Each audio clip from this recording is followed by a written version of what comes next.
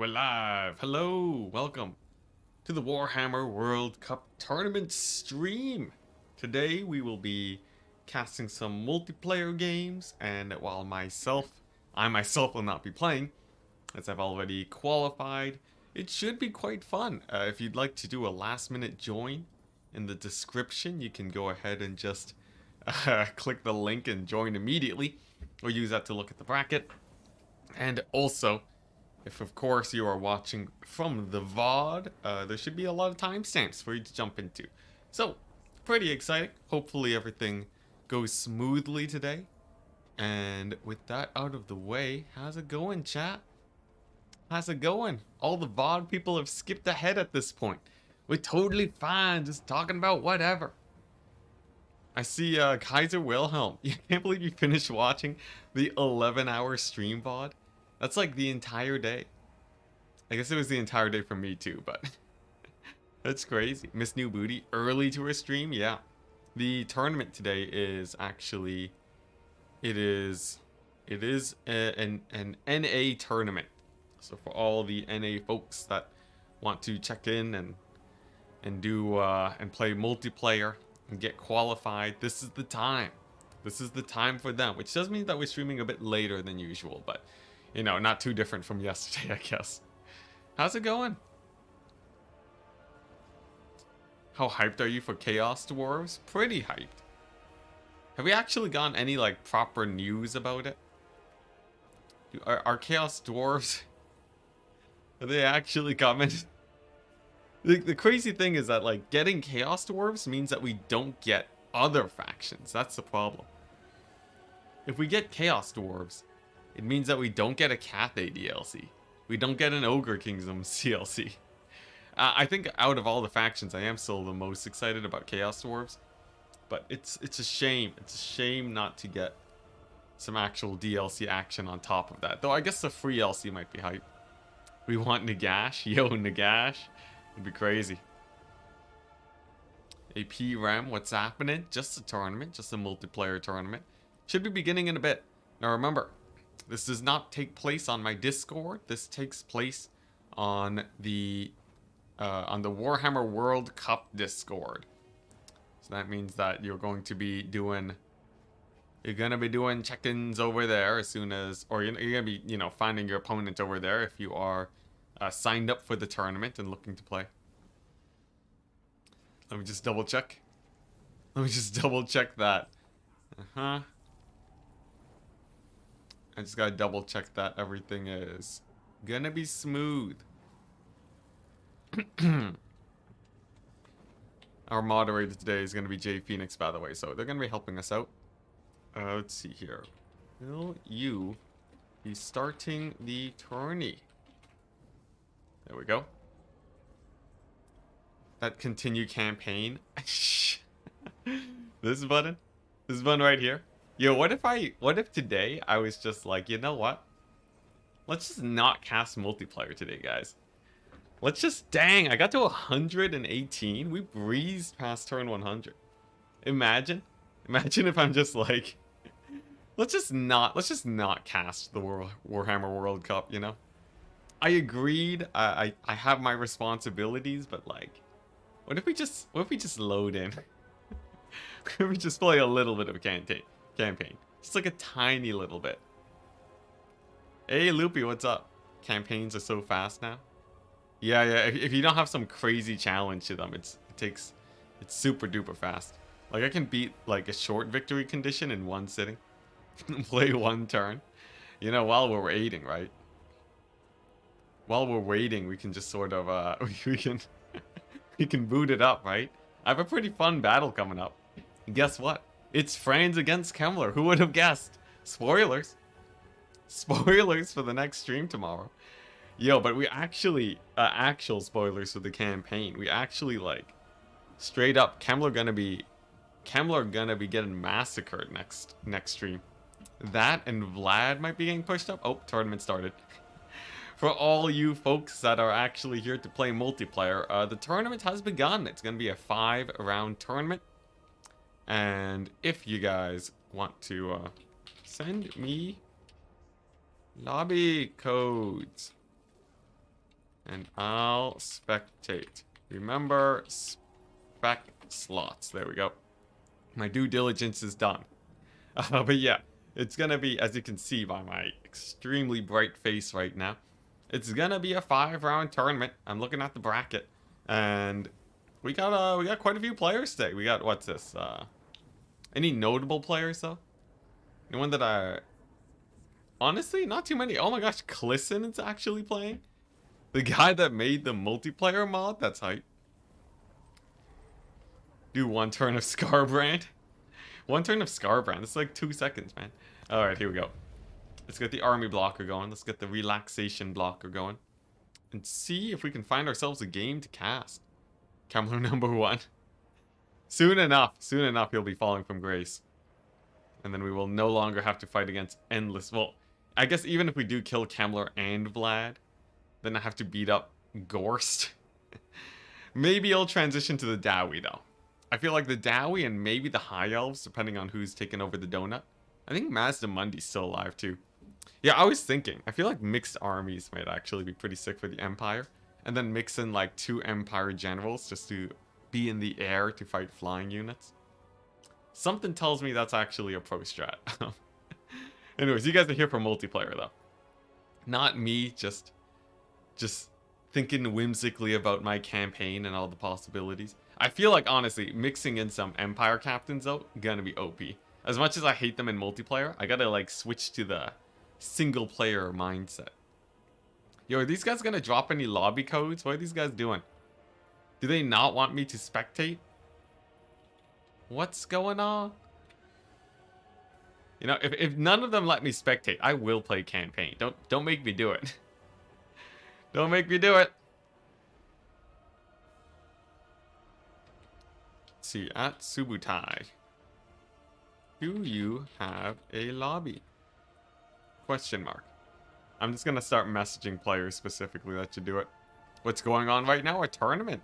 The Warhammer World Cup. A community-hosted tournament with many qualifications. Or qualifiers, my bad, where people can get into the main, where they can get into the main tournament.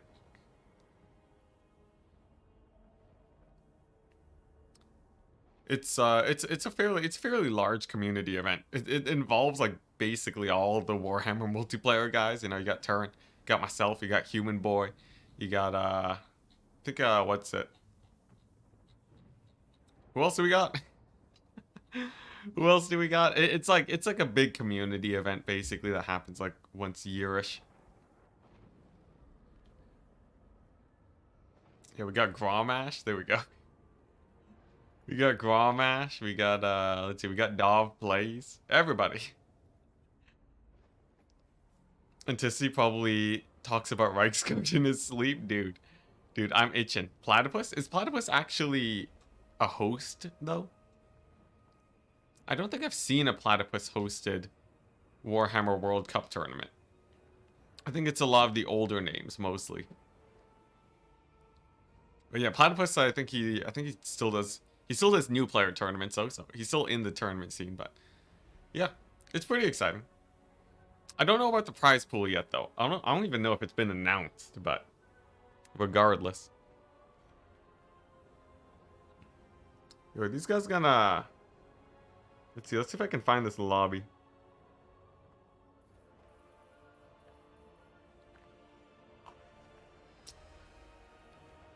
Here we go.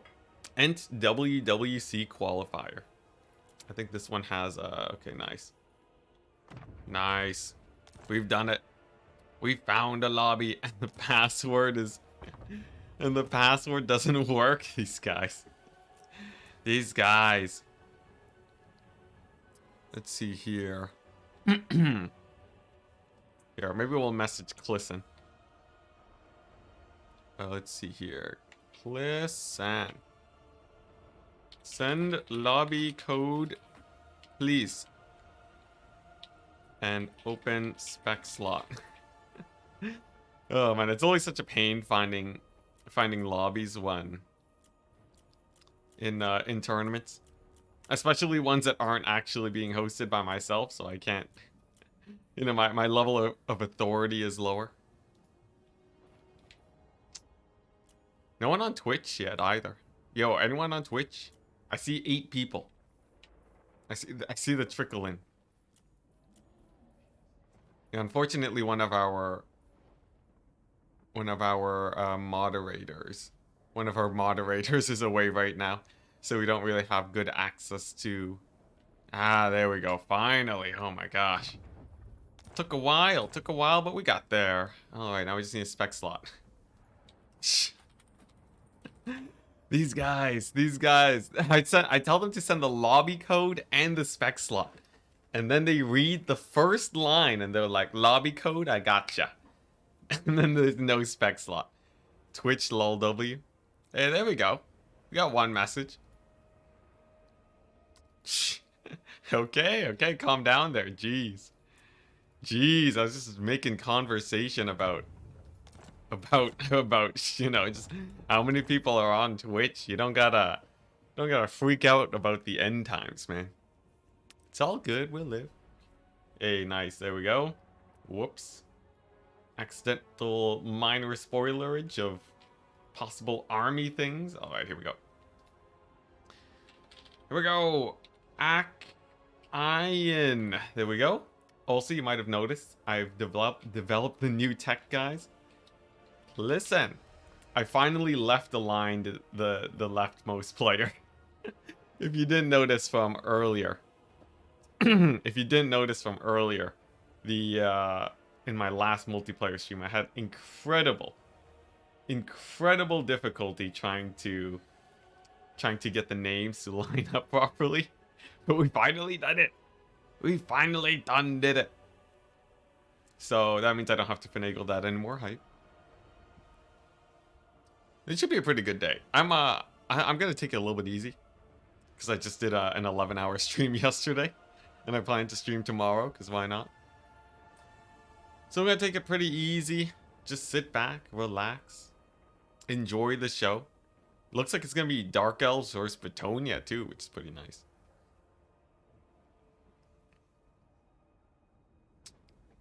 What's this? Kill lobby host. Lobby's now yours. Is that how it works? Say what? Easy 10-hour stream it is then. Yo, if this tournament better not go on for very long, I swear. It's 5 rounds, right? So, in theory, a best of 3 tournament that only lasts 5 rounds should be quite fast. It should be quite fast. Roughly 5 hours is the expected time of completion.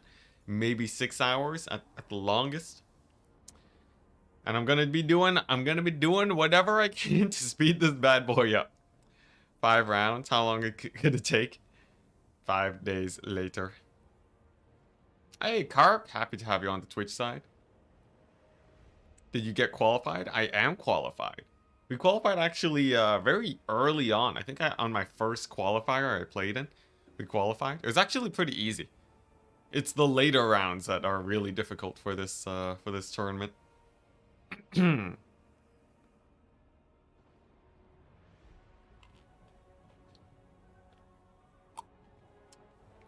Where the Slaanesh bots at? They'll come, don't worry. They'll be here. They show up, just give them a few seconds and they'll be right here. Is this still peasant cap on for Bretonia in campaign? Asking the campaign questions in a multiplayer stream? Sacrilege. I'm pretty sure there is. Not that it really matters, right? You're spamming knights anyways. Okay, this one lock of hair refuses to stay up. There we go. What if I just look up a bit? There we go. That'll do. Just be all posh. Ah, yes. Someone said Slaanesh. Calm down, Prince of Pleasure. Not now. Not now. Alright. Okay, looks like they actually are playing Dark Elves into Bretonia. That's quite hype. Let's not look at the army so I don't accidentally spoilerize anything. I'm pretty excited for... Well, actually, I guess, honestly, let's see, who am I rooting for? I will say I'm rooting for Clisson, that's for sure. I feel like that'd be pretty hype.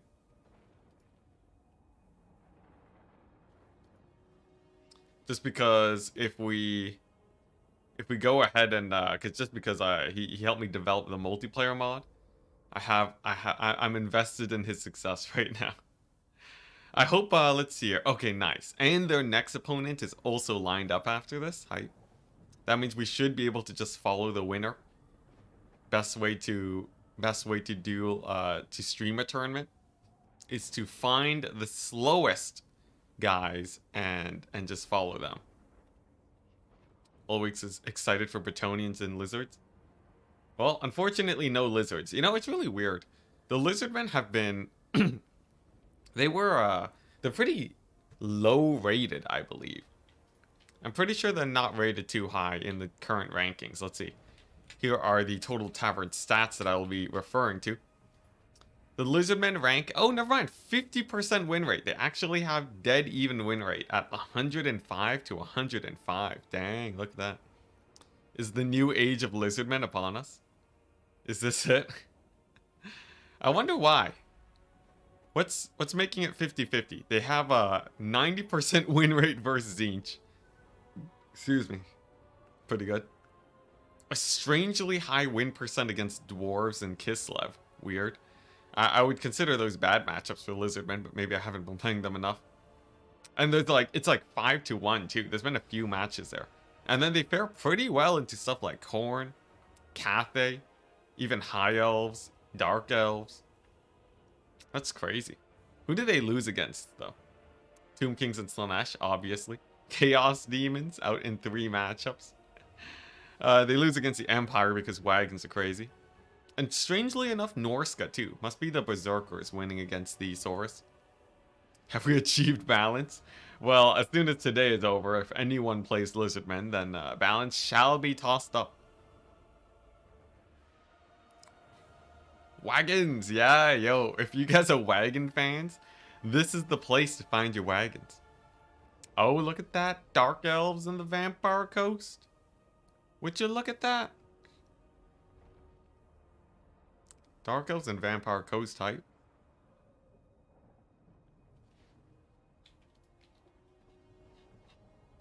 Oh, looks like we have a situation. 1 second, people.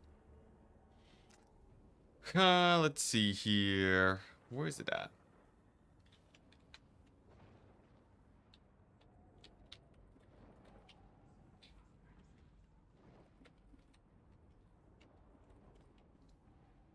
Man, so much random adminning work. I wish we could always have tournaments where there's just an admin free. Casting and adminning at the same time is the worst. Yeah, wagoning time. Is Bretonia good in PvP? I don't believe so. Recent win rate charts say that Bretonia is rocking, where is Bretonia? 51%? How is that possible? Bretonia's won, let's see here. How does it have such a high win rate? Okay, it's lost heavily against some of the more meta factions. But it seems like people are taking Bretonia into, oh, Wood Elves and Skaven, interesting. And Ogre Kingdoms. So it seems like Bretonia is the pub stomping faction. So if your opponent brings something weak, then you can win with Bretonia is the moral of the story. They're not played very often though. They only have 100 games total to the Lizardmen's 200. Though apparently they do all right. That's a good sign at least. Although, except for the fact that they lose to every meta faction. But, you know, if you want to have a bit of fun with them, you can try them out. The lower play rate does imply that you need to be somewhat of a Bretonian main to make it work. But, you know, it's totally fine. Aren't Skaven really good right now? I guess Skaven is the outlier. Though it sort of makes sense that Bretonia does well against Skaven. Just because they'll have a harder time counter-flanking. Zinch at 39% makes me sad. I feel like these stats, something changed with the meta. I don't know what's going on, but like there's a lot of factions that are sort of out of place. You obviously have the top factions right now that haven't moved much. Tomb Kings, Chaos, Slaanesh, Coast, Norska, Skaven, and Counts have all been very top tier factions for the last while. Skaven a little bit of a newer addition. But all of those guys have been pretty high up. After that, I have no idea what's going on. Ogre Kingdom's at 53%.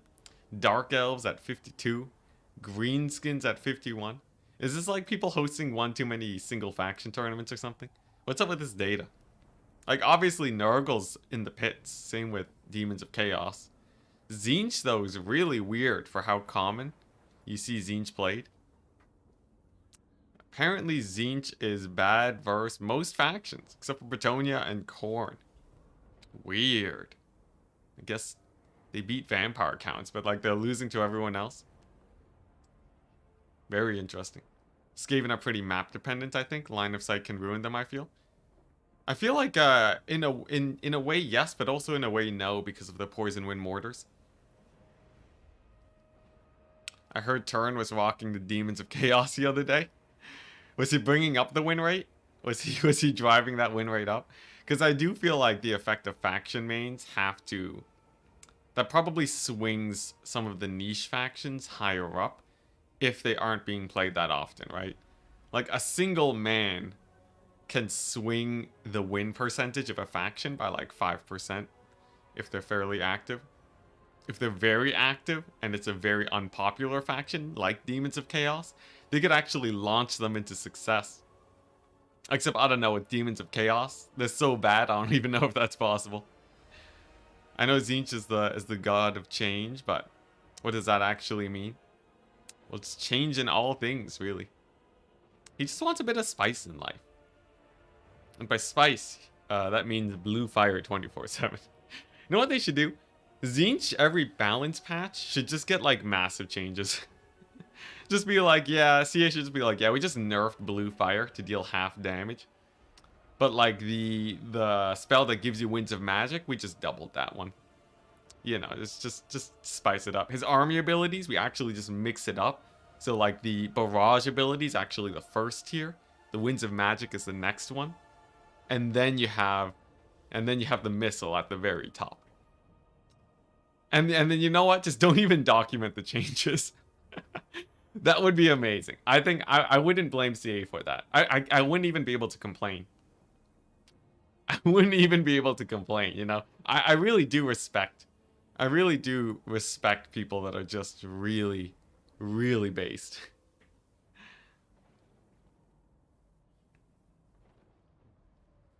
Tzeentch lore is not blue fire every day. Sometimes it's pink fire too. Yeah, my bad. I totally forgot about the pink fire. Yo, pink fire just got sort of left on the curb. It's like okay for like clearing some chaff. Sometimes people bring it. Nowadays, it's like it's pretty rare to see pink fire. Especially when you have blue fire for like half the price, deals basically just as much damage. More useful in many situations. Please don't make any games Enticity. They would be so unbalanced. Have you... Oh boy. Not this discussion again. I'm gonna have a discussion about whether or not balance is actually equates to fun. Mr. BD, come on. Come on, you can't say that. That's like me saying like, Mr. BD, don't make a games, otherwise it'll just be 50-50 coin flips every time. It's like, where's the nuance? Where's the nuance? But yes, no, my games would be super unbalanced. I'm not a game designer. You think I'm crazy? I ain't balancing no games.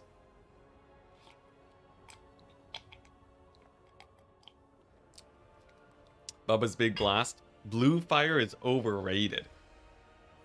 Bubba, are you trying to get unmodded? Remember, this is Late Night City, alright? Late Night City doesn't give a crap about your opinions. You're gonna get banned, man. Nah, I'm feeling alright today. Though, I gotta say, as of late, I haven't gotten a lot of sleep recently, so I've been feeling a little bit cranky recently. One of my life goals is just really focusing on sleep so that I can just be more chill in my day. That's what I need. Enticity, full fat milk, or semi-skimmed. We need the deets. I think I usually drink 3%. Here we go. Yeah, sleep is very good. I really want to, like, that's basically anytime it goes off schedule, my number one priority is sort of fixing it up. Enticity dark mode. I love it. Alright, nice. Here we go for match number 1. It's gonna be the Dark Elves against the Vampire Coast. Dark Elves, fairly strong in today's meta. They've always been strong ever since the buff to the Corsairs and the Bleak Swords. And on top of that, they also have some of the highest armor-piercing ranged in the entire game, as the Repeater Crossbow Dark Shards just offer a massive amount of damage, especially when shielded, although these guys in this case are not shielded, opting to not really fear the gunfight against Vampire Coast, mostly because these guys have higher DPS at long range. Handguns, unfortunately, excuse me, oh my gosh, handguns, unfortunately, can't really outshoot these guys, so I'd say honestly a good cost-saving measure there. Some bolt throwers, of course, to counter the massive amounts of artillery that the Vampire Coast might bring, and the Sorceress of Fire. Pretty standard with the Malice Darkblade. A little bit old meta here. There was a time when people said Malice Darkblade was super duper OP, and then we figured out that if you just bring some single entities to kill him, he dies. So then Dark Elf started transitioning into Malekith. So it's nice to see him get picked at least a little bit. Maybe in a niche situation. Hello, Pandemonium. Hello, hello. On the other side, we have the Vampire Coast, Bomber, Zombie Frontline into the horizon. This looks almost like a stall build in terms of the number of zombies we're seeing right now, where usually the goal is to trade fairly evenly, but to have so much capture weight that you're able to win the battle anyways, especially considering the number of bolt throwers. Dark Elves might not have the DPS to clean this up. We have to remember though, Dark Elves do have some of the higher DPS infantry in the game right now, and because of that, they're pretty good at clearing up zombie chaff if the bombers are shut down. So we'll see if that is at all possible. As for the Lord, we are seeing a generic Vampire Fleet Admiral pistol variant. Pretty nice for sort of poking at the Dark Elves a little bit. The melee guy has a lot less sort of battlefield control, and he doesn't really make use of his anti-large. So this is a pretty fun choice. She has the Drowned Dead, Invocation of Nehek, and as per usual, Wind of Death. Recently changed to be much more easily usable, where in general, especially due to the change to Ultra size, it's a little bit harder to dodge, and if it is dodge, you don't lose as much Winds of Magic. In Tissy, there's some admin troubles. I've caught up with it. What's it? We have an admin on the job. I am simply a caster, not an admin. Alright, here we go. What's the point in playing vampires when there's literally the same... Oh, it's literally the same vampire with guns? These vampire with guns do not have nearly as high level infantry. That's like saying, like, why play Empire when you have Empire with better cavalry? It's like, alright, that's not the only difference, but sure. Now, I will say, this is a fairly aggressive push. Actually, a little bit too early for the Vampire Coast, as you see their push is actually getting delayed by these point captures. But perhaps it's just a ploy, as this might actually just be a straight up rush build. Just moving straight towards the lines of the Dark Elves. Fortunately for the zombies, one of them does get engaged before using any of their ammunition. Terrible loss for the Vampire Coast, but the bombers continue to advance. Now, one of them gets a fairly solid volley off. The high armor of the Corsairs does resist a decent amount of that though, and there are Dark Rider reinforcements coming on in. Overall, pretty brutal game for the Vampire Coast so far. They've done decent damage, but the Burning Heads have been really on point. Look at that. A bounce back too right off the pillar. Maybe unintentional, but still. Hits the undead again, nearly wipes them out. And that is already a really rough start for the Vampire Coast. As for Malice, possibly a bit of a pick. There are some hand cannons pointed at him, but line of sight issues are always a pain. You basically need full line of sight if you want to fire there. So these guys aren't even shooting. And on top of that, he's bogging down the bombers over there. And the cavalry does move on and shut down those hand cannons. Over on the right flank, looks like the Dark Elves doing just fine.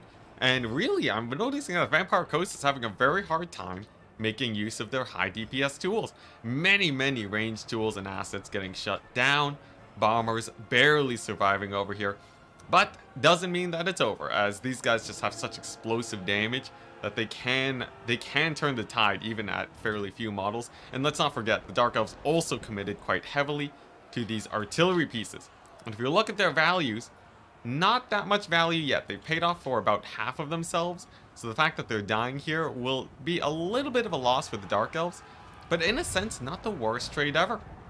Not the worst trade ever, as it forced the Vampire Coast into a worse position. So while the bolt throwers themselves didn't directly get value, they definitely helped along. And there we go, there's a Dark Elf passive triggering now, and that's going to be buffing up their leadership, their stats like crazy, and that should help them insanely well in the frontline fight. You're seeing, like right now, these bleak swords, they've already cleared up the zombies there, and the Corsairs are already in the back lines of the Vampire Coast. Pretty rough situation for them, but we do have to remember, the Dark Elves are triple capped right now, which means that they are on the timer to end this game fairly quickly.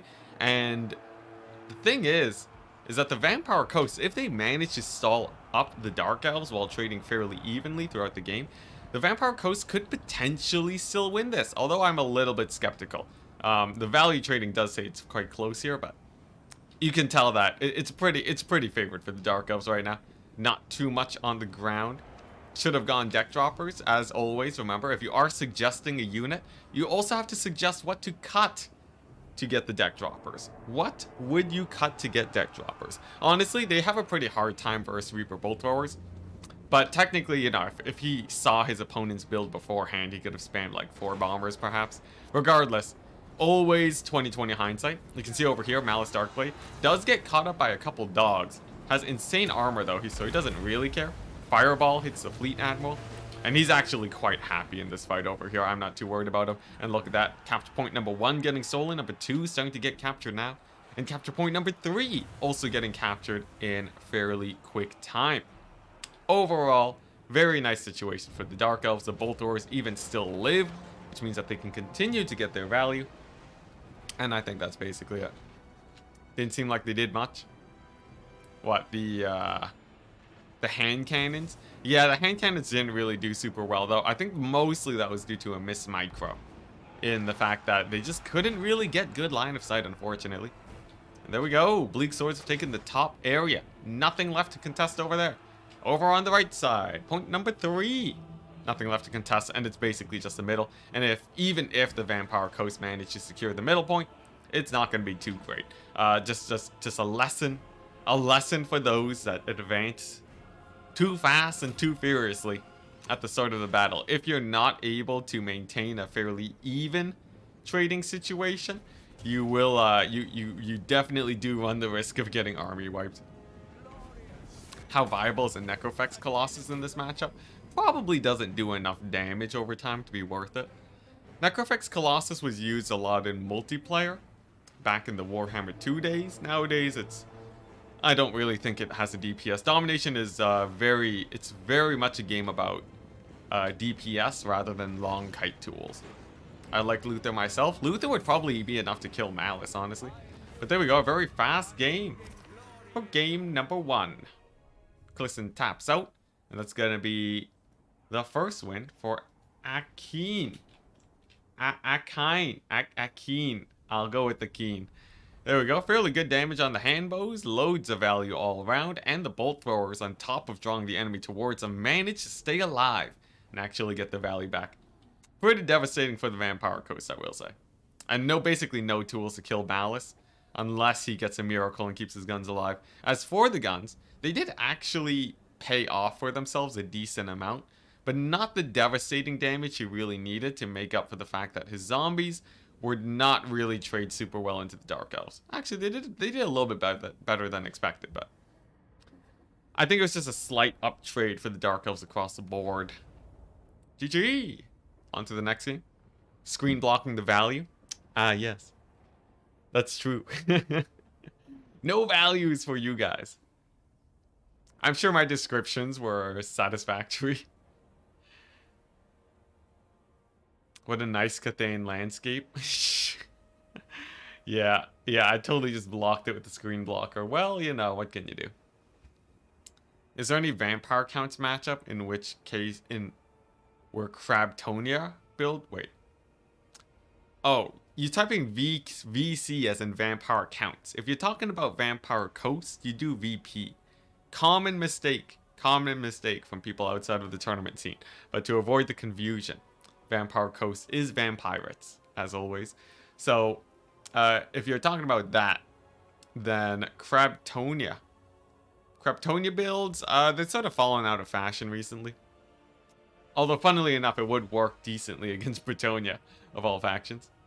VP equals victory pirates. It's great. But yeah, that's what I go for. Let's go ahead and just refresh this real quick to make sure that the issues are not still going.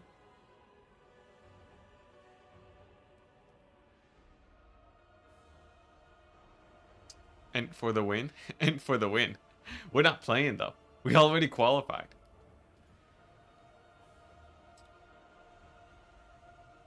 But yeah, Vampire Coast is sort of weird right now. A lot of, there was a time back when I was playing a bit more where a lot of players were bringing Vampire Coast. I don't know where they actually stand in the meta right now. Let's double check the stats again, I guess, why don't we? If we take a look at the stats, we are seeing that the Vampire Coast are rocking a 60% win rate, but not that many games to their name. Could be that they're getting banned, could be that people are taking them only in niche situations, but they do have a 100% win rate against Chaos, a favored win rate against Norska, favored win rate against Cathay, Khorne, High Elves, Skaven. Okay, that's actually quite terrifying. So it seems like Vampire Coast, as a meta killer, as a destroyer of the meta factions, actually do quite well. So maybe a good counterpick faction and not a great generic faction to pick. They're the weakest undead faction, I think. According to the stats, compared to counts, they're actually quite even. In fact, they're even above counts if you just take a look at the raw numbers. Though Vampire counts are played actually about the same. I don't know. I think Vampire Coast and Vampire counts might be a bit even right now.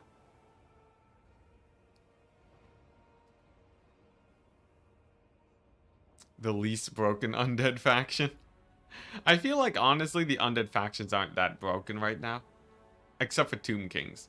I think Tomb Kings sort of, they overshadow the meta currently with their extremely high win rate and their playstyle being super well, like, you know, just designed for domination. The fairly fast, chaffy playstyle with, like, the very well defended constructs is huge. Absolutely huge for the Tomb Kings. So I think they're pretty, I think they have a lot of advantages going for them right now. As for, like, you know, Vampire Coast and Counts, they're not that much stronger than the other top factions. Like, can you really call yourself broken if you are the same power level as, like, the other top 10 factions? I don't think that's really a big problem. And there's people that have said before that, like, factions should be buffed instead of nerfed. And there's something to be said about that. I feel like you nerf Tomb Kings, Chaos, Slanesh, and then you buff everyone else to, like, the Vampire Coast, Vampire Counts-ish level. Maybe they could take a bump down. Maybe they get, like, a mini bump down and then you're good. It's true. If we talk about, like, the meta right now, if we had to put them into tiers, right? S tier would be Tomb Kings, Chaos, Slanesh. And they are, like, if you don't ban them, every game is going to be them. And then after that, then you have, like, the sort of A tier meta, which encompasses, like, you know, maybe 10-ish factions. And then you have the B tier meta, which is another 10-ish factions. And then the D tier meta, which is, like, you know, 5 factions. So the D tier guys are basically out of the picture. But, like, it doesn't matter if you go for A tier or B tier guys. I don't think that really changes the whole time. Has Skaven clawed themselves up in the meta? They have, so it seems. Skaven are rocking a 58% win rate. 58% win rate, and also... Okay, but they're not really winning against the top dogs. They're, like, breaking even with Norska. Breaking even with Norska. Breaking even with Chaos-ish. It seems like Skaven might be sort of a more like, I don't know, based on these numbers. I don't think like people are rushing to play Skaven against the best factions of the game, but they do all right. Like they do well enough. And strangely enough, really high win rate against the Empire. I feel like that's someone that really likes the Skaven versus Empire matchup and they're just crushing it. Is that just Hadri's? Is that just Hadri's? He sees people playing Empire and he counterpicks them? Might be that. Might be that. I saw the developing Skaven stuff for Slaanesh, but that did not seem easy to play. I tried it out myself. It wasn't crazy. And Skaven do still have a 33% win rate against Slaanesh. Yeah, wicked. Don't gotta do the promotion too much, my dude. Happy to have you here, though. We're just waiting for this next match to go. It seems like it's gonna be Khorne versus Dwarves, which is quite exciting. Khorne versus Dwarves is an interesting matchup. I would put my money on Khorne here. Just because the Dowie don't really have a whole lot of, tools for a very high armored infantry.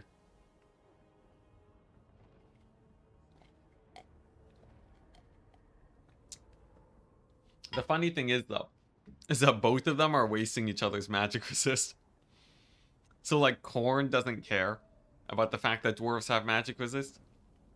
And the dwarves don't care that Khorne has magic resist. It's all even.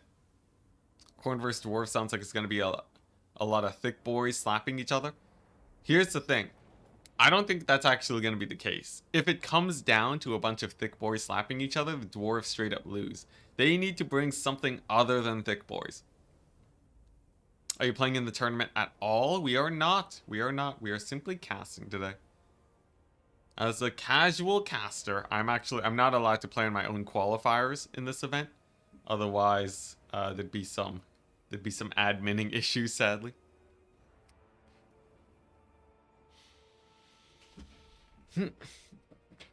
Caster Arc Pog. Yeah, and we're also already qualified, so I can't play in any more tournaments after. Though I do want to play in more tournaments in general. The problem right now can be summarized in 2 words. Fran's campaign. Fran's campaign. It is the only thing that I want to do right now in my entire life. I want to do nothing else except for finish this Fran's campaign. With the newfound progress that we're making. That's the only thing on my mind. I don't really feel like doing crazy YouTube growth strategies. I'm just doing what I want. And as it turns out, that's the only thing. I want any variety. Honestly, I'm not a man of variety, if you couldn't tell. Mr. 6,000 hours in Warhammer. I'm actually quite content doing the same thing over and over again. Regardless, fun build from the Khorne side. We got some Khorne Marauders with some beautiful skins. Look at that. Oh my goodness, look at that. That's some nice looking Marauders. Very nice. Nicely decorated with the skulls. We got some Chariots of Khorne. More, oh, look at that. We got the half-naked guy with the, oh, don't want to get too close. We got the half-naked guy with the fully armored Khorne warrior. The one halberd guy in the back to, you know, poke at some guys, I guess. I don't know why. Why is there just a random halberd guy in a chariot? We may never know. Some more Khorne dual axe, sort of on their way to Berserker Marauders. Pretty hype. And most importantly, the Minobus. 2 Minotaurs of Khorne. The generic versions. And Valkia. Okay, pretty hype. Along with actually a Cultist of Khorne. This guy got a nerf a long time ago. Sort of fell off. And then sort of started coming back in the meta recently. He has the Gates of Khorne ability, which is a really nice summon. But it has an extremely long cooldown.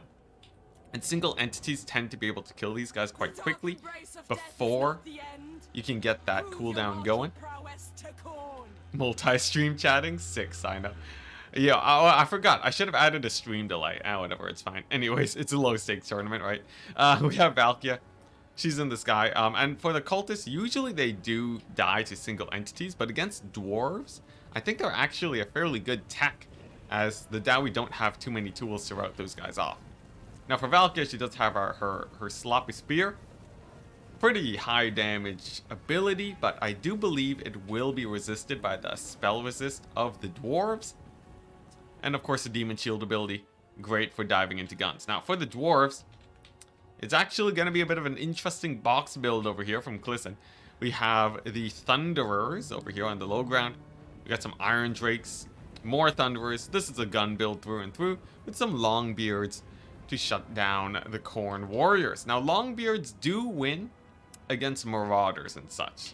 The fairly high melee defense is quite well suited for them, but in this case, because Longbeard great weapons are bringing in the armor piercing, it's actually going to be a slightly worse trade. Their armor piercing damage, of course, wasted on the Khorne Warriors. Not that they'll deal less damage, but the fact that great weapons reduce their melee defense. So that means that they'll actually both be taking pretty vicious damage from each other. But honestly, 44 melee attack, bonus versus infantry 5, these guys don't really care either way. Of course, they do still have to chew through 100 armor. And they'll also have to find a way to dive into these Thunderers. And that's probably going to be the biggest problem for Khorne. Now, there is one tool here in the form of the cultist. He can walk into those great weapons and chill, get his summons out, and then engage. Potentially just overwhelm these lines with a mass engagement, or just send in Valkia and see how much he can do. Is that a Quarreler sauce? Quarreler sauce? I don't see no Quarrelers here. It's all Thunderers. It's actually a full anti-armor build through and through. Except for the Slayers, I guess. But this is very, very highly anti-armor, which is pretty bad because all the Khorne units are very low armor. Except for the Chosen. Now, these guys are pretty high. Chosen are incredibly tanky. See, rocking the 10,000 HP. They also have 1,000,000 weapon strength, and I do mean 1,000,000. These guys will one-shot most unarmored infantry. If you actually charge Flagellants with Khorne dual weapons, I'm pretty sure they kill entities with a single swing. So that's terrifying. Now, they don't have the armor piercing to kill the Longbeard super quickly, but infinite damage divided by 2, which is roughly how much damage will be resisted by the 100 armor, is still infinite damage. So these guys will do a lot of damage. All they gotta do is stay fairly safe from the guns, and we're seeing a bit of a play here to get into the forest, where they are slightly less susceptible to ranged. Of course, there are still the blasting charges. Trees do still get in the way. And the real question is, what are the dwarves gonna do now? Khorne is actually making a fairly smart play here in that they are deciding not to advance into the dwarven box. They of course have the battlefield advantage, domination, great for factions that have more of a battlefield sort of impact, as it stops boxes like this from dominating the meta too much. And in not engaging, the dwarves will have to go into the low point. But it seems like Khorne maybe smells some blood in the water potentially, sees what could be a good engagement, and is actually advancing. Now typically when you are playing in domination, you would not attack if you have double capped your opponent, but in this case, Minotaurs have 70-ish armor, I guess, but that's not like massive. In this case, it's actually it could be quite good. Usually you do an attack if you feel like you can, if your opponent is in a bad position and you can actually take a good engagement. If this goes badly, it will show that Khorne probably should not have engaged there. But overall, so far, we are seeing some pretty good plays. The Thunderers get charged by the Furies, taking a decent amount of damage. Sloppy Spear goes down, but it gets dodged by the Longbeards. Of course, magic resist makes them not take too much damage. Of course, the armor too. And the Minotaurs, unfortunately, do whiff their charge. So a fairly nice-ish start for Khorne, though it's definitely not over quite yet. Of course, you are seeing the pull-through of the Dwarven Infantry to try and engage onto the range units. This is great for reducing the overall damage of the Dowie, but it comes with a pretty massive downside. And that's the fact that you do end up getting surrounded like this. So it really depends on how well Khorne does in a grind. But let's remember, Chosen of Khorne, they don't care about anything. As long as they're not getting shot at, they are completely happy, and they're doing just great over there. And the dual weapon Marauders even trading decently into the Longbeards is a very bad sign. But as for the Furies, one of them gets sacrificed to shut down the range a little bit longer. And will that be worth it? Remember, each unit of Furies costs 600 gold. It's basically losing an entire unit of Thunderers each time they die. It is extremely expensive if they don't get their value off. And if the dwarves have support, they're going to be quite strong. But over here, a nice play. Furies diving in on the undefended Thunderers, going to be making sure that they most definitely get routed off with their crazy charge bonus. And over here on the flank, while all the range has been occupied, the Dowie have started to rout off. Now the Minotaurs do get routed there. I think the Minotaurs just got routed off over here too due to the Slayers that are mixed in. But the Chosen still don't care. They've been grinding it up here at even more than half of their HP, and they are a perfect tool for Longbeards and Slayers. They should be just fine for the next while. And it seems like the Dwarves are sort of having a bit of a hard time keeping their ranged assets firing. Now they did get some volleys off, you know, these Troll Hammers, still half of their value paid off. That's not exactly the most amount of value. And not to mention, right, if the trading stays even and Khorne has a 2 victory point advantage, the game will go in favor of Khorne. So I would say overall it's looking pretty good. Some more engagements going on over here. Now some blasting charges do show up. Nice, decent volley on the Marauders. This is basically the exact tool you want to defeat these very low armored infantry, but they did come a little bit slow. Another nice dodge. Really nice dodges from Clisson today, just avoiding all of those spear shots from Valkia. And one unit of Thunderers does manage to stay alive. Now, the Chosen of Khorne will still stay alive for a very long time. Will likely continue the fight. Some doggos in the backline, very likely going to get killed as they do not have a lot of HP at all, and the Slayers just shred them. And this is sort of one of the downsides of bringing in very fast units that tend to die very quickly. Really easy way to lose all of your money if your front line doesn't crush it while this goes on. Alright, this is basically here to buy time for stuff like the Chosen to push through, but they are taking a little bit slow, or a little while to push through. The Chosen actually getting still shot up despite the sacrifices, and the Bloodletters even sort of trading down into the Slayers and the Longbeards. Now the Dwarves still have quite strong infantry, but there we go, there's a summon on the Thunderers, and once again they are shut down. Still though, at great expense to Khorne, and if they don't win this frontline fight, this could be very bad. Meanwhile over here, the blasting charges, pretty good damage on the Marauders. I gotta say, this is a quite interesting game so far. The Marauders do dive in onto the blasting charges, so very likely Khorne will be able to maintain the middle. It seems like Khorne will probably be able to shut down their ranged tools, but the question is, given all the trading, will Khorne have enough infantry left to win it out? Like, look at that, the Bloodletters are dead. Normal Bloodletters, not the best fighters in the world, and the Chosen are sort of just getting surrounded. Despite their strength in combat, they still get overwhelmed by just massive amounts of numbers, and in this case it looks like they will be routing off. Not before getting 200 kills though, and definitely paying for themselves. Does show exactly why they are so scary, but still sort of sketch. Valkyrie moves on in here, getting target fired by the Thunderers though, so very likely gonna get extremely low on HP, and another sacrifice. Another unit sacrificed to the Dwarven Gods just to shut down their range, but will it be worth it? If you take a look at the victory tickets, Khorne is about halfway there, so that means we have another 7 minutes to go on a double cap, but I don't know if Khorne can hold another 7 minutes. Look over here, the Marauders, 1 Marauder left against like 3 beat up dwarf units. Minotaurs get summoned on the high ground instead. This could be quite bad, especially with Valkia getting caught up in the crossfire now. It's looking pretty bad, and that is a brutal volley on the Valkia, going down in very quick fashion, routes off, and this is a very bad sign for Khorne. Generally, Chaos units do not have that much leadership, and without their lords keeping that stable, it's gonna be pretty bad. Valkia, there we go, flies off the battlefield, and that is devastating. The Marauders, all the way over here, all the way pushed to the brink of breaking immediately after they do fall off the battlefield. A summon in the middle, just a basic Marauders. And the Minotaurs getting caught up in the crossfire again.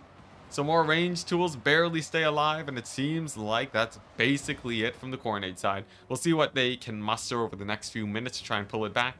Or potentially will just be a loss. Yeah, the Dowie attack. The Chosen have been defeated. Out of interest, how come you don't see more boxy range unit formations to help with turning to get rid of backline divers. Because generally using range to defend your range can be pretty janky on a lot of maps. You need maps to be incredibly flat to make that work. And a lot of people just go for the lines because of micro situations. And generally it doesn't matter very much, the whole turning speed situation. It's more so like, can you get your guys firing 3 volleys, right? Can you actually keep them alive long enough to get multiple volleys off? Less about the sort of 10%, 20% marginal gains you get from going for a box turn versus a line turn. But like you can see just right here, right? These guys, even though they were less optimal technically about the turning and stuff, you know, 800 gold value on one Thunderer because they barely stayed alive, 1,100 on the other. Pretty brutal. Pretty brutal. Minotaurs doing a little bit of skirmish here. Doing their best to try and run down the Dowie, but look at that. Another unit of Furies. These poor Furies. They keep getting summoned in, but this is, I believe, the 2nd time they've been summoned. And these guys are probably not going to get that much value, sadly. Especially since they're not actually routing off many of the Dowie. You can see how quickly they go down. With 2 summons, they're only barely getting enough value. But the thing about Furies, even if they do trade evenly, they trade quickly. And units that trade quickly are generally pretty bad when you're behind in value. As you would imagine, right? If you are behind 1,000 gold in value, but both sides have 20,000 gold on the field, massive armies, it doesn't matter if you're behind a bit. If you are down 1,000 gold on the battlefield, and you have no units to your opponent's 1,000, pretty big difference. And Furies sort of expedite that massively. They will shrink both armies incredibly quickly. So even if they do trade well, it's still pretty sus. And in this case, you can see the loss of them basically is the removal of a quarter of Khorne's army here. Some more reinforcements from the Dowie, and it looks like they should be able to win if they are able to capture and hold these points. If you take a look here, 300 points for the Dowie to catch up, and 500 points before green wins it, before Akine wins it. And that means that the dwarves even win on a double cap, which is devastating for Khorne. They do not even have to push this back point, and they should win regardless. But, ooh, look at this. A little bit of a play. Chaos Warhound in the backfield, shutting down the Thunderers. Now, these guys don't have any armor-piercing damage, but they do have a decent charge bonus. So they will shred them eventually, especially with how weak they are. And potentially Khorne can retake this point, split up the Dowie, maybe make some big plays there. Yeah, 1k value on the Thunderers, and they got Furies to suicide on them. Crazy. Now, Sword of Khorne does drop. Like I said, the magic resist doesn't really matter that much this game, but it did still help against that. Spell resist 35% is no joke, so all of these abilities barely doing anything. I do believe Sword of Khorne does count as a spell when it comes to the Dowie, so they do resist that quite easily. And over here, the Minotaurs are routed. Routed to the Slayers, basically their hard counter over here. The Cultist gets resummoned, but he definitely has no capture weight. And the Cultist also does basically no damage. So even if the Dwarves ignore him for the rest of the battle, he will likely not get too much done. But look at that, 1 capture point stolen. Just kidding, Miners get there just in the nick of time. I swear my hair, if it does not stay above my forehead, I will go crazy. Regardless, blasting charges go off, but these guys, Marauders, they're loose formations, I guess, negating most of that damage. I would have expected a lot more. So good on them not getting absolutely obliterated, regardless. They will still be having a rough time against these, I believe, yeah, Dwarf Warriors. Now, point does get captured, which does put the Dowie on the clock. A couple misplays could still screw them over. I wouldn't count Khorne out of this. I wouldn't count Khorne out of this just yet. Though I will say that is pretty brutal for these guys. Marauders will be routed. So Dwarves will likely retake there. But this point over here is extremely defensible for Khorne, as they can just reinforce with Flesh Hounds immediately from the Vanguard points. And they could also reinforce with normal infantry quite quickly. And you can see just based off the damage of the Flesh Hounds, the extra Marauders getting on the point, it's going to be a pretty slow capture for the Dowie. They might get 1 unit here, but it will take 20 seconds to capture that, and that's a little bit scary. Now Clisson does get his units on point number 1, and it will be slowly getting captured, but remember, the Dwarves are only barely hanging on to a double cap victory earlier. If they do not capture this point fast enough, it means they're gonna need a triple cap. And if you take a look at this situation, oh, and the D-summon, you're gonna slow down your capture rate? That is pretty bad. Because now, because Khorne managed to steal this point, the dwarves actually need a triple cap now. You can tell that by the difference between the players and the leading player to the victory condition. They only need 100 points to win it, while red needs 500 tickets. Pretty brutal. Now, I'm not going to say Khorne is, in the clear just yet. They are still losing this point. But if they manage to secure this point, or possibly just hold it for a little bit longer, they will still win. Too many dwarf bodies? I'm not entirely sure. If we take a look here, right? One unit of bloodletters actually barely making it to the point, but they don't have enough weight. They barely don't have enough weight, but it's going to be very close. You can see 1 pixel of green left, 0 pixels of green left, but the dwarves managed to capture it right about now. Oh my gosh, the Marauders! The Marauder throwing axes from the left field. They barely clipped the point, and despite the blasting charges, it just barely goes in the favor of Khorne. That is devastating. That is absolutely devastating. Now, 1 miner is coming in. They should be able to swing the point, but will it be enough? If you take a look over here, the 1 cultist, he does finally kill everything here, but there's nothing left to capture, which means everything hinges on this point. The capture weight goes back in the favor of the Dowie. The point gets captured, and with 1.5 minutes to spare, the dwarves have a triple cap. Now, Khorne's gonna need to retake this point fairly quickly. They do not have a lot of time. And I would say, oh man, another Bloodletter summon. These guys, I really don't feel like the Bloodletters are super great against the Dowie. They just don't have that many, their stats aren't super great for their price. Of course they do okay, but I really wish we would have seen the Exalted Bloodletters. These guys haven't done super duper well. I guess with 2 summons, 1,300 gold is decent. Maybe I've been underrating them, but still, they tend to crumble away quite quickly. Not a huge amount of capture weight, but decent damage enough. If they're killing a unit of Longbeard, it's still a fairly good trade. But right now what Khorne needs is a really strong unit to hammer into this location, and I don't think it will show up. It looks like the Dowie will actually be able to hold this up until the point where it looks like Khorne, even if they do recapture this point, it will not be enough for them to win. And there we go, another Marauder Horseman summon does drop onto the battlefield. Not going to be enough. Khorne has to retake this middle point, and with the loss of the cultist, the Dowie have won it. With the crazy triple cap in the late game, they've actually done it. A little bit scary for our dwarven friends here. But, as slow as they are, the killing of the Khorne early on really helped them out. That early engagement just not paying off, as it was a very advantageous position for the dwarves. And Khorne already had the double cap anyways. Potentially he was scared of the Dowie army getting larger and maybe bunkering down even better than expected. We may never know.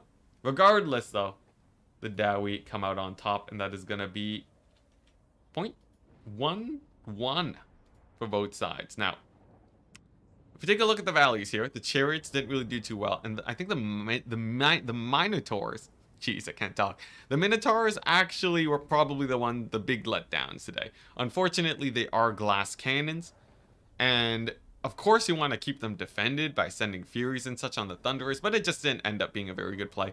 The Furies sacrificed themselves for the Thunderers, but despite that, they still managed to get their shots off. It can be a very, let me tell you, very difficult task diving in on top of the Dowie.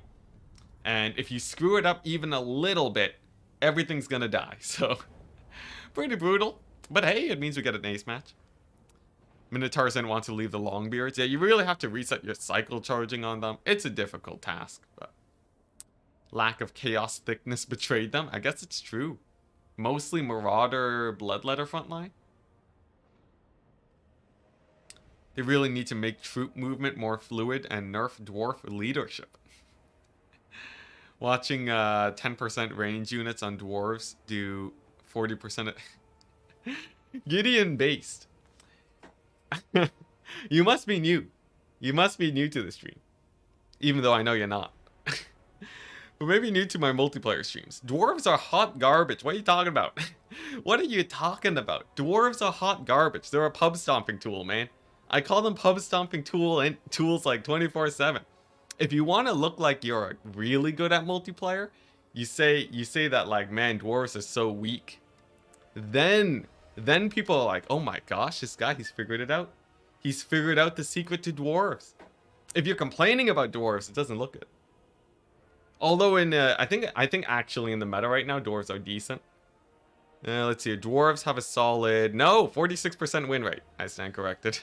But honestly, aside, unless you are Call Harmon, you're not gonna make dwarves work in domination.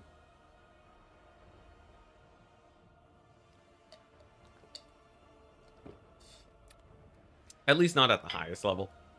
There's a lot of the thing is, dwarves are still really hard to beat in many situations.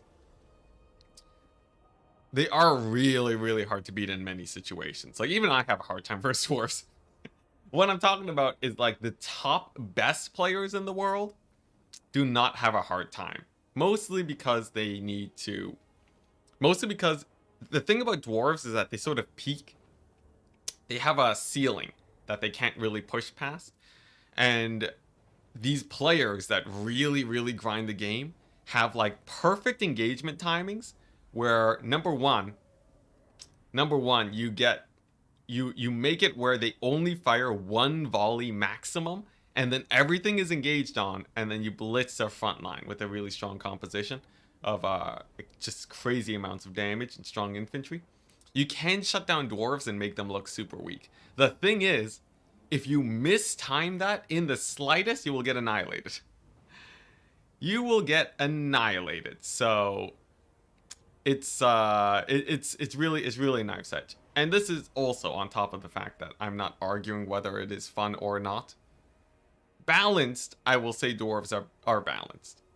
Fun, I think most people agree that they don't like playing against dwarves. Though that is more, that is less subjective. I'm not a tournament level player. I just wanted to do quick match without having to do domination. What, you're talking about land battles? In land battles, dwarves are also pretty bad. Unless you're Call Harmon. I must give that caveat. Call Harmon is a dwarf player through and through. One of the best dwarf mains I've ever seen. He does great with them. Mostly because he makes positioning exceptionally hard. I do believe Call Harmon would still lose against the top players if he just whipped out dwarves willy-nilly. But it's like a mix of that. It's like a mix of that and like the fact that these players, the top players, don't actually see dwarves that often. Just because they're not used to other top players bringing the faction. Because they're generally thought of to be quite weak. So, like a mix of that and then you're pretty good. Though, like, if someone's actually training to beat someone like Call Harmon, I think they would still come out on top. But it's very similar with all ranged units. Any ranged faction sort of proposes the same issue. It's a lot like Cathay. It's just that dwarves have are a little bit harder to peel in terms of the onion.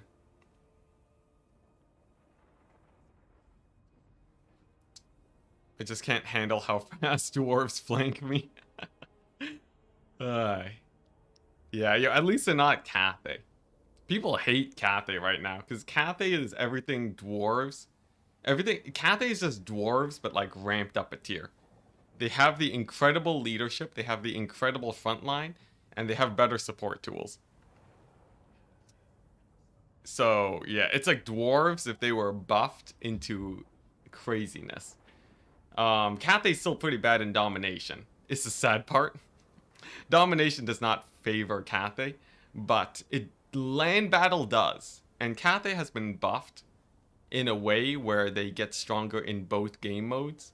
So they're actually the terror right now.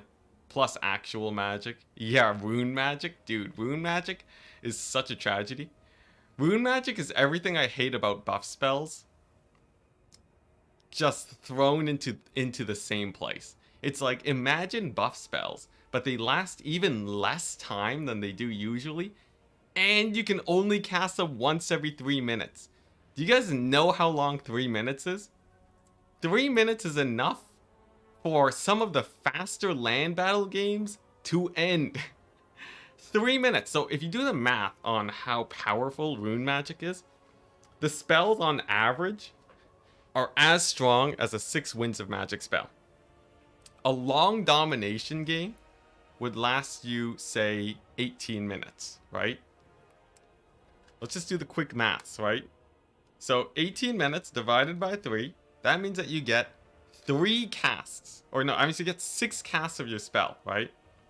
Which means, if all of them cost about 6 Winds of Magic, it means the dwarves have 36 Winds of Magic at their disposal to do stuff with. And mind you, they're not actually worth, they don't actually get the same value that other 6 Winds of Magic spells get. They do about like half, right? So it's like you gave dwarves magic, but you only gave them like you gave them like, I don't know, 13 Winds of Magic. Dwarves would rather have 3 casts of Kairos Blue Fire than their rune magic. Say what? 3 casts! 3 casts of Blue Fire. I would bet you dwarves would happily replace their rune magic for that. It's so sad. It's so sad. I can't believe someone looked at the ward save of dwarves. They're like, hey, here's like a really cool ward save ability. Cast it on one target, only lasts like 12 seconds or like 18 seconds or something. And then they give Cathay the same spell for 4 Winds of Magic, the Jade Shield, and no one even uses the Jade Shield at 4 Winds of Magic. Oh my gosh. When are the dwarves gonna get Dwellers Below?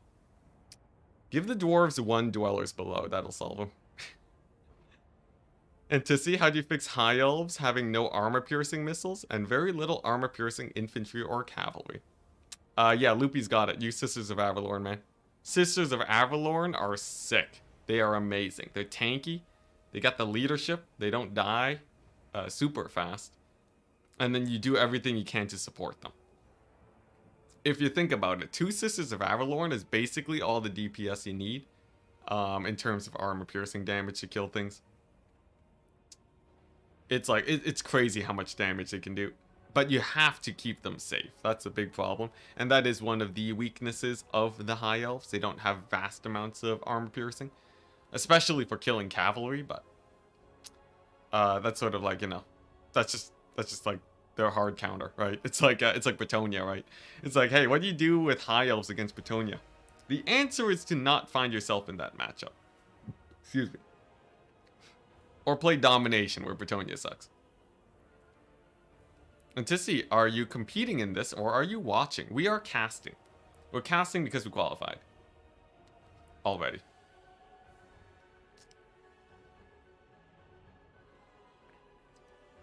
What's this about? Pit of Shading's a capture point? Dwarves need lore of grudge. Yo, lore of grudge? So the dwarves, right? What what it should be, right? Every time you kill off a unit in battle. So sort of like you know how Khorne gets like his army abilities based off of how Khorne gets his army abilities based off of how many kills you have happened on the battlefield. You have Tzeentch based off Winds of Magic, and then you have the dwarves. You have the dwarves who will overlay as dope, thank you. Then you have the dwarves who, based on how much you wronged them, you get like buffs that you can just apply to units that make them stronger. Make it permanent too, why not? So like, you have a unit of Longbeards that get killed by fanatics, right? It's like, oh, okay, this is what you do. Anytime you lose a unit to a unit that is cheaper, your grudge meter builds up more. And then you spend your grudge meter to buff up a unit. So it's like, if you lose a unit of Longbeards to like nasty Skulkers, then you get like 1,000,000 grudge, right? You cash that in, and then it's like plus 50 melee attack to a nearby unit. That'd be sick. Or can we get an Anvil of Doom that actually buffs units? And I'm not talking about Thorax random like crazy fear army-wide melee attack buff, although that is strong. I want like an actual Anvil of Doom mechanic.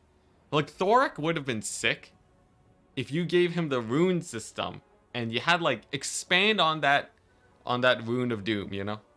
More than just like more than just an Immercorn. The Throng is mustard. Dwarves will almost certainly get some love alongside Chaos Dwarves. That's true. Will they get a lot of love though? Maybe. They need the rune magic system that needs a rework, that's for sure. I don't know if CA has it in them though. I've sort of lost faith in CA, if you couldn't tell over my last few streams. Sort of lost faith in CA's ability to get things done.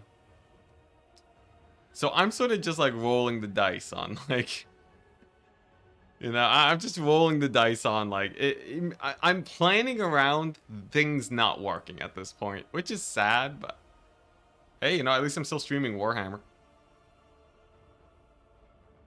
If they make rune magic worse, I swear it. CA, someone at CA is allergic to buff spells. They are allergic to buff spells. Alright? I don't even know how they got Nakari's ×2 damage ability through their QA. Because it's so allergic. It's so weird too, right? You know what? They like their abilities. CA has abilities that are like regeneration in an AoE around this unit permanently. Can target as many guys as possible. And it's like, wow, that's a really strong ability. And then they have buff spells that is like, guess what? Here's like a little bit of damage resist for 5 seconds. We'll make it 40%. So then if you get hit by a massive ability, it still does a lot of damage. Terrible. CA hates magic lately. They nerfed magic a lot from game 2. Although honestly, nowadays I feel like it's probably a better thing nowadays. Like I'm playing my friend's campaign right now, and I realized that if magic had been stronger, you could totally like, the thing is you can still cheese with magic pretty easily despite all the nerfs. So I feel like, you know, if you want to encourage a more army-based gameplay even in campaign, I think that at least sort of gets the job done.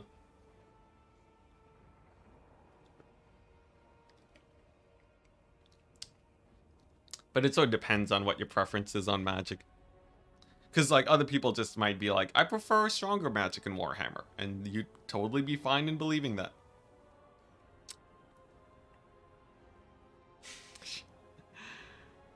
Magic would be much better if they just stopped, what's this? If they stop being missers with buffs and debuffs? What do you mean by that?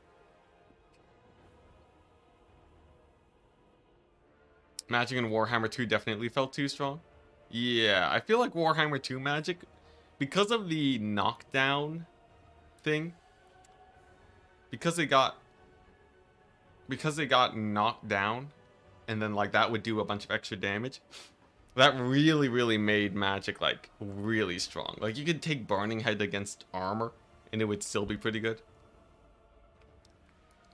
Missers equals greedy. So you're saying if they stop being greedy with buffs and debuffs? What do you mean by that? Misers? As in miserly? What do you mean misers though? How does that fit into the sentence? Misers? Not missers. Misers. Misers definition. I've heard the word before, but I use it so little. Misers. A person who is reluctant to spend. Oh, okay, that's what you mean. It's very miserly with the magic, with the buff spells. Well, yeah, that's basically what I'm saying. In order to hoard money or other possessions. That doesn't really make sense though, right? To the point of foregoing even basic comforts and some necessities. Because it's not like CA save money by not buffing buff spells, right? I don't think that really does anything. Grammar lesson stream? I don't think that was the right usage of miserly. Although I did misread it, and I am trying to cover that up by pointing out something that you did wrong. Whatever. Sky Zone saying dwarves are strong. I lose to them every time on the ladder, and I'm one of the highest players on ladder, sorted by descending. Oh no. Yeah, that's a weird thing about dwarves, right? At some point you do have to ask, are dwarves good for the game? Are dwarves good for the game? Because it might be balanced for tournaments, but it doesn't mean that they're great, right?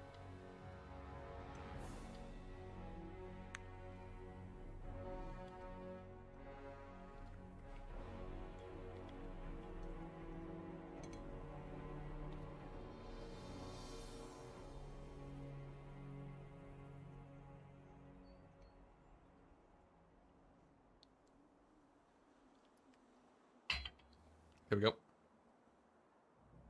we go. Wicked, you don't gotta promote me that much. Honestly, likes don't do much anyways. Here we go. Legit though. I don't know what the correlation is between likes and viewership anymore. Does it even matter? Does anything matter anymore? If 100% of people liked my videos, would that even increase viewership? How many people are watching Warhammer right now? I guess if it was 100%, YouTube might start freaking out. Oh my gosh, look at that. The anti-wagon tech. You love to see it. The double soul grinder. Madness. Tzeentch. These guys are decent against war wagons. I've seen them used before. They pay for themselves after they've used all of their ammo against the wagons. But it's not like they're that good of a unit. Soul grinders with Tzeentch are still very okay. At least in domination. Of course, if you can maximize their value output. Like, they are a very high value unit, but they have very little presence. Excuse me. So in domination, they do sometimes feel a little bit underwhelming. Maybe that's just me, though. I'm willing to see the new soul grinder meta. Tzeentch also bring in the horsemen. Now, this is sort of the big play, right? If the soul grinders kill the wagons can't kill the horsemen, and the horsemen are the real value generators. Some blue horrors, some forsaken to win the front line. An interesting build. Must become a cultist of the algorithm. Yeah, I've given up. I've given up on hitting it big with Warhammer at this point. At this point, we're just sort of coasting and enjoying our time with it. So for the Empire, we actually see 2 wagons. Hiding from the soul grinders, nice. Marcus Wolfheart, interesting choice. I haven't seen Marcus in a while. Not since like land battle games. And then what, we got Sigmar Sons, some swordsmen, and some crossbowmen. Generally, Tzeentch does suffer versus ranged, so that's pretty nice to see. I guess much more interestingly, we do have the Hellstorm rocket batteries. Just vampire coasting. There you go, James. Wolfheart to get nets on the Furies. I think that would be okay, but I don't think that's like a massive play, considering how expensive his net is.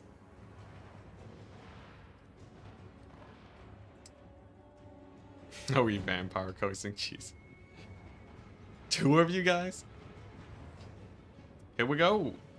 Now, you can see the power of the war wagons right now.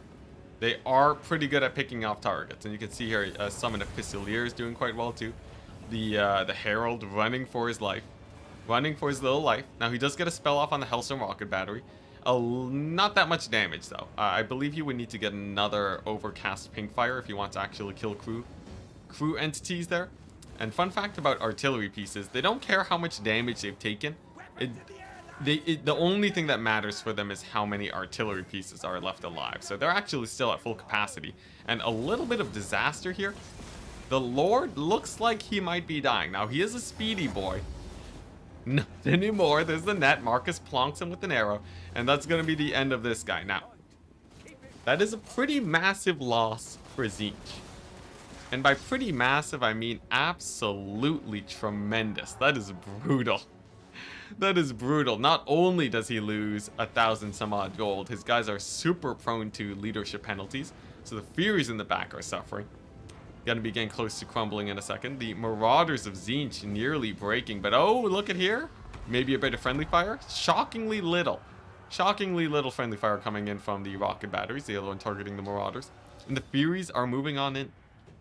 Going in for the big play. Now, the Soul Grinders, as you can see, they do kill off the wagons, but they use up most of their value by burning their ammunition. So they're not exactly, in the clear just yet, given that they've only killed half the wagons for like 1/3 of their ammo. But they have done okay.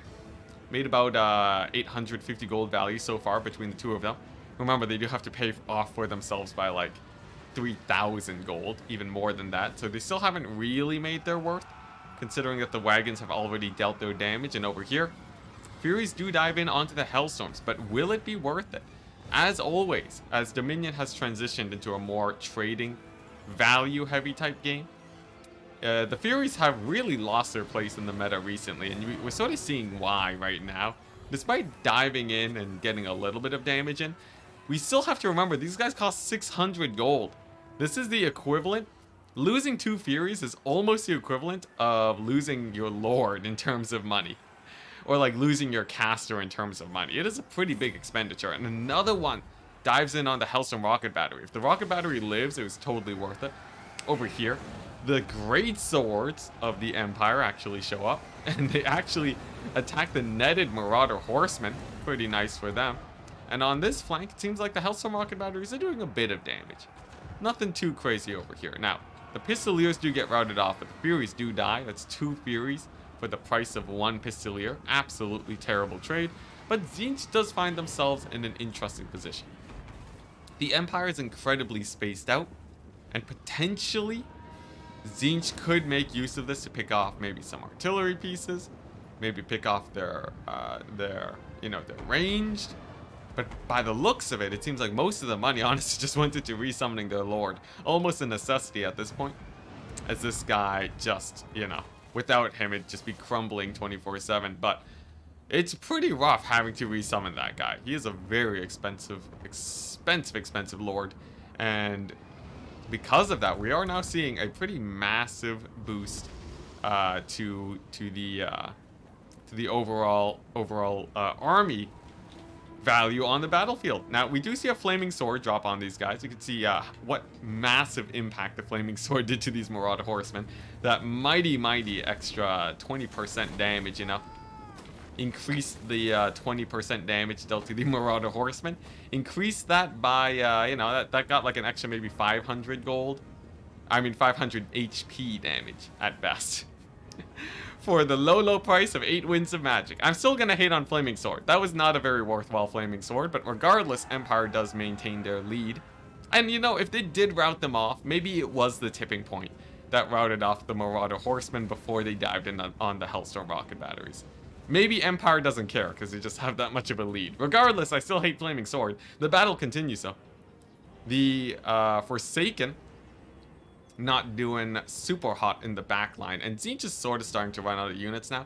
Now, of course, he does still have the Soul Grinders, but like I said, they don't have a lot of presence. They're not like rushing into the fight, finding melee, shutting down range, and taking the capture points. They're basically just here to stop war wagons from getting a lot of damage. And as you can see by their value, they haven't paid for themselves just yet. They take a lot of time to get their values worth, and this is just another deficit for Tzeentch. They just haven't been able to make use of their very high gold expenditure.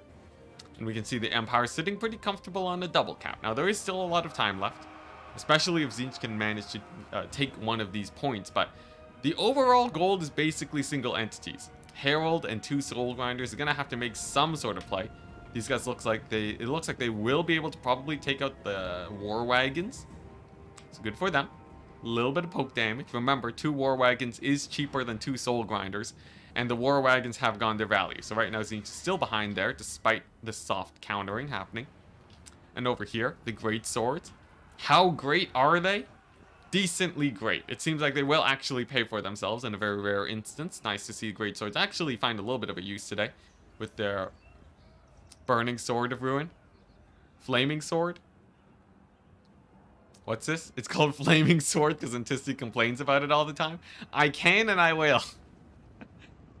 Did I cut? Yeah, the mediocre sword of terribleness. Man, Flaming Sword makes me so angry. It makes me so angry when I see like a single blue fire do so much more damage than it. Fireball does go off though, and Fireball misses. So, in a sense, Fireball has done less damage than Flaming Sword this game.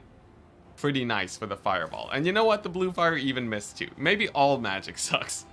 Now, the artillery piece does go down for the low price of 2 Furies. And also gets 700 gold value, so it's paid for itself dramatically. The 3rd unit of Furies taking it out will now be able to hunt something down.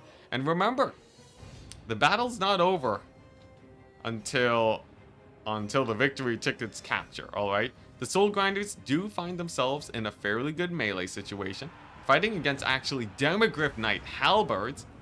Now remember, chat, as we all know, Demogryph Knight Halberds are slightly more efficient against large than normal halberds. Oh, Fireball incoming. And it hits! There we go, for a decent amount of damage. Good few hundred points of damage. More cost efficient than Flaming Sword.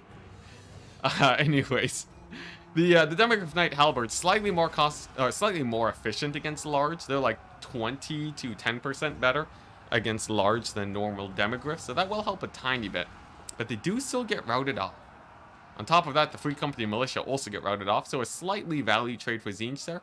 And it looks like over here, Tzeentch might be able to get a little bit of a value trade too. The Furies finally finding good coverage on the crossbowmen. This is the perfect situation to send your Furies in, as they will be able to rout off these guys. And Tzeentch might actually be able to push through, despite the fairly weak early game. Tzeentch has actually managed to take some pretty nice trades in the latter half of the battle. Still though, much to the deficit of their gold trading, and much to the deficit of the HP on their soul grinders. They are quite weakened up, and the shields regenerate to a lesser amount the more damage a unit has taken. So the shields won't really make that much of an impact in this case. And the Empire might be able to capture the high ground. Seems like overall, with the soul grinders going down, Empires still probably have a mild value lead off of the great swords, but I wouldn't count them out just yet. Now, the dreaded war wagon does get resummoned though.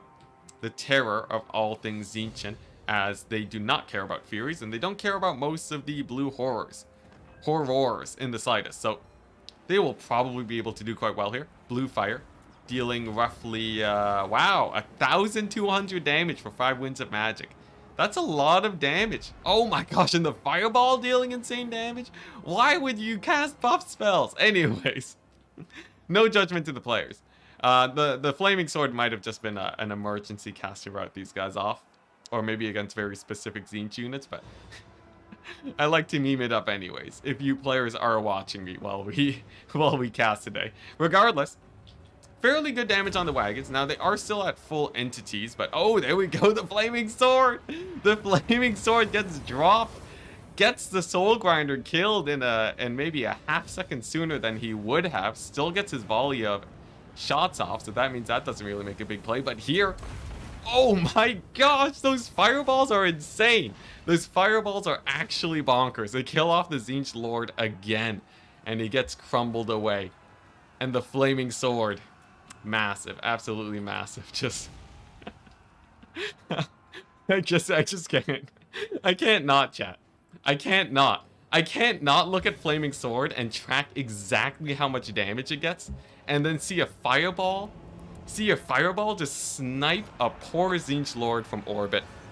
That fireball was insane. I think it double hit him. And it just wrecked shop. Well, there we go. Empire takes the win with the massive trading towards the end of the game. Special thanks to the fireball for increasing that damage by maybe triple digits, maybe even triple digit numbers. We can't be sure though. But there we go. Akeen with the second win of the day. Moving on to the next round. GG. Chad Fireball. That fireball was insane. That was a crazy good fireball.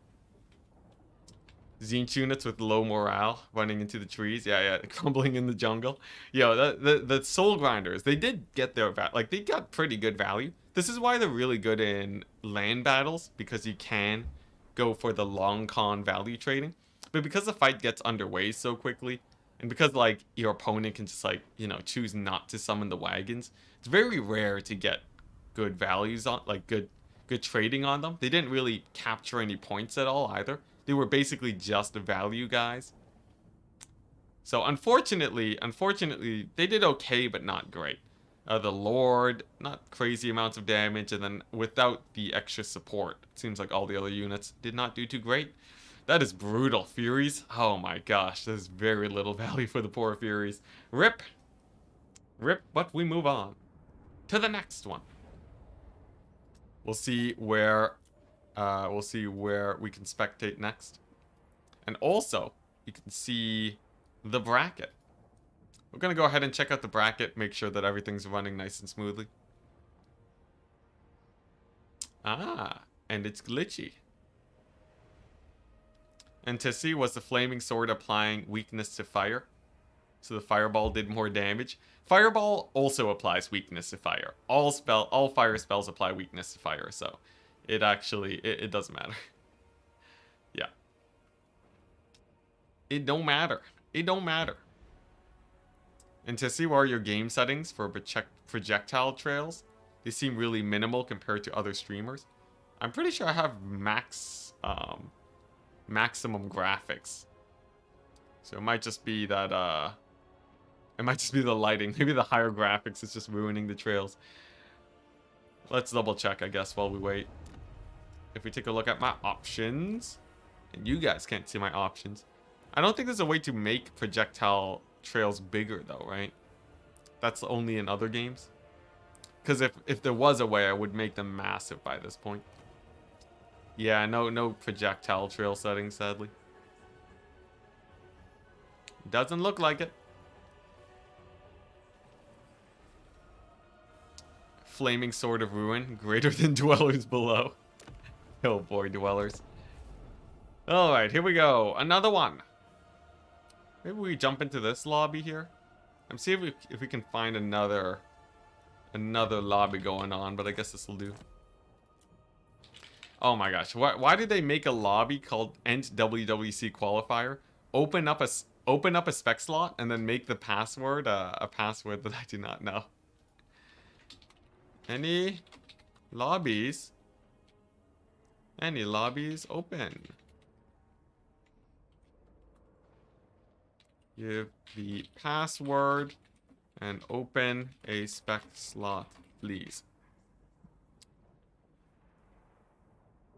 Does the weakness to fire apply after the fireball hits, though? Not before.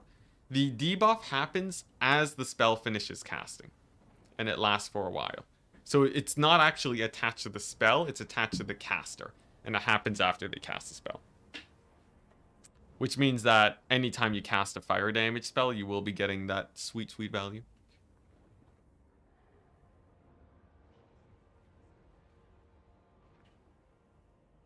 If you have a caster with a missile attack, what's this? What's this about missile attack? Oh, if you Flaming Sword of Ruin yourself, so then you buff the missile attack with that, that'd be hilarious. It doesn't make it worth it. It doesn't make it worth it in the slightest, but it is a fun combo to think about.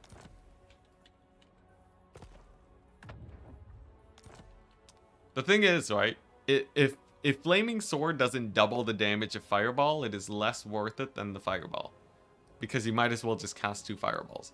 The only time you would consider it is if it's the next most cost-efficient spell, and you just want to pump out more magic in a smaller time frame. That's a situation where you might want to have multiple spells flinging around. Fire Slan plus Firebolas Salamanders equals Scorched Earth. Equals a lot of dead salamanders, that's what I think. You heard it here first, folks. Take all buff spells if you want to win. Enticity. What about Classic Saurus plus Barona's Time Warp? That's a very specific edge case that I don't think is actually that meta anymore. I don't think a Barona's Time Warp Saurus has been played since like Warhammer 1 or like early Warhammer 2.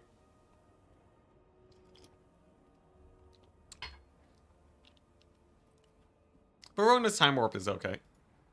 It's okay though. Like, you know, it's all right. You can get like a few hundred gold value off of it. If it's a big grind, if you know you're running into melee, you can do decent. Plus, a lot of people wanted light Slan so that they could cast nets and such.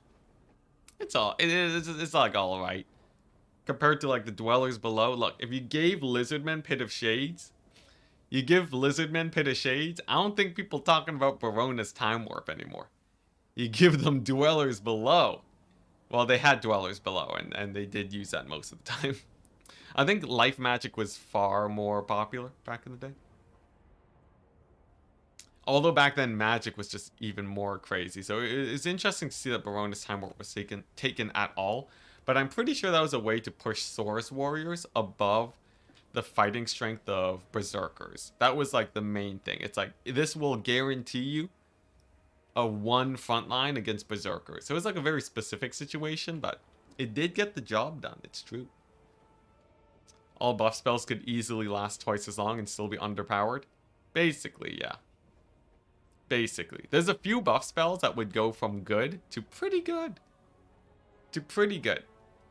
If they doubled the duration of all buff spells, there'd be some buff spells that would be like, wow, I sort of want to run that often now. But none of them would even approach stuff like Dwellers Below or Healing. Nurgle. Nurgle has a buff spell that heals his units by 36% HP. Now that's where it's at. Nurgle with the Fleshy Abundance. 36% HP from an Overcast Fleshy Abundance.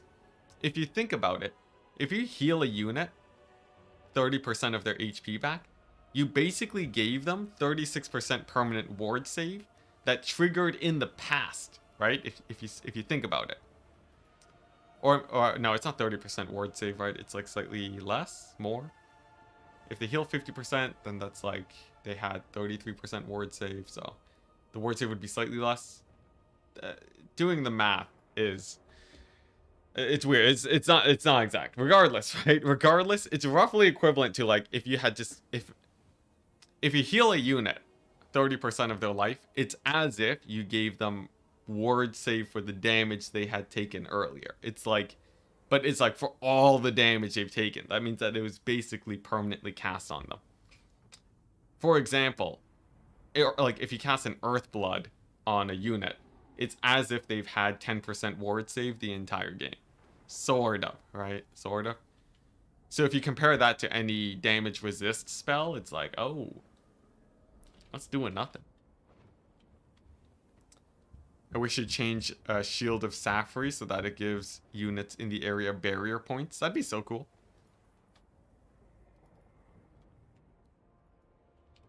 Barbaric. Barbaric against Solo Spaghetto. Great names. Wonderful, wonderful names.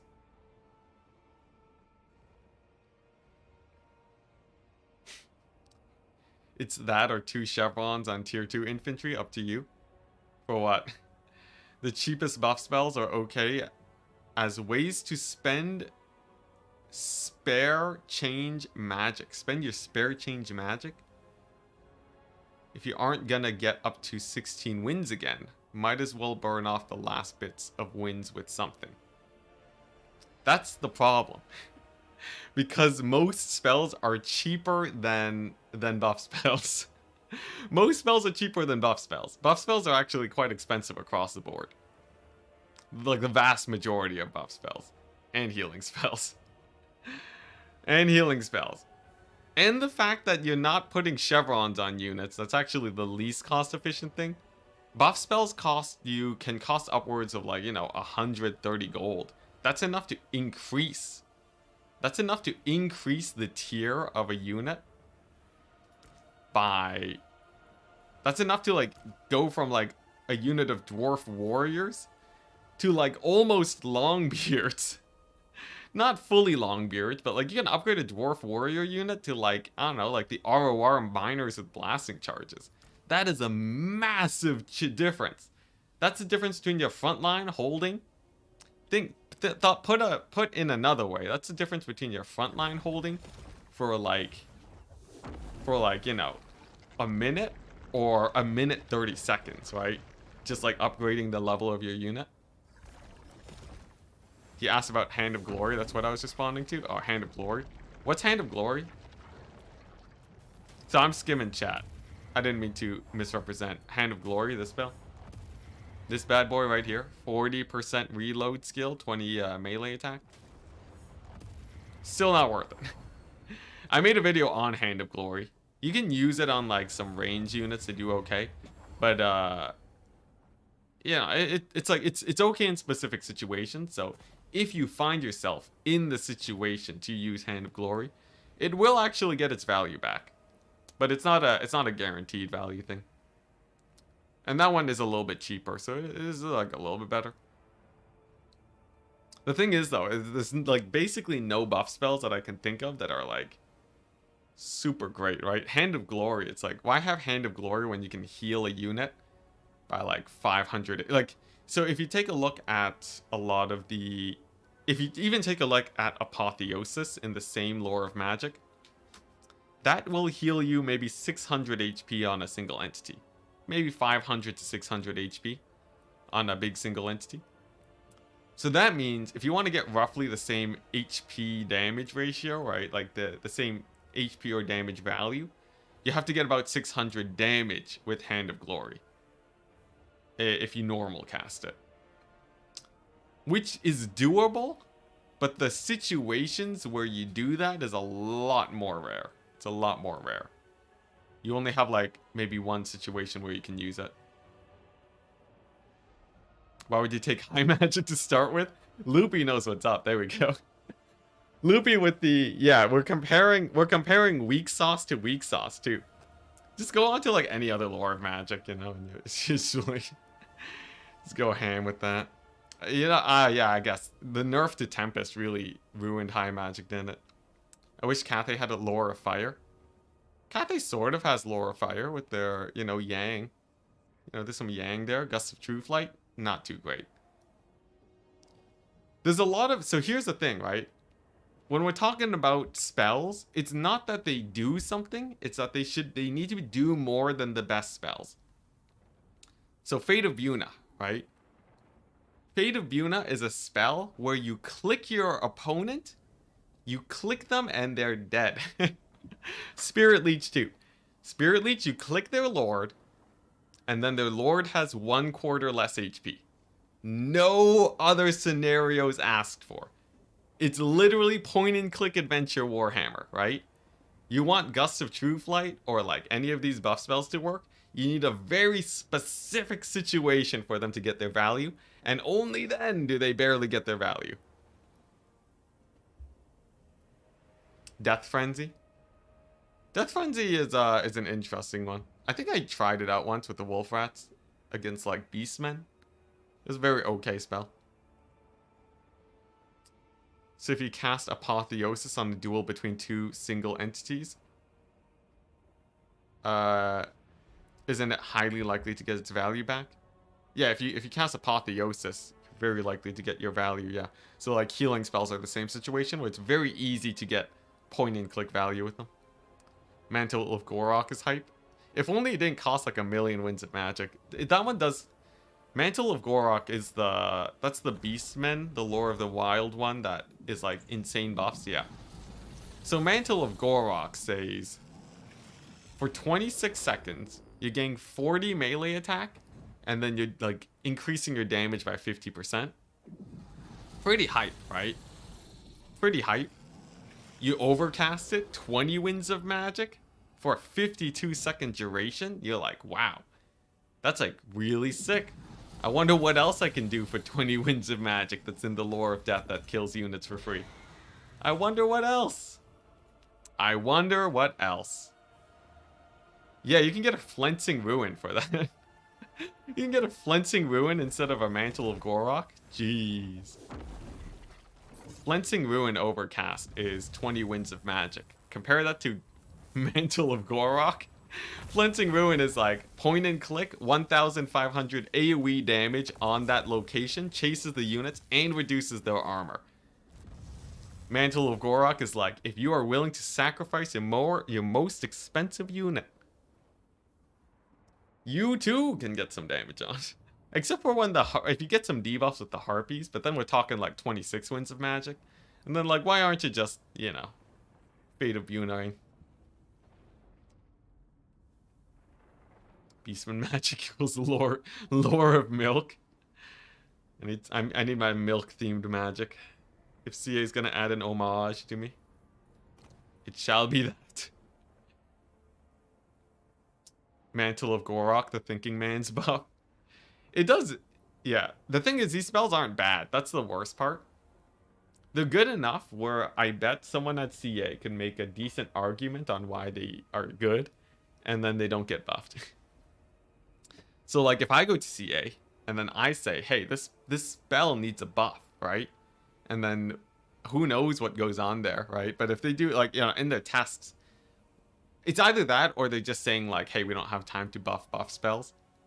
One of those realities. I hope it's just a time issue and it's not an internal thing. But like, if I'm like, hey, this buff spell is terrible, and then they say, hey, but in this situation, doesn't it do something? And then I'm like, I don't care if it does something. It needs to be good. And then they're like, no, but look at it. It's doing things. It's increasing the damage. And then it's, yeah, and it's just, you don't get anywhere. So I'm hoping that's not the case. Either that or they just keep nerfing damage spells until buff spells are good. I think if they decrease the damage of damage spells by another 50%, that might do it. They should do an Enticity tribute with a quest called It's Fine, We're Fine. It's a quest battle that doesn't end until you die. They just keep sending wave after wave of enemies, and then you lose a quest battle. It's actually impossible. It's actually impossible until you bring 0 buff spells. In fact, you know what? Make it... The battle should get harder when you cast buff spells. That's what it should do. You know what they should do? They should have a quest battle that gives you a choice between a massive AoE explosion or a massive buff spell, alright? And then it's like, make your choice. And if you choose the buff spell, you just lose the battle. You just straight up lose the battle. But if you choose the AoE, then you win it. And then at the end, my voice comes in and it's like, see, I told you. I told you. Why did you go for the buff spell? I know you alt F forward because you lost. Lesson learned. CA used to sponsor the Everchosen, I think. Well, it's called the Summer Championship now. An Enticity quest would have to be Kemmler at Fort Burgers. Yo, just a Franz versus Kemmler battle. There's like 50 Terrorgeists. It'd be hilarious. Hey, Shidoku. Yeah, finally, multiplayer. I've been getting too deep into the Franz sauce, man. Been loving the Franz too much.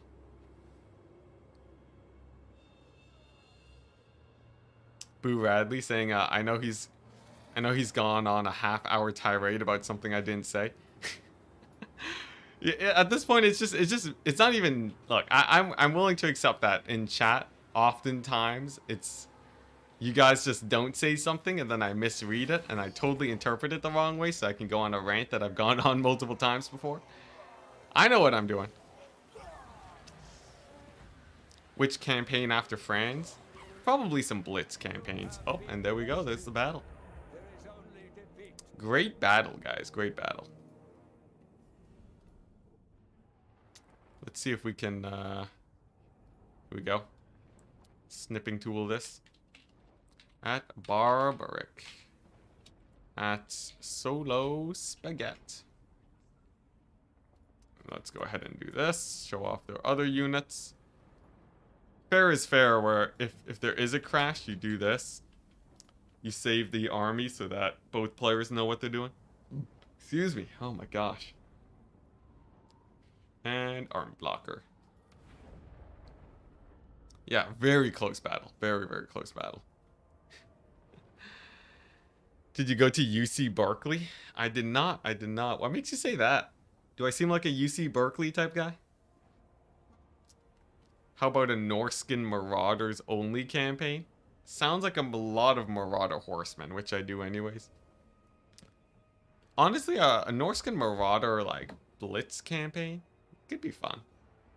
They did change Norska, right? Norska's hype now. Maybe we play as Wolfric.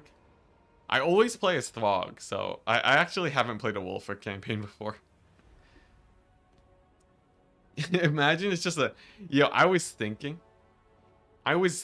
what we do is a Franz campaign. We do another Franz campaign, but it's a Blitz. I take all my knowledge from my last 100 hours of grinding Franz, and then I use that to win a Franz campaign in like one sitting. Because in theory, it should be hella easy to just play a normal Franz campaign, right?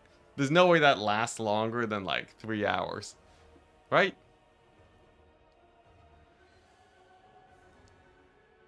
Trutch confederated in Molder units and had juiced up wolf rats. That's crazy. Or are you saying, wait, Tretch confederated in Molder with juiced up wolf rats? Oh, Tretch got confederated into Molder. Yeah, that's terrifying. Honestly, Tretch is one of the better lords to confederate because his faction effects aren't that great, but his overall, like, his army buffs are crazy. Enticity, have you thought about joining in on Turin's 2v2 campaign? Cathay plus Cathay versus Nikic versus plus Lokir. Honestly, I don't really feel like getting mixed into a multiplayer campaign right now. Multiplayer campaigns are, what the way these, oh, the lobby bugged.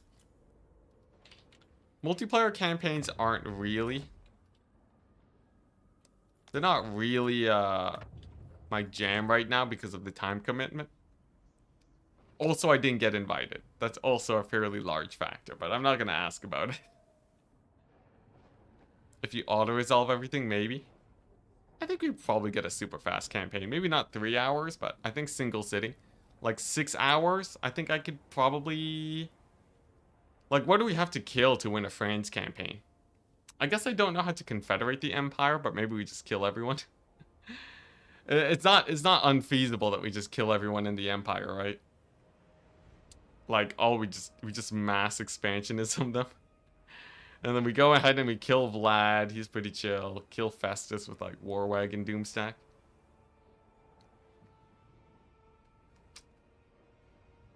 Snikic's portrait makes me uncomfortable. It just looks so evil. It is staring at me. What's this about Human Boy?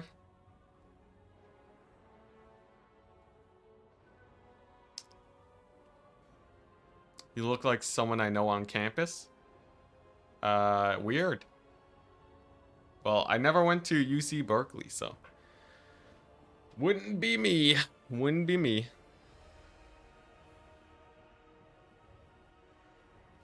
Alright, nice. Guess we just sit back, relax, and wait. Human Boy is great for his empathic screaming. Say what? And to see this whole time, I thought the leaf on your profile picture was a green hat. I've heard of that before, yeah.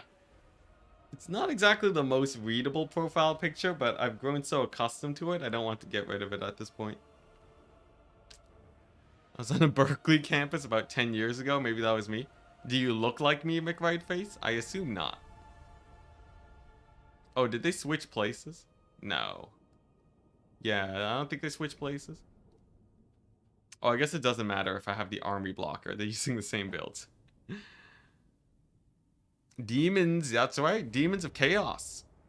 Pretty low win rate. Demons of Chaos are rocking the solid 37% win rate right now. So they're not exactly super hype. But 37% is still 1 in 3, you know? A 1 in 3 chance of winning. If I was playing against, like, I don't know, the best player in the world right now, I'd roll a die for a 1 in 3 chance of winning. That's not exactly how the faction win percents work, but it's pretty good. Alright. Plague Bearers. Blues. Blue Demon Prince. He's rocking. Who would have guessed it? Blue Fire of Tzeentch. One must wonder why he did not bring a Firecaster with Flaming Sword. We may never know. Infernal Gateway. Insane damage. Sort of like a Pit of Shades. Very, very hype. As for the rest of the army, we got a Soul Grinder of Nurgle. And that's it. 2 single entities and 1,000,000 Plague Bearers and Blues. In a true Tzeentch and Nurgle mix. The unholy alliance between the two gods that hate each other the most. Turns out they actually complement each other the most. As for Cathay, 1,000,000 Kossars. Now, here's the fun thing about Demons of Chaos that generally make them so weak. Imagine if you could bring 9 units of Sisters of Avalorn. Bird Olgor. Why is the Demons of Chaos win rate so low? I'm explaining right now, actually. Imagine if you could bring 9 units of Sisters of Avalorn. You'd be like, dude, that's OP. Your entire range line is just all armor piercing.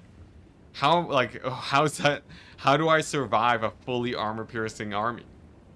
Turns out, if your army got no armor and your opponent doesn't have to worry about armor for the entire game.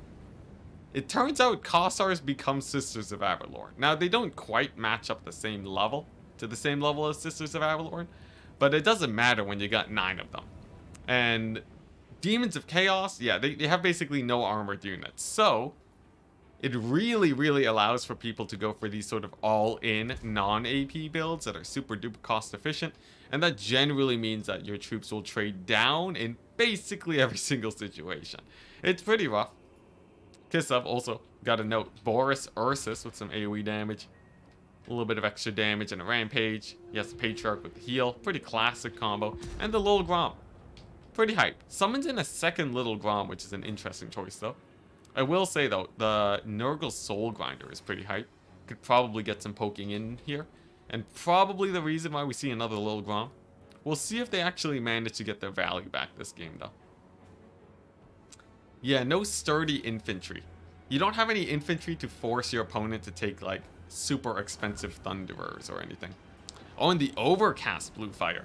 So Overcast Bluefire has a little bit more armor piercing damage. Generally not super duper worth it because of how much more expensive it is. But it's decent.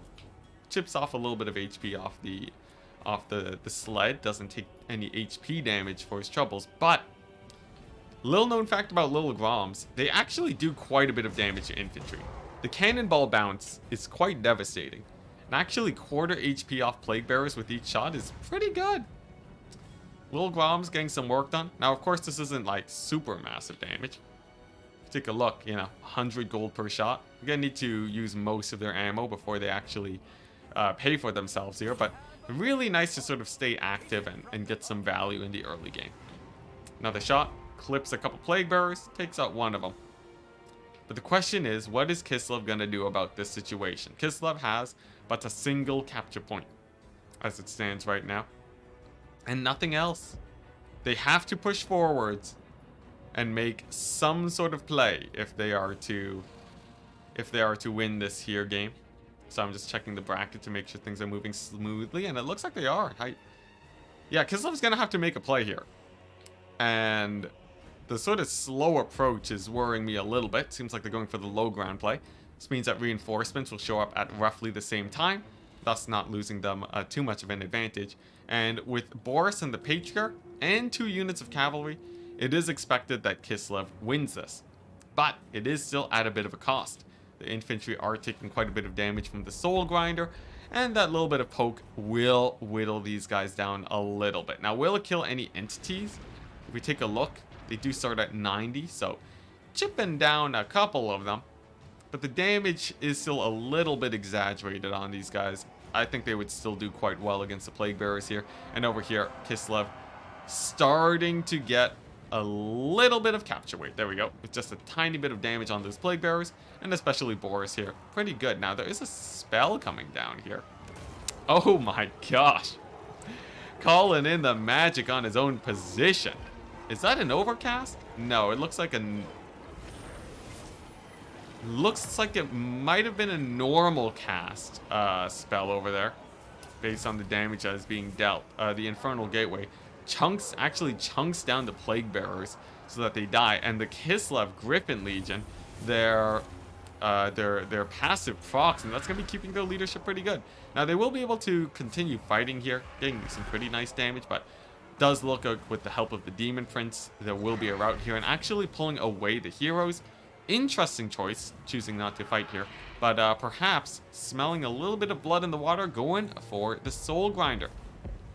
Overall, though, pretty nice trades for the Demons of Chaos so far, as they've managed to secure themselves a nice little dandy trade over here. The question is whether or not the Soul Grinder will live, though. These 2 guys are a menace, especially Boris with his crazy amounts of damage. Throws down the Spirit Leech, essentially, on top of him. Gonna be chunking down the Soul Grinder, taking a little bit of damage. But will it go down? I'd say probably not. There's even the risk of the Demon Prince potentially running him over. We'll see, we'll see. Looks like there's the landing. And he whiffs. Now, unfortunately, misses that charge attack, but will now be in the fight. Over here, we're seeing the Kossars, honestly, not playing too aggressively. Keeps them safer, but also means that they're not really generating too much value.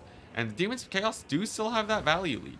Most of the damage, honestly, in that Soul Grinder, which is not really valuable damage, but over here, it does seem like the Cavalry do manage to barely win this area. Seems like the Snow Summons here, so Kislev look like they are poised to win this middle section. Or the low ground section. That is a slight advantage for Kislev.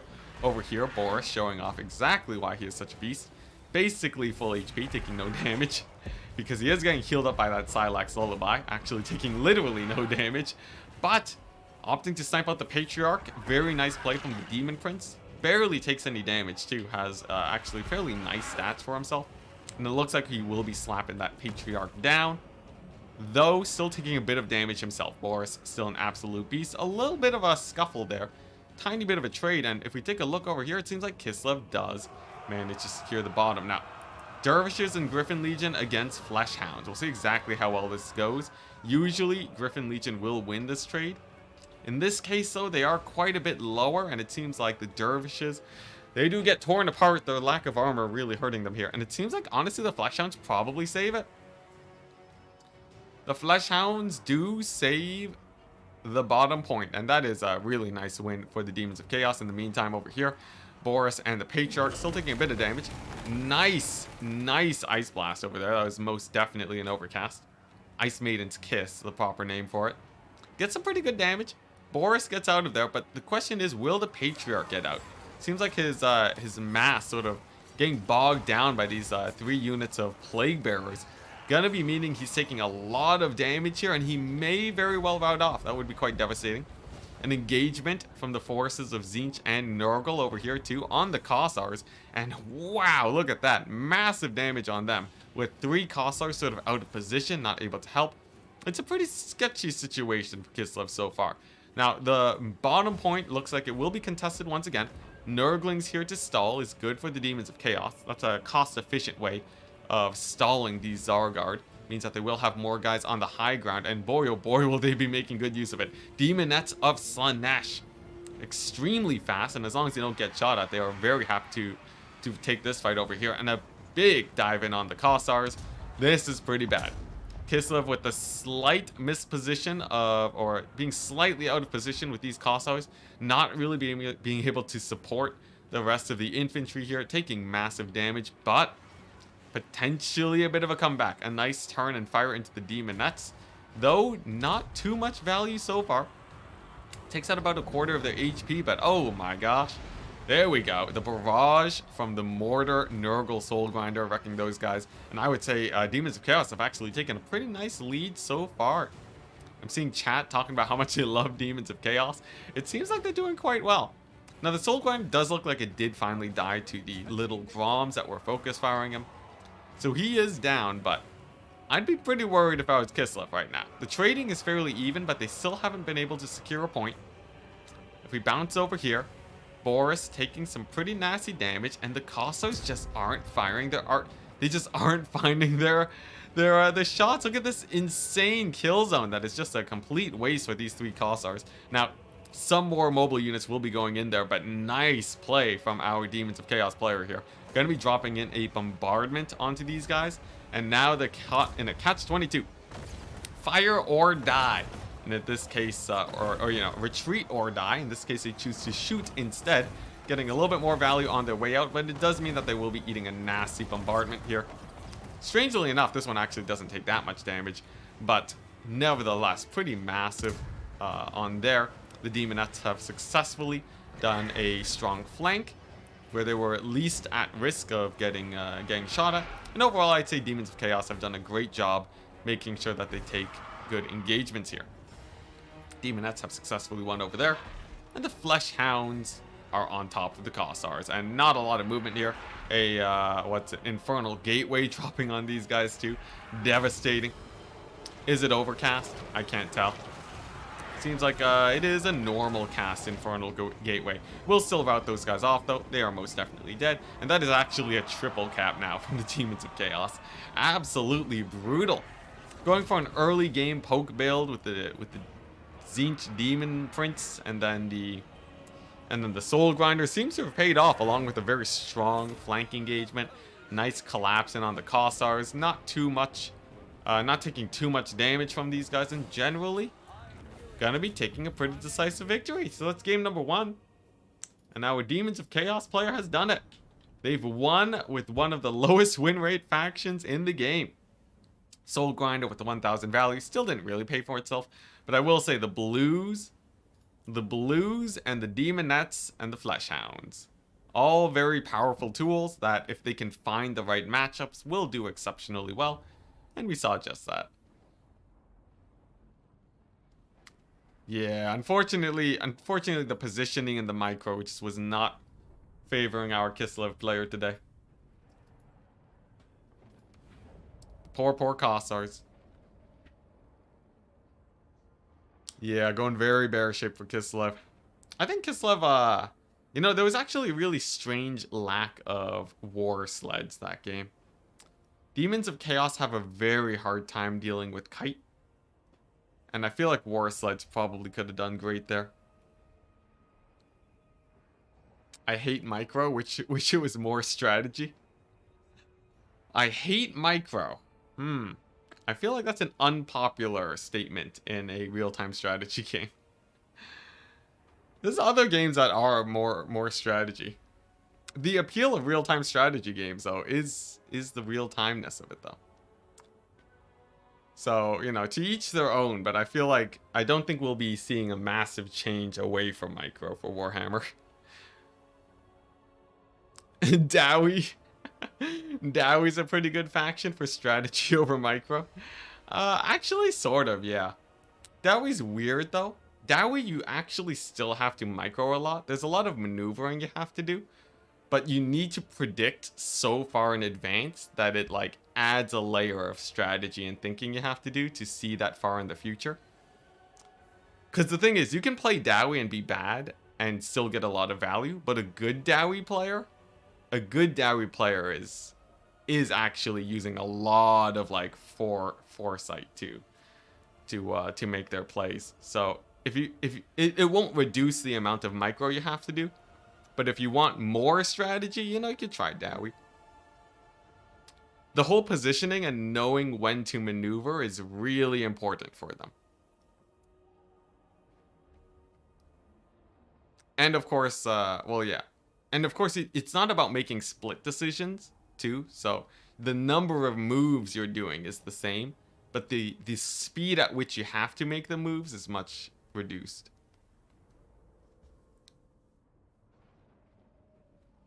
Yeah, Warhammer's a weird game. It has so many different things. You have people that come from, like... You have people who are historical fans who just like history. You have people that come play Warhammer for the 4X game. Or slow micro. Yeah, you know, same thing. Anyways, you have people that come in for the 4X aspects of Warhammer. You have people that come in for the cheese, breaking down the mechanics and figuring that stuff out. And then you have the multiplayer guys who are basically pure micro enjoyers. So Warhammer is actually it has so many facets to it that there's always a mix of opinions, which is always fun to talk about.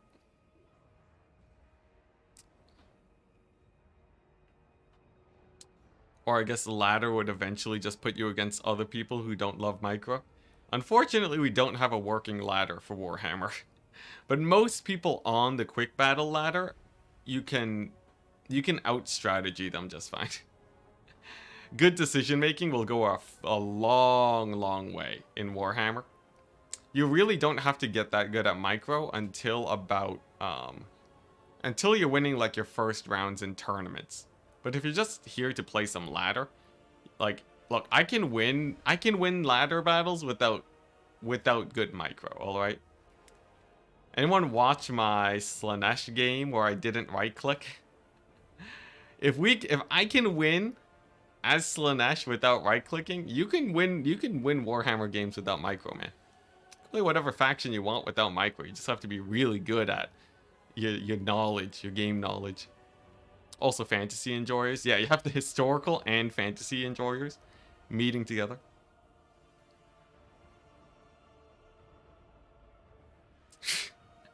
What's this? The Duke of Wellington was notorious for his sick musketeer stutter step kiting. I assume that's not actually a thing that happened. Though I wouldn't be surprised if there was something similar to that that did happen. For a game that active, I'm absolutely surprised there's no wiki for strats, meta, and stuff like that. For a game that active, I've dabbled in Warhammer since the first game, but just recently got into multiplayer matches. Nice. My StarCraft skills barely translate at all. Yeah, because there's no macro. There's no macro in Warhammer. But Warhammer scene isn't actually that large. It's actually really, really niche. Like, everyone in the community knows each other. So I'm not surprised that we don't have stuff like wikis for strats. A lot of the time, too, is because the meta does develop quite quickly. Just because a smaller scene means that while there's fewer people working on the meta, there's fewer people that find OP strategies to settle on. So what you end up with is like, you know, the meta changes every like month or so. Someone figures out something. And if you wanted to document all of that on a wiki, it would be a full-time job. Especially with how many factions we have now. Hey, hello, Edwin. Edwin von Karstein.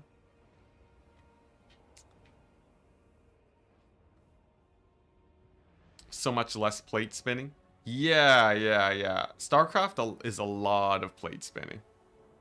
StarCraft is a lot of plate spinning. It's like, all right, you gotta dodge a side storm. Like, StarCraft is really intense because if you look away for 1 second, StarCraft has a lot of looking away from your main army.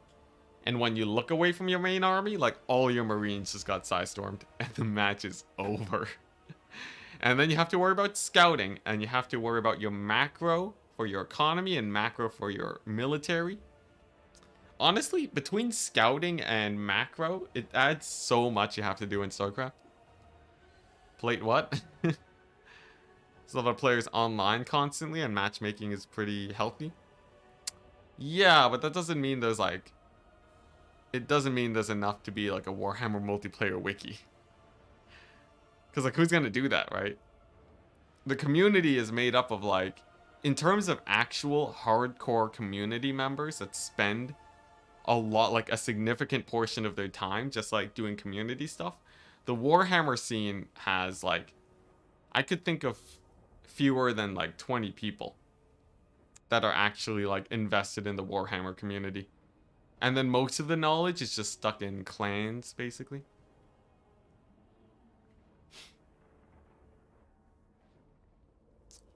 It's a massive game now, too. 3 games, really, plus all the DLC. For Warhammer? Yeah, Warhammer's, like, really bloated with content, which is a good thing. But, with, like, you know, it almost takes someone working, like, part-time to truly master a single faction. And the skill ceiling is pretty low, too, right? If you look at League of Legends, you have loads of people who are at the upper echelon. Not bloated enough. That's a great mentality. Where is the Chaos Dwarves? If you look at Warhammer and look at the upper echelon of players and sort of like the skill spread, right? After you get past the top 10 players, it's like the skill level drops, like it starts plummeting dramatically, and then you sort of see like a wide spread of people. With other games, like if you look at League of Legends, you have a massive amount of players that are really, really good. You have a lot of bloaty boys.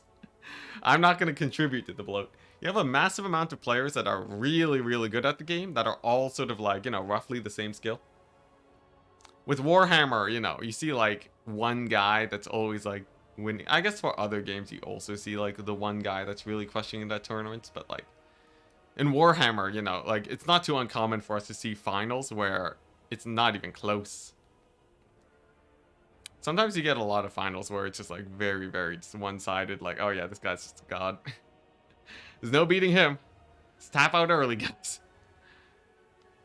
It's surprising that 3 didn't hit a little harder. Yeah, I feel like Warhammer 3 should have been a home run. But I'm no game developer.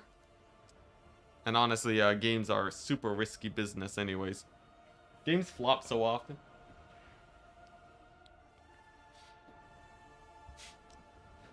These pick build phases are taking some time. They are, but the pace of the tournament is still going fairly fast by the looks of it. Okay, I'm gonna send some messages out to see if we can expedite it though. Because we've been streaming for... It's been 2 hours and we're just starting to finish up these rounds. Hitman Hippo at Firefox at Raymond. Your sides of the bracket are a little bit behind. Not due to your fault, but when you find your games, please be quick with picks, bans, and army building. 5-minute pick ban phase. 10-minute army building. There we go. Quick reminder to the players to just make sure that things go along nice and smoothly. Yeah, Warhammer 3 was a little bit half-baked on launch. It got more baked as time went on, but yeah. Though, from what I've heard, it's not that easy to just make the next game, and it's super... I don't think it's easy to get it done. So, I don't blame CA that much for it being like a monumental task, trying to combine 2 games with a million DLCs. But, yeah. I've played Total War games since the original Shogun. Yet I haven't played even one multiplayer match because I'm a big baby. It doesn't make you a big baby, man. That doesn't make you a big baby. It just means that you don't feel like playing multiplayer. It's not like you have to play. It's not like you have to be playing multiplayer. Honestly, I remember back in the day, I used to get loads of ladder anxiety playing StarCraft 2. Loved playing StarCraft 2. Got so much ladder anxiety. But, you know, just find other stuff to do. It's all good. Or you just watch it. Or you watch it. Or you show up to your local Enticity stream and watch some multiplayer. Always a nice way to get around that issue. Just like with sports, you know? Why go outside and touch grass when you can just watch them instead? How can pick and ban take 5 minutes? It's because the pick and ban system is terrible. I hate the pick and ban system. So the way the pick and ban system works right now, much to the dismay of me, is that you have to pick 3 factions. Your opponent bans one of them. And then they pick a faction, and then you counterpick with the other 2.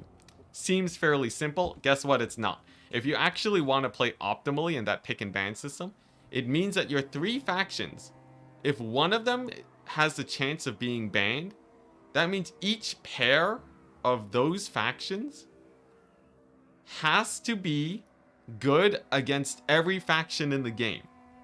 And there's like, what, 21 factions in the game right now? So that means for 3 different pairings, you have to look at 21 different factions. 21 or something, right? So that means like 63 different combinations that you have to make sure will not run you into a bad counterpick situation if you want to play this optimally. And you have to do that for every 3 factions that you would consider playing as to find the most optimal out of the ones that are even viable. And then you know what happens? The next most optimal thing after that is your opponent forces a mirror match. So you see people pick and banning for 5 minutes, and all you get out of it is the same situation as if someone's like, hey, here's my pick, counterpick me. Ugh, jeez. Technically, it brings a little bit more variety than just a straight up pick one system, but it's a bad pick system. It's a bad pick system. Oh man, because it very often forces mirrors, and to play it optimally, you actually need a script to do the calculations for you. I literally wrote a Python script to fully find an optimal way to do the pick 3 in a fast amount of time. Wicked and Hadrius just saying hi to each other in chat. Blind pick system can take a little while too. I've tried to optimize it so that people just don't have to think about it very much. You just pick your strongest factions. But I've noticed that people do sometimes take longer. The benefit is that what you get from it is slightly better matchups. You don't get mirror matches nearly as often there. Though I wouldn't say it's a perfect pick system. I feel like I could probably tune it up a little bit. But what I can say is that I hate pick 3. I prefer pick 1 over pick 3. But anyways, for the builds, it's Dwarves versus Tomb Kings. Playing as the Dwarves all the way in Lustria against Tomb Kings all the way in the Badlands. We got a minor build, some Dwarf Infantry, some Warriors, Dragonfire Pass, fire damage, good against Tomb Kings, 2 Thunderers, Cannons, Organ Gun, and some more, just some cheap infantry for the flank. Except I guess the Longbeards. They will actually trade quite well into Skeleton Warriors. It forces the Tomb Kings to bring something bigger onto this flank. I actually sort of like this that dwarf flank there. Now, the dwarves do have to be careful. Tomb Kings are really good at stalling you out forever if you do not have the DPS, and trading pretty good at the same time. And for the Tomb Kings, it is a mass infantry build here, mostly Skeleton Warriors, not Car Warriors. Nothing that's great at killing dwarves, but a lot of stuff that's really good at stealing points. Cetra, though, quite good at killing dwarves. Artillery, fairly good at killing them, but they actually find themselves in a bad position and are getting shot up by cannons right now. Carrion summons being brought in to try and save that situation. We'll see how well that goes. We'll see how well that goes. As the Carrion do fly on in, Thunderers do a decent amount of damage, but their overall DPS is quite low. So Carrion tend to actually be able to ignore them most of the time. And actually not changing directions. Oh no, they're firing at these guys, okay. To try and shut it down, but will they be able to get it done? Seems like one cannon's gonna get dived in on. Now remember, the Dwarven artillery and crew are quite tanky. Actually, tankiest artillery in the game. Will be able to survive a while for the Slayers, but no attack command given on the Carrion.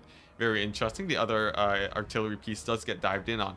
And the Slayers, there we go, targeting down the Carrion. Carrion are infantry sized, which makes them a little bit more hardy, but overall, I'd say the Dwarves are in a pretty happy situation right now. Except for maybe the Cetra situation. The Thunderers were distracted for a little bit.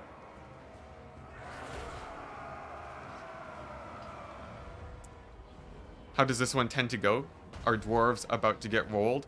Dwarves do have a fairly good matchup against Tomb Kings, simply because their infantry trade so much better in a clean fight. And Tomb Kings have to bring constructs, which tend to get countered. But it's not exactly a cakewalk for the dwarves right now. What the big problem is for the dwarves is getting too spread out. And if the, like I said, constructs counter the dwarven infantry counter the Tomb King's infantry. But in this situation, right, there's no range tools to really shut these guys down. And because of that, the Tomb Kings have actually pushed in over here and have done quite well.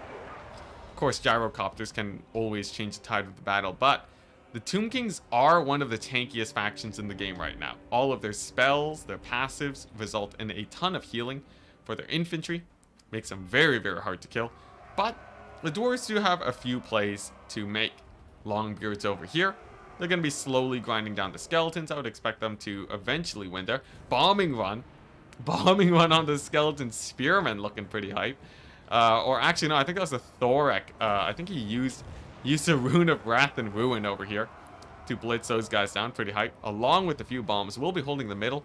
But the problem is that we're about to see the main tool to kill the constructs get absolutely obliterated. So the chariots do get slowed, but right behind the Thunderers, do not look behind you, as we are seeing a little bit of a problem showing up. A little bit of a problem running right towards them. Just a tiny bit of a problem. Not the greatest situation for our poor Thunderers here, as they completely get overrun. And this is a very bad situation for the Dowie right now. They really, really needed to keep these guys alive if they were to deal with these constructs. And now, without those very essential tools, they are dealing with mostly just their infantry in the grind. Now, they will still kill off the skeletons. Over here, they will eventually kill off the skeletons, but these guys actually took the fight fairly late, so it will take them about 3 more minutes, I would expect, before these guys actually die. And by that point, Tomb Kings will have a triple cap, which is terrible for the Dowie. Thunderers are completely routed off now, and I think it's a wash. I think it's a wash. The constructs were a little bit too hardy. The dwarves really do rely on their tight formations to do well here. And while this map can be quite good for the ranged, usually what you see is a big positioning over here, rather than 2 pockets that are easier to get picked off. So, rough time for the Dowie. Thoric, of course, will still continue to hold.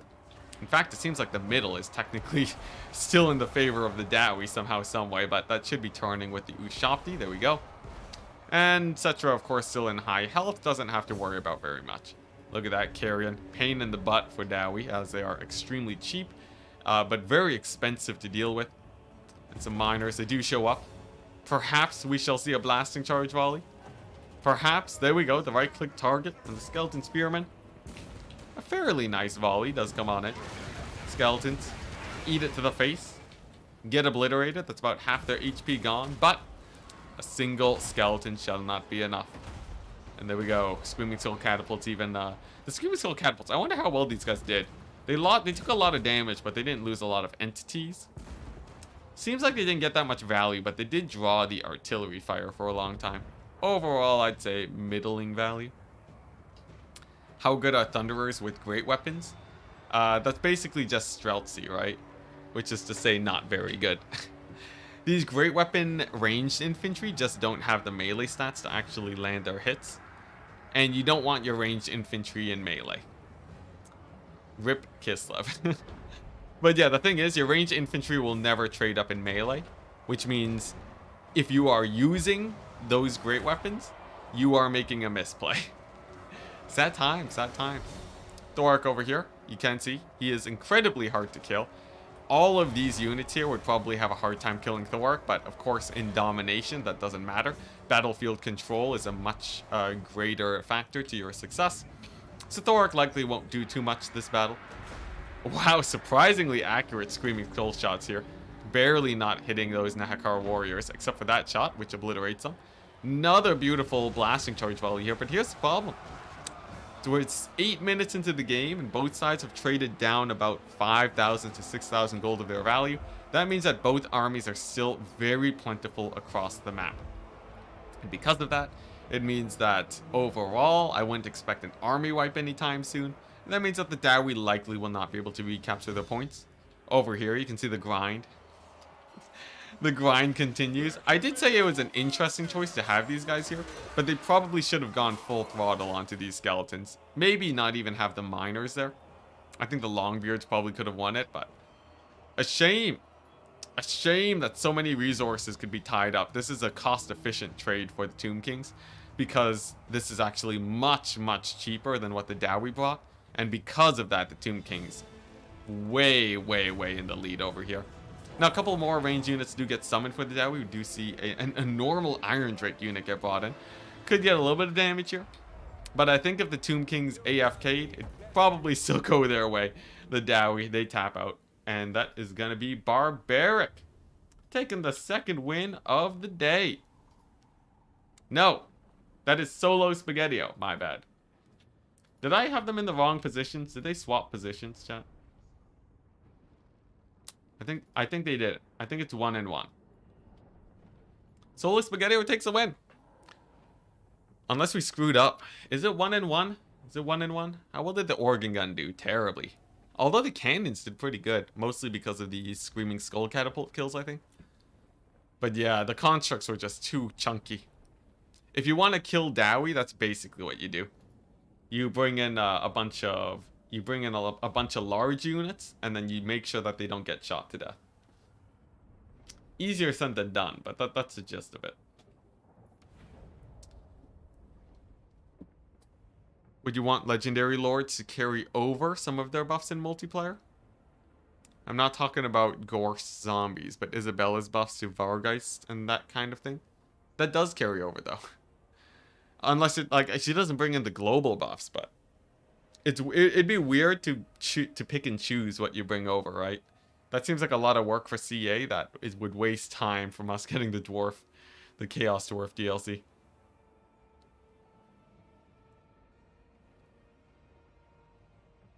Also, yeah, Thunders don't have a great weapon variant. I was sort of just assuming if they existed, if they would be good.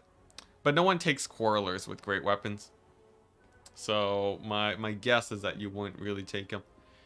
The only way a unit like that would work is if they are just as effective in melee as they are at ranged. Which is sort of really hard to do. It's very hard to do in a way that is balanced. Obviously, there's some middle point where the unit becomes worth it. But most of the time, they're only worth it because they're a good range unit. The only exception is Lothern Seaguard, which is balanced by the fact that it's only good in melee against cavalry. So, for example, if you made a great weapon range unit that had anti-infantry, maybe a bit better, a la Shades. Though, even then, right? The big conundrum for range units is like, why not just bring a dedicated range unit? Why would you have a unit that has a contingency for melee if you can just have them be at ranged the entire time? Because, like, yeah, the question again arises. Why am I putting my ranged units in melee? Yeah. Sad times. Probably one of the reasons why Kislev isn't doing too great right now. Because they have subpar range units because they're too expensive. And they have subpar range units because... No, they have subpar range units because they're too expensive. And they have subpar melee units because they can't fight in melee.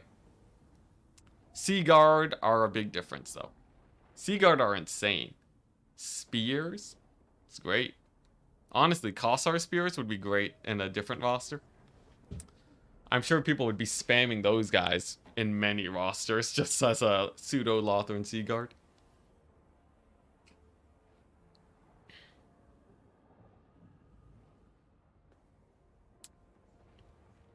Human Boy is live with the land battle tournaments pre-show. Hey, hype. I thought Human Boy's been streaming that tournament for a while now at this point.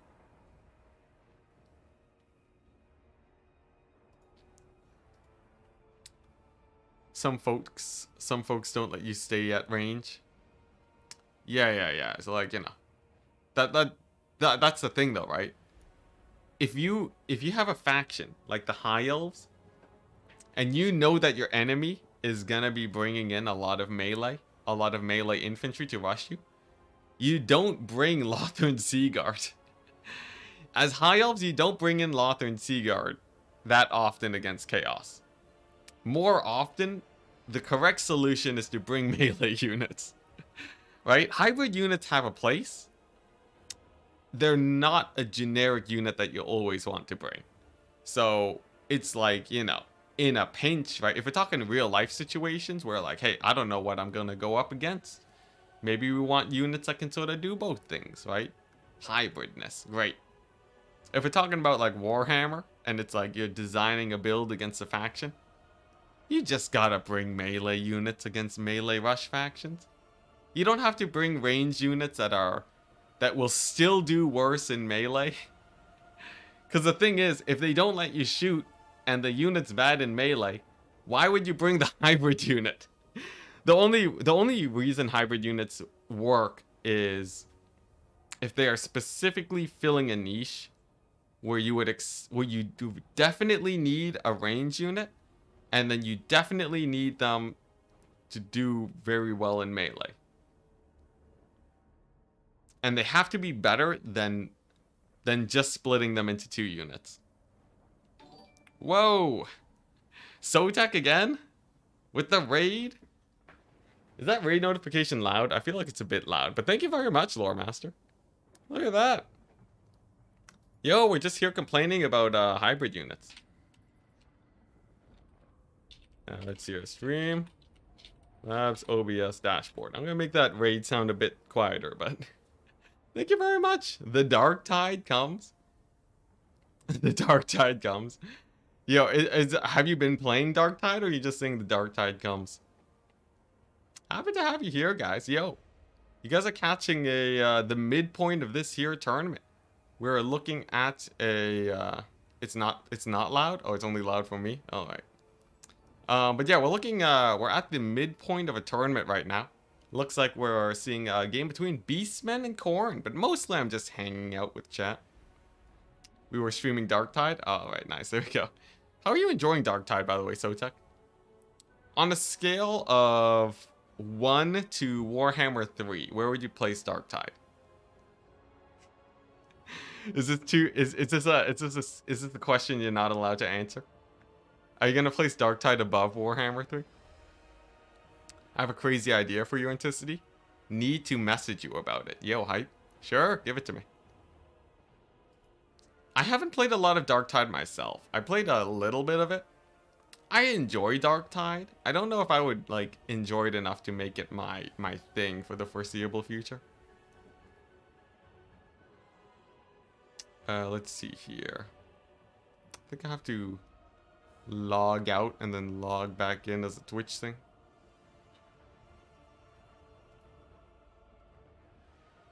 I'd probably put Darktide at like an 8 right now. Not quite as good as Vermintide 2. But there's really interesting things happening. That's hype. Is Optimus Pine now on Twitch?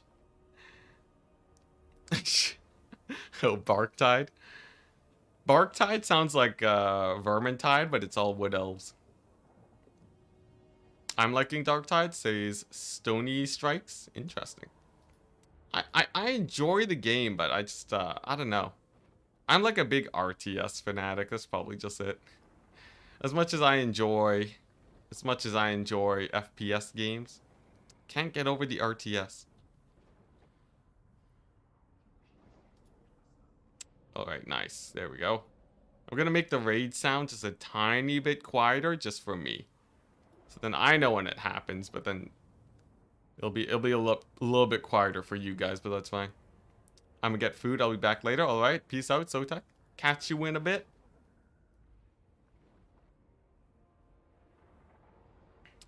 Want to see Enticity casting the FIFA World Cup? What's this? Oh, okay. Cast the FIFA World Cup with all the Warhammer terms that I use? Ooh, that'd be... I don't know. I wouldn't really have that much to say about sports, right? I guess, like, you have the big plays for sports, but, like, I don't know.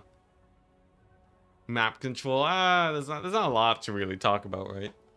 If I'm correct, most sport casting is pretty tame compared to game casting. Like if we look at a game of League of Legends, the hype casting is definitely there.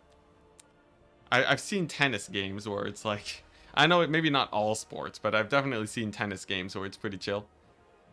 Just have like the commentators just he's like just really chill, like there's nothing going on. I guess it depends on if it's like an endurance sport or if it's something else.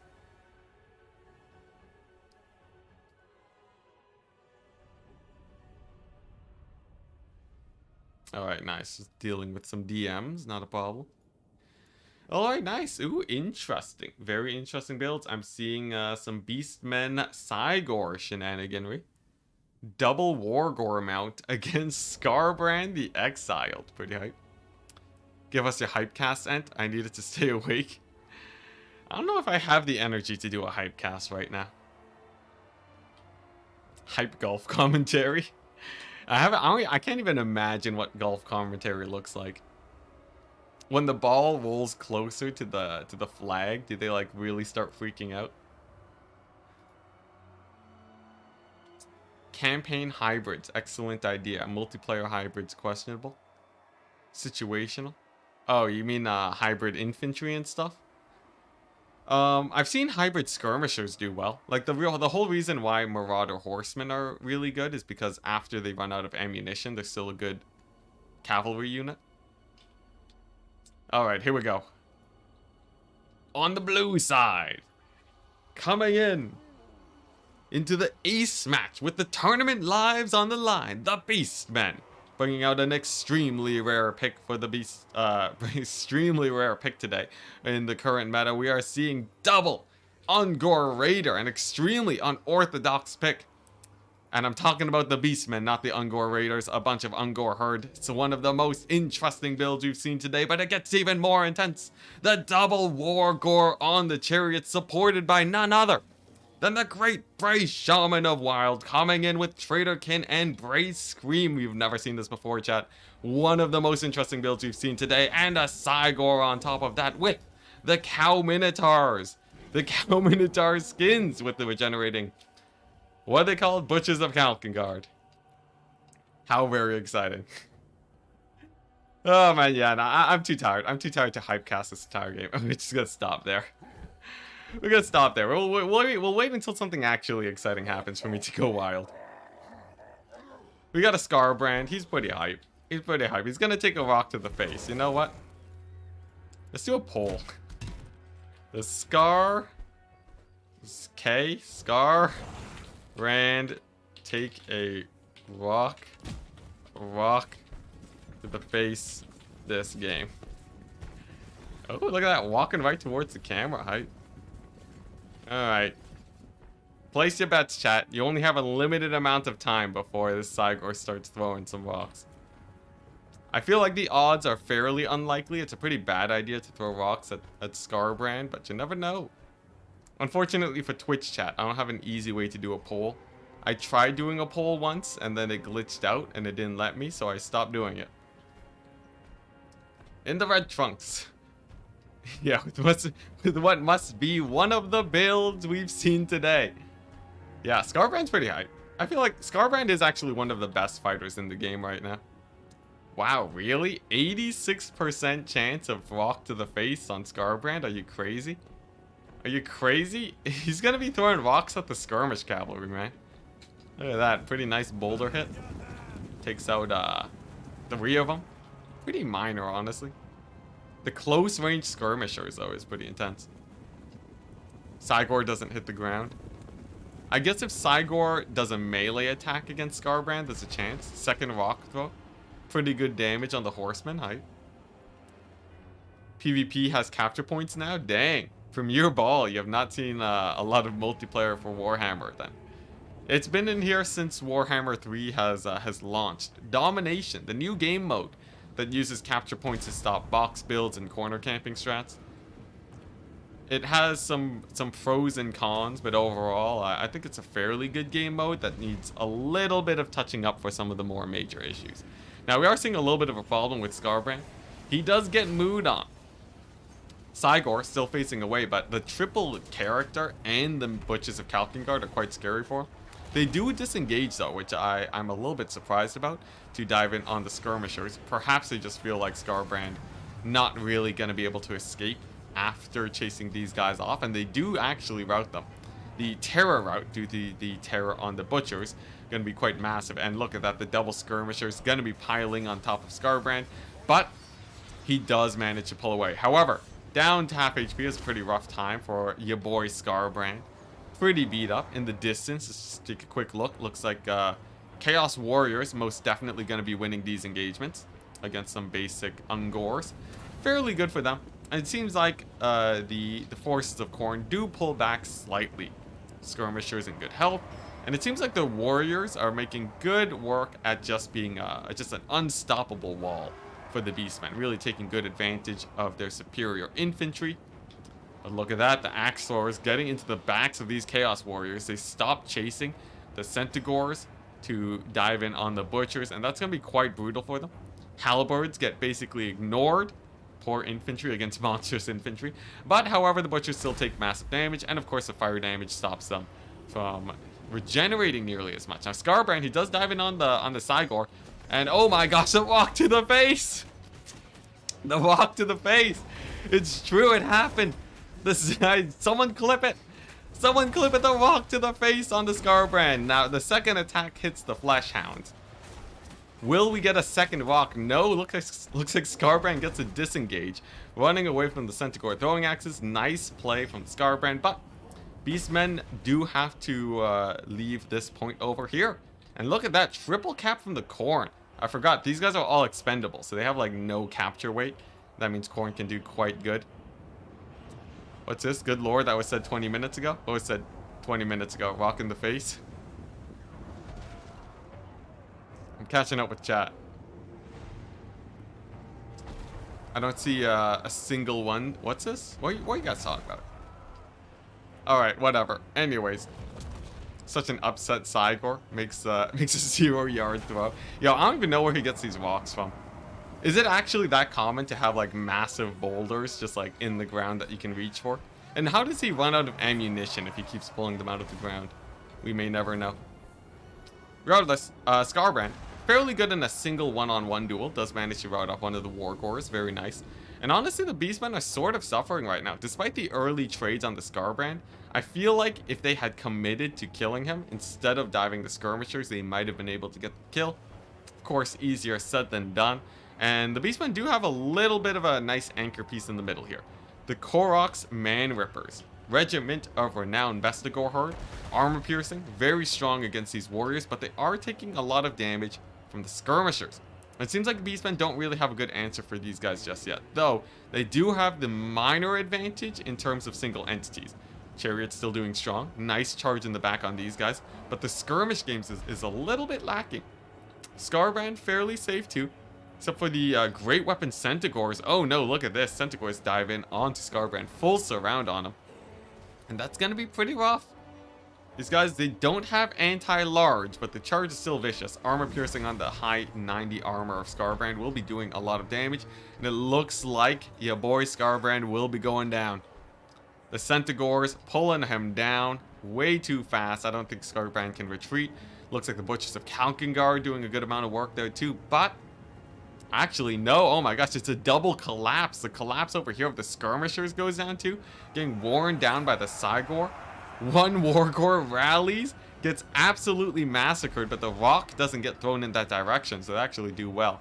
And it looks like Khorne is down to 1 capture point at this point. Now, this is not without a fairly strong early game lead.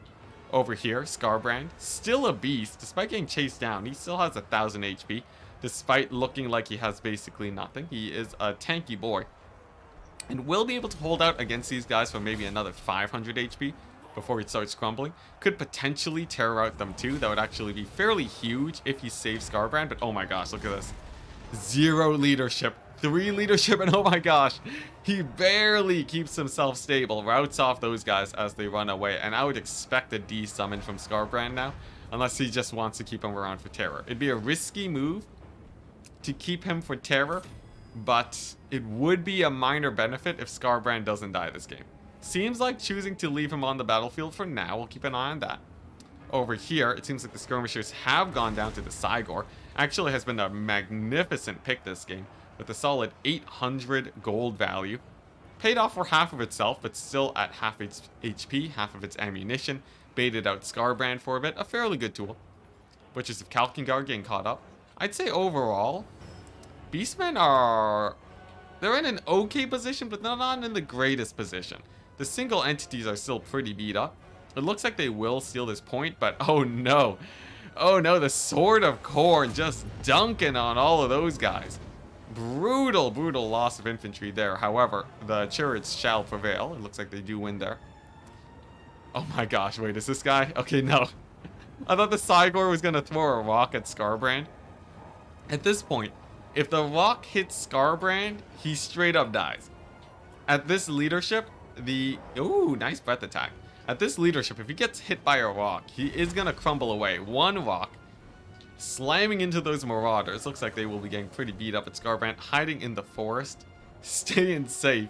A risky maneuver, but one that might win him the game. As long as he doesn't die. It's very, very risky. Over here, it seems like the Beastmen will be starting to recapture this point, but time is slowly ticking down. Although I guess Beastmen do have, they do have 2 capture points, yeah, so they are a little bit more comfortable. I'd say mostly what this game comes down to now is just pure trading. And it seems like the lines of Khorne are starting to crumble. The infantry have died to the double chariots. The Cygor has done a fairly good job killing everything here. It seems like... where did he go, though? Did he... okay, no, he's in the midst of a fight against the Marauder Horsemen, actually, that dived into melee. This guy is still quite chunky. Decent melee stats. Very low melee defense, but he does do a lot of damage, plus the terror is always really nice. And it seems like he will be routing off now, but not without a decent amount of damage on some very high priority targets. Very good job from the Cygor there. But the very important thing is, how much more damage can be squeezed out of this bad boy? Scarbrand at 900 HP gets another breath attack on the Blackhorn's Ravagers. He might even be able to terror route them. And it seems like Khorne might be able to reestablish a foothold here, with some decently trading Fleshhounds and of course better infantry. Over in the middle, Khorne's securing this area, and I guess it really depends on how well the hero squad does. There's been a resummon. There's been a resummon of the Wargore, which is pretty massive. This guy can get a lot of work done, and it heavily swings the balance of single entity strength onto the side of the Beastmen. I would say this guy has a very high chance of being able to pull a victory here, as long as he doesn't get caught up in too much business. And oh my gosh, the overcast Traderkin on like 5 different units, basically a Spirit Leech on all of them. Now, okay, it was just a normal cast, which means that I think that's a little bit less damage. Not the craziest amount of damage, but we'll be pushing all of them into routing. It's gonna be a second capture from the Beastmen. Value-wise, it seems like both sides are actually incredibly close. And look at that, Scarbrand, with his last breath attack, does get these guys very close to routing. And it seems like he is actually committing to the fight. What a mad lad. Scarbrand sticking around, not opting for the D-summon. But there is a big problem in that there's no way he kills off these heroes. The hero squad is just asking to get murdered. So I still worry for Khorne a little bit. Good choice in the infantry summon, though. They do die fairly quickly to the heroes. But if they can just bog them down with their mass, there might be a chance. It looks like the Beastmen are smelling blood in the water. I'm expecting a Traderkin on Scarbrand. An Overcast Traderkin could potentially kill him, or at least bring him to about 500 HP. Skirmisher's still doing well. Of course, the Marauder dual weapons. Very good against basically all of the low armor of the Beastmen. And will Scarbrand live? This is basically the big turning point. If Khorne manages to somehow kill off these chariots, they could potentially have a huge comeback, as this is where most of their value is. But it really depends on Scarbrand. And these guys are sort of just pathing their way through, but it seems like that's not going to be the case here, as axe to the face on Scarbrand. He gets brought down to a mighty 250 HP, uses his charge bonus to stabilize his leadership, but there we go, that's it. The axe throwers have done it. They've killed off Scarbrand, and I think with that, the Beastmen have won it. Very nice trades with the Cygor in the middle, and then just plowing through the infantry with these chariots. Like, we haven't looked at their value yet, but if we just take a look here, right? 800 gold value, killed off an entire warrior. Killed off an entire warrior and then some. Massive damage, not to mention the extra damage he got on Scarbrand. Very, very huge, and now Khorne is in a bit of a predicament. Strangely enough, Khorne has some of the best infantry in the game, but they have a really hard time winning single entity fights for the dedicated sort of single entity duelist factions here. So like, if you take a look at something like Taurox, right? If we take a look at sort of triple character squads like this, you know, even Fey Enchantress double Paladin. Scarbrand might be strong, but even Fey Enchantress double Paladin is already roughly equal in power to him. So Khorne really has a hard time sort of getting these minor guys to do a lot of work here. And we really saw that today. The skirmishing was really nice on both sides, but in the end, they sort of traded evenly. And now, it's just a cleanup crew. The chariots move on in. Will they be able to stabilize the leadership of these Koroks Man Rippers? It looks like they don't. They barely rout off, diving into the zero leadership. But look at that, chariots. Pretty good damage. About maybe 12% HP. Oh boy, to like a quarter to half HP down on the warriors with a little bit of magic. Absolutely devastating for basically no damage too. And look at that. For everyone who said Beastmen don't have some teeth, Beastmen actually pulling it through. Though I guess it's never over till it's over, right? This Lord is starting to look pretty low. And of course, Beastmen still don't have the best infantry in the game. There's a very high chance that Fleshhounds could wipe everything out here. As honestly, I don't really see a lot of great options against Fleshhounds, except for I guess Ungor Spears. I guess literally braced Ungor Spears against Fleshhounds. They do pretty well. About a quarter HP damage already off the bat. Of course, Centaurs do okay too, but I put my money on the Fleshhounds generally. It looks like, wow, look at that. Ungor Spear sort of crushing it versus these Fleshhounds. Are you kidding me? Look at that. Who would have guessed it? The lowly Ungor Spears took a unit of Fleshhounds down to half HP. These guys paid for themselves and they only lost half their health. It's like the best trade in the history of trades for Beastmen. This is like as good as it possibly gets. That is amazing over there. Puts Khorne even further behind. More cavalry getting routed off. And oh my gosh, just around. The smush incoming. We're seeing a big charge in from the axe throwers. Getting a few volleys off before they get on in. And that's going to be basically an instant rout on these guys. Like I said, all Chaos factions suffer from leadership issues as soon as the Lord is dead. And that is a massive rout into annihilation on those Marauder Horsemen. Absolutely just desecrated over there. And there we go. That's going to be it. It's a Beastmen victory, chat. I gotta say, I'm a little bit surprised about it. Although we have seen Barbaric has been playing quite well. Very nice value on the Cygor. It technically didn't pay for itself, but it did get a lot of very high value damage on the skirmishers. And usually, oh man, he didn't have the Minotaurs. The Minotaurs could have helped in the single entity fight, but he would have to find something to replace his infantry with.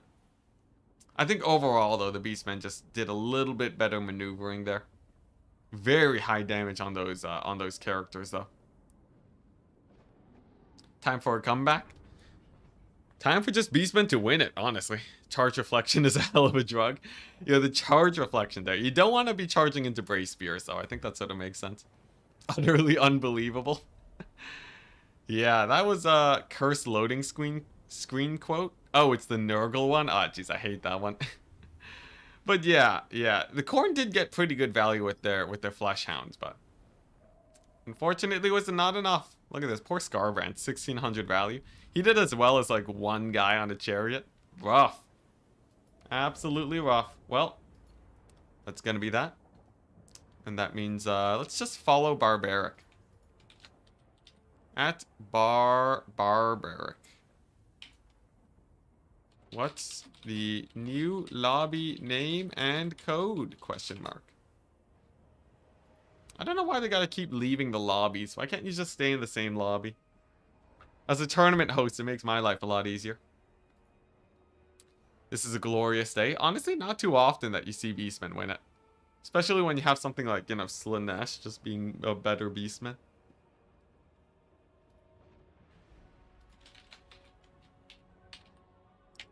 If you... Oh, okay, nice. I think we're getting messages. Nice, there we go. We got a code. Hype. Join with code. Is wagon better in your eye now? Oh yeah, someone sent me a video on war wagons. I remember someone sent me a video on war wagons and how they beat like two demons of chaos armies. It's still processing though, and I'm not gonna download the video in case it's a virus. But someone said that they made war wagons do well. I would say war wagons still are in the realm of multiplayer. I don't even know if killing demons of chaos is actually that hype or not. Is melee defense better defensive stat than armor in general? Yes. Melee defense is... Well... No, armor is a very important stat. I think melee defense is actually not that important. It is in specific situations. But armor protects you from missiles, and it also protects you from spells. Now, the weird thing about armor is that when you bring it, your opponent tends to bring counter. They bring gunpowder. So it feels like armor isn't that important. But the fact that you're forcing your opponent to bring gunpowder just to deal with your armor is a huge win for you. You see this with the Demons of Chaos, where they have a very hard time living against anything. Yeah, so like, and I think especially the biggest thing is that most spells aren't armor piercing. So because of that, going for heavy armor protects you against, like, you know, the really cheap spells that can really mess you up. Alright, Bohemond. From Clan ODM. Can he win it? Some factions just plain fold to mass armor. There's that too, yeah. Empire is one. Empire is one faction that suffers a lot versus armor. You have High Elves who also suffer a lot versus armor. You have, let's see here. Everyone that dies to Bretonia. Although, Dark Elves are a weird case where they suffer versus fast armor. Well, yeah, I don't know. I think that's just a Bretonia cavalry winning thing. Who else dies to armor? It's gotta be other factions, right?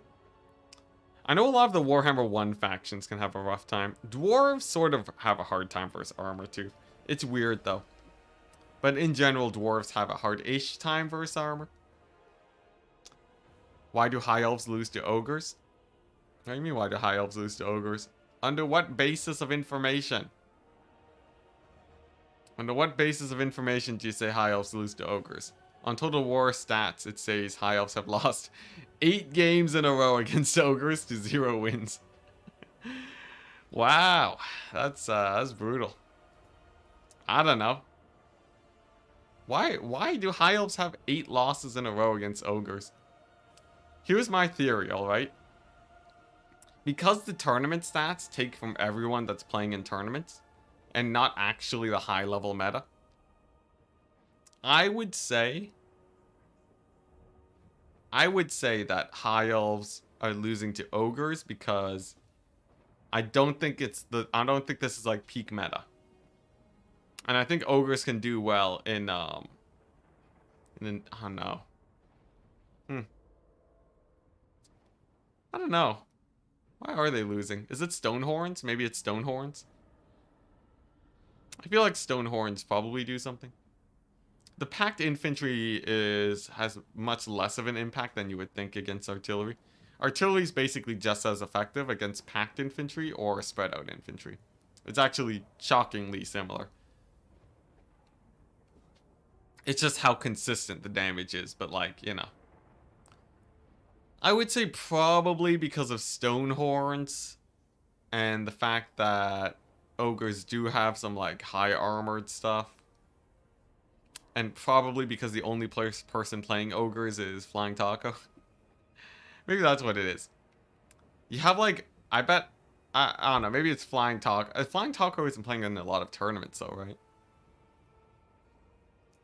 Looking forward to the Donkinson versus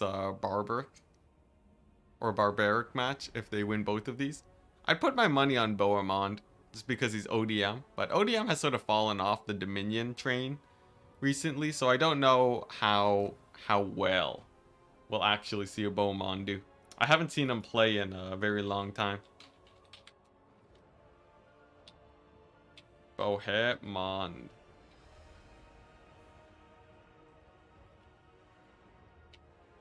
There we go.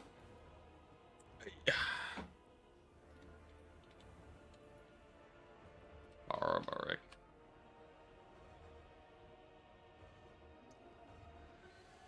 Taco's on a break. Yeah, Flying Taco just brings in the ogres to like beat me up on ranked ladder.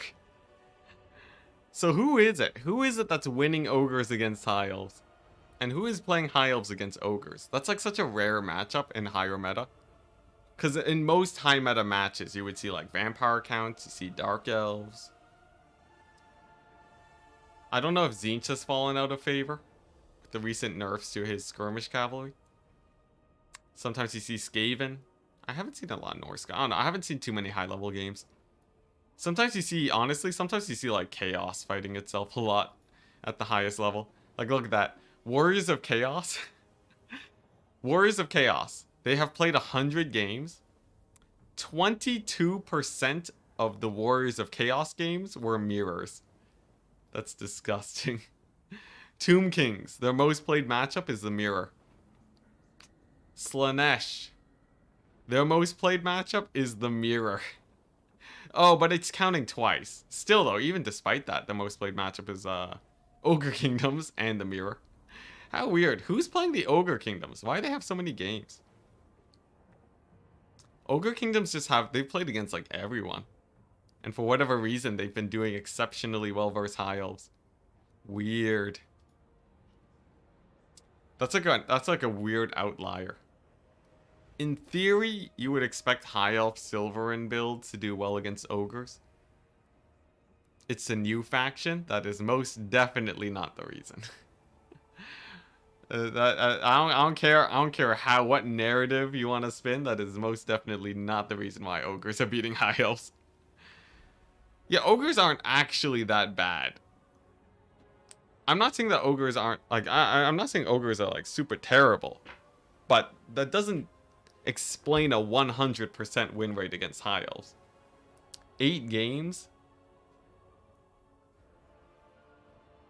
Slayers are armor piercing, though. Slayers are, like, the worst type of armor piercing. Slayers are armor piercing units that die to units without armor. Or at least they trade down. They're so expensive. CA should make Slayers cost like 700 gold and just see what happens. They got their capture weight back, so CA let them back in the game. I guess.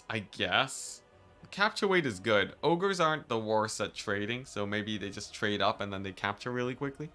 I guess the capture weight does make a really big difference. Ogres are almost Slaanesh speed. Actually, because the Ogres have infantry weight, I'd say Ogre Kingdoms are actually Slaanesh speed when it comes to stealing points very quickly. So maybe just the meta has pushed past the point that I've known, and Ogres are sort of just crushing it now. I wouldn't be surprised about that. How do Rangers with throwing axes? How do you use Rangers with throwing axes? Well, just make sure they don't get crushed in melee. Fewer is better. So if you think about it, you can have 2 Rangers, but one of them gets engaged on because you didn't have enough units to defend them. Excuse me. Or you can just have 1 Ranger that gets twice as many shots off because he's safe the entire game. So you want just enough Rangers that you can keep safe. Like extremely safe. If you can get 5 volleys with a single unit of Rangers, you've basically made your value. Like, you've gotten your value lead off the single unit, right? So, like, I'd bring just the Regiment of Renown, let's say, and then get mostly infantry. Alright, there we go. The Dark Elves have won it. The Dark Elves have won it. Alright, good stuff. Good stuff. I guess that's that match. There we go. There's the match. Alright. I think that was Barbaric again. Barbaric. Yeah, GG. Interesting builds. It's a Malekith with a bunch of... He has the chariots, he has the bleak swords. Pretty standard Dark Elf build. I've been seeing a lot of Beastmasters taken recently. I don't know how I feel about that. And then for the Lizardmen, they have like a bunch of Skinks. A couple cold ones. I don't see anything that really kills Malekith, though, unless he throws him away to, like, Chameleon Skinks or lets him get charged by a Carnosaur. For some reason, Khorne is doing worse despite their buffs. Wonder what that's about. It's probably because Khorne's facing up against a lot of factions that got buffs. Because it's not like you are always facing every faction in the game. You're often facing the top factions most of the time, right? So like Khorne is fighting against a lot of Empire, which I guess Empire didn't get a buff. Khorne's losing a lot against Bretonia. It's weird. Maybe it's just because people are running Minotaurs. Maybe Minotaurs are just that bad, where like they got buffed, but they're still losing you games. Maybe, right? What if just Exalted Bloodletters are better than Minotaurs? Oh no, Khorne's winning against Bretonia, my bad. Khorne's winning against Bretonia, Empire, Dwarves, Greenskins, but they're losing against Chaos, Cathay, Norska, Counts, Vampire Coast. I don't know, it's like how many matchups do you really want to bring Minotaurs in anyways? Tomb Kings. They're still losing against the top dogs. Maybe it's just encouraging people to bring Khorne into the top dog factions, or it could be natural RNG. Alright, while these guys load in, I'm back in a second. Yeah. We'll be back in a second while they load in. Hey, remember, stay hydrated, stretch your legs, chat.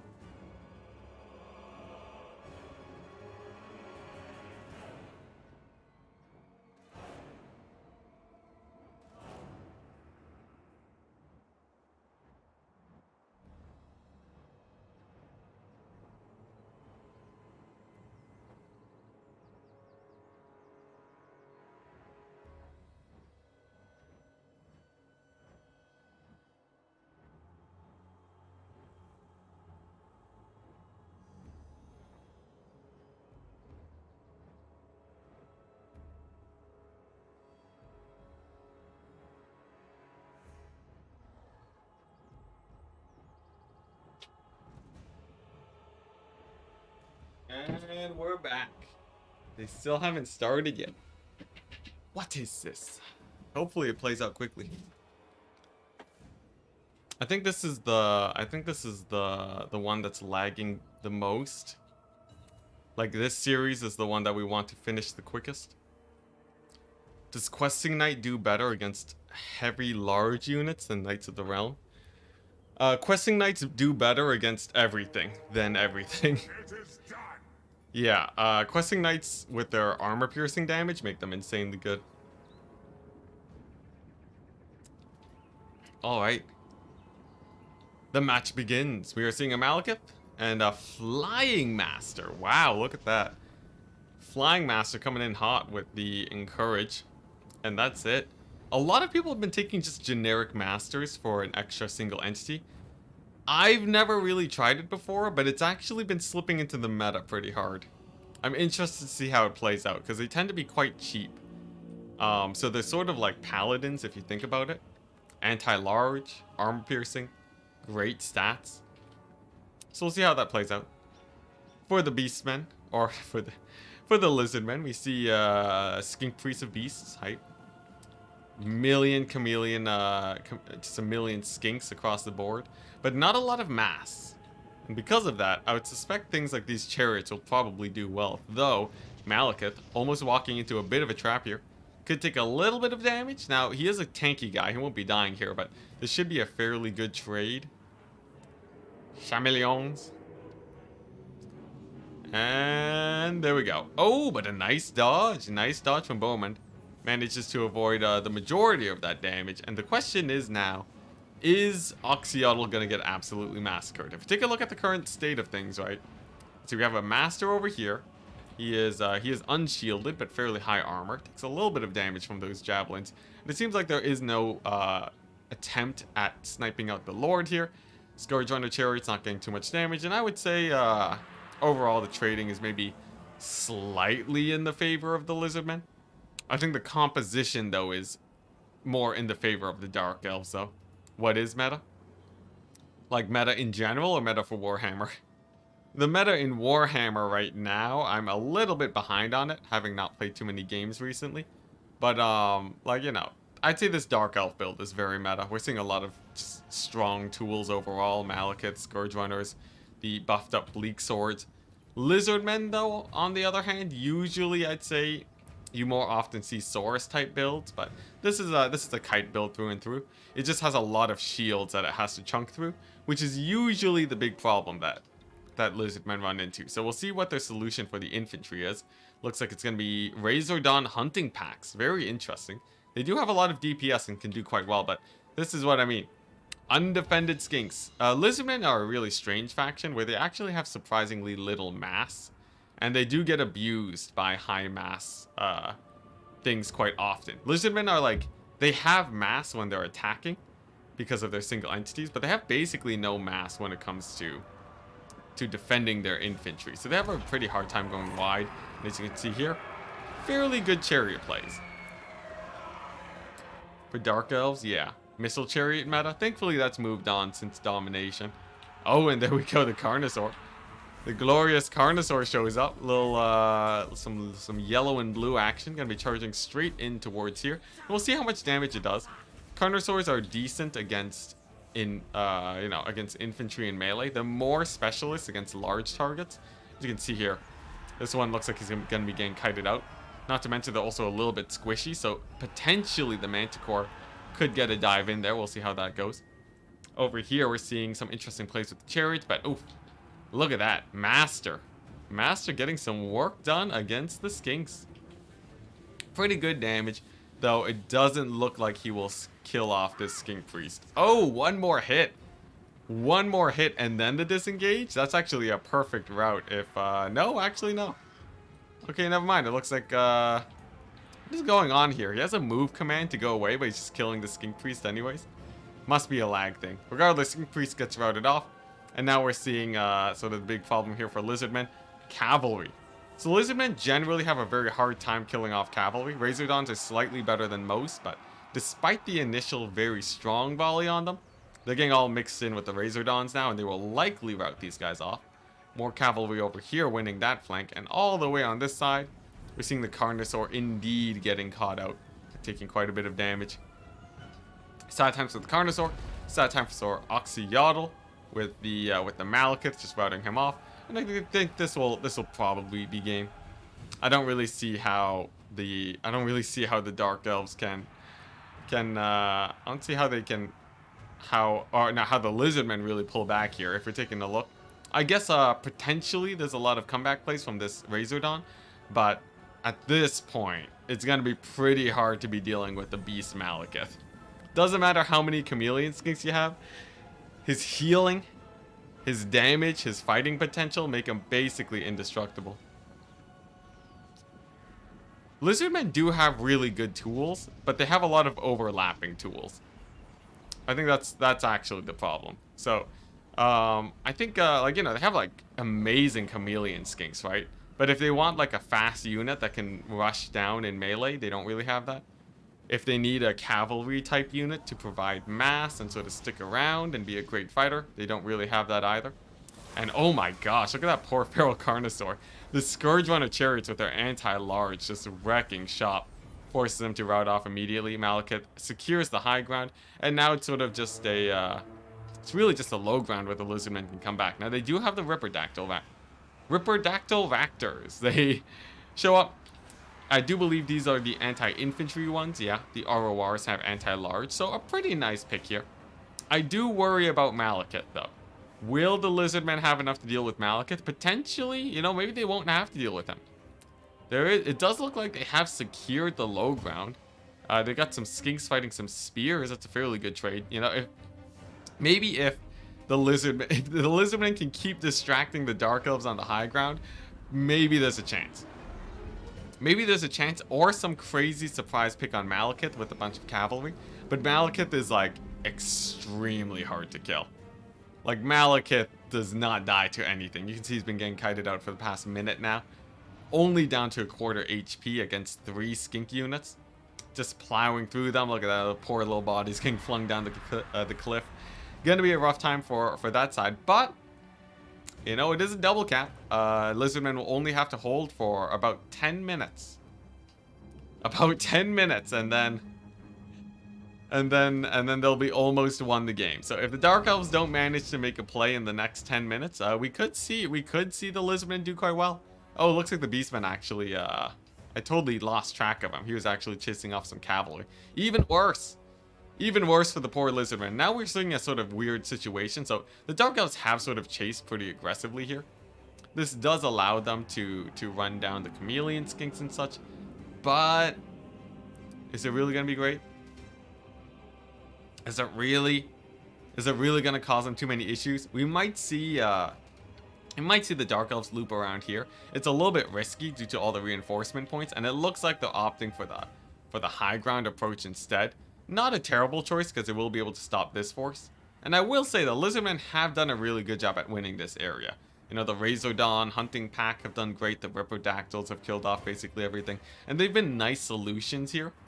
But now with Malekith coming back home, with the Dark Elves finally done chasing off these chameleon skinks, we must ask, what is the solution?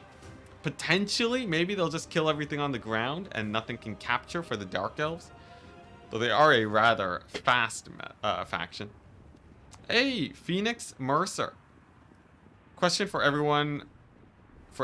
Anyone having issues with units like crossbowmen's not shooting? Yeah, no, everyone. Everyone's been having line of sight issues, man. It's not just you, don't worry about it. Yeah, we're just waiting for CA to fix that. Overall, though, I'd say this is looking pretty bad. Now, the Soul Sealer does drop down over here. But the Lizardmen do take the high ground. Now, the question is, will the Scourge Runners defend it? It seems like probably not, due to the Ripperdactyl. So this does put the Dark Elves on a little bit more of a timer. I will say, though, these poor Legion of Chikwa getting bullied by the Chariots. It's one of the painful things for the Lizardmen. The Saurus are some of their best infantry, but they are incredibly slow. At a solid 31 speed, they have a hard time keeping up with the pace of domination, and unfortunately, will be quite slow to getting to this point. In fact, I don't expect them to get here before this point gets captured, and that'll buy the Dark Elves enough time to not really have to worry about victory tickets. And look at that. Nice getting your scraps of units to capture this point over here. Usually a good play to get your routed units, use them for capture weight instead of desummoning them. See this quite often in the dominations. So good play over there. And I guess the only savior left is this Manticore. I just want Rakarth monsters in the meta. Rakarth would be sick if you were allowed to bring his beasts when you bring Rakarth. I think that would be sick. Unfortunately not, though.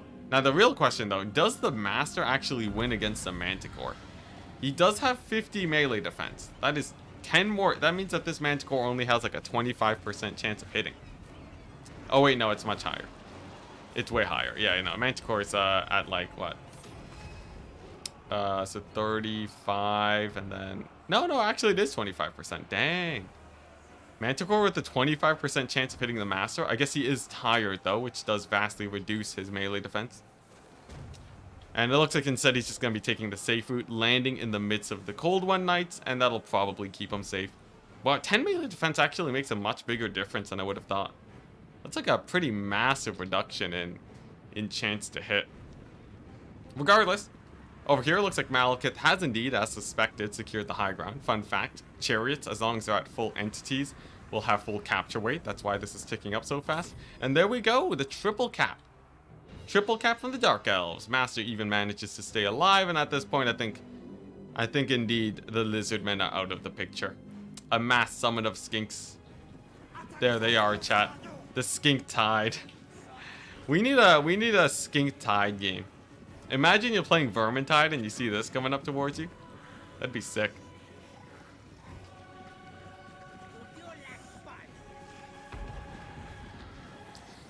What's this about Sweeties? Is it just me or does Torox grunt when he wants Wheaties? What are you guys talking about? I'll move on from chat. Last ditch effort. Yeah, the skinks. Here they are. Will it be enough? Now, let's just remember, chat. This might seem like it's a lot of skinks. All of these guys combined will die to Malekith. I'm telling you right now. Malekith will just rip the faces off of all of these skinks. They have no chance. Oh my gosh, look at that. Harganeth Executioners. Harganeth Executioners. These guys at half HP will also kill all of these skinks. So I think the odds of this sort of mass skink maneuver will be pretty rough. Ooh, look at that. The breath attack from above. 12% damage. Pretty underwhelming. The Forgotten Manticore, pretty hype. Look at this bad boy. Chilling, relaxing with the routing skink priest in the distance. This game's totally over though. Bohemond has won this. The value trading is simply far too much in his favor. Like there would need to be some crazy summon, and probably something to kill Malekith for the Lizardmen to have a chance. You know, if you gave them a free Dread Saurian right now, do you guys think a free Dread Saurian would even win it? I don't even think it would, right? If a Dread Saurian fell from the sky like a meteor, like a Radon meteor, and just slammed right in here onto the middle point, would the Lizardmen even win? I feel like Malekith would just kill it. I'm pretty sure he would. Sad times, sad times. Remember when Krokar was a Lizardman staple? You mean when Mazdamundi was a Lizardman staple? Krokar was always second place to Mazdamundi, man. Yeah, no, this game has been laggy. Yeah, this game's been quite laggy. A normal Dread Saurian, no, but Shredder of Lustria would have this in the bag. Shredder of Lustria, I feel like it'd be too slow. I feel like it'd be too slow, and Malekith would just cycle charge it to death. Because Shredder of Lustria is a chunky boy. Like, I was even talking about the Shredder of Lustria. I feel like a full HP Malekith just Shreks it, because he has a ceiling. Yeah, it's weird. Krokar has never really been a Lizardman staple. He's been a staple in some matchups, but Mazdamundi has always been the standard, always pick. Oh, look at that. Nice. The double Feral Cold One summons. The thing is, the Dark Elves still have 1,000 gold in bank, so they can just counter with whatever suits them. And even the Feral Cold Ones, I think they won't trade super well into the Cold One Knights. If we take a look at their stats, right? 25 melee attack versus 24 melee defense. 28. They probably do okay against the Cold One Knights. Lizardmen buff, they get Elden Beast. Alright, guys. If you're still against Elden Ring spoilers, then I don't know what to say, but alright, what Elden Ring character could survive the Warhammer universe? Could any? I think everyone in Elden Ring dies to the Warhammer 40k universe, right? Elden Beast wouldn't even be that big. Elden Beast is like smaller than a Dread Saurian.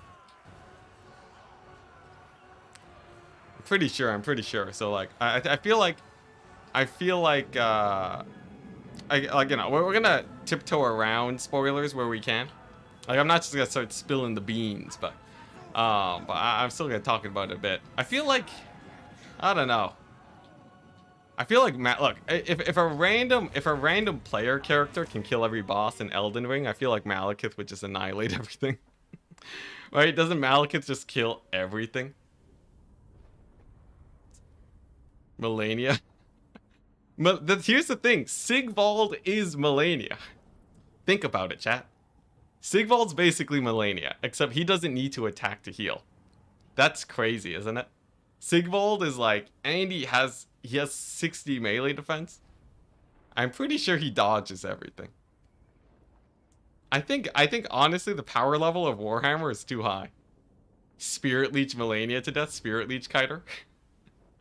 Sad times. Alright, what are we looking at? Malekith, pretty good damage. Carnosaur got annihilated. Yeah, this was just you know, the Skinks did do really well, as always. Honestly, I like to double down on the Skinks here, but you do run into some pretty hard counters if you do so. It seems like, yeah, and the infantry just traded very well. How'd the Cold One Riders do? Pretty good, pretty good. Alright, on to the next match.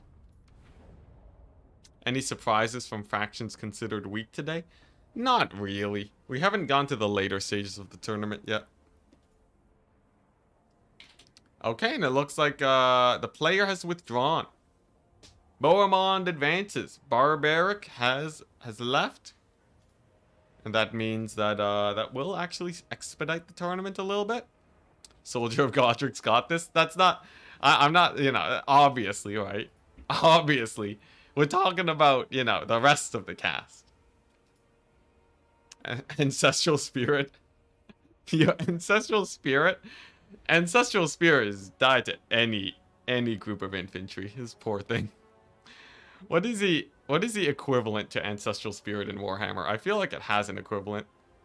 It's just like a worse elemental bear, isn't it? I feel like that is basically it.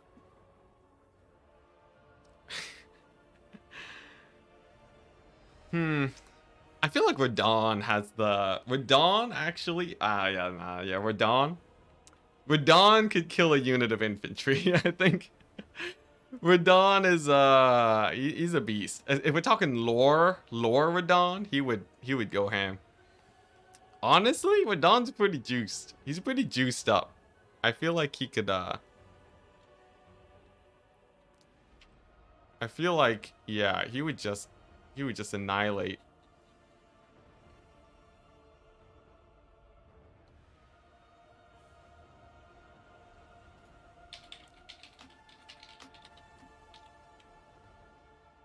Yeah, Siren's dealing with some adminning stuff, don't mind me.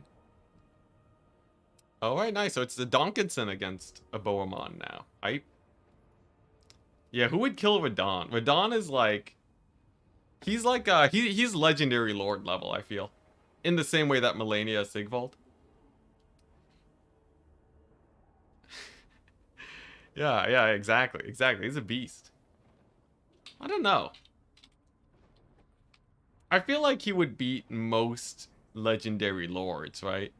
He would beat most Legendary Lords? I guess by the same virtue, Melania would do the same.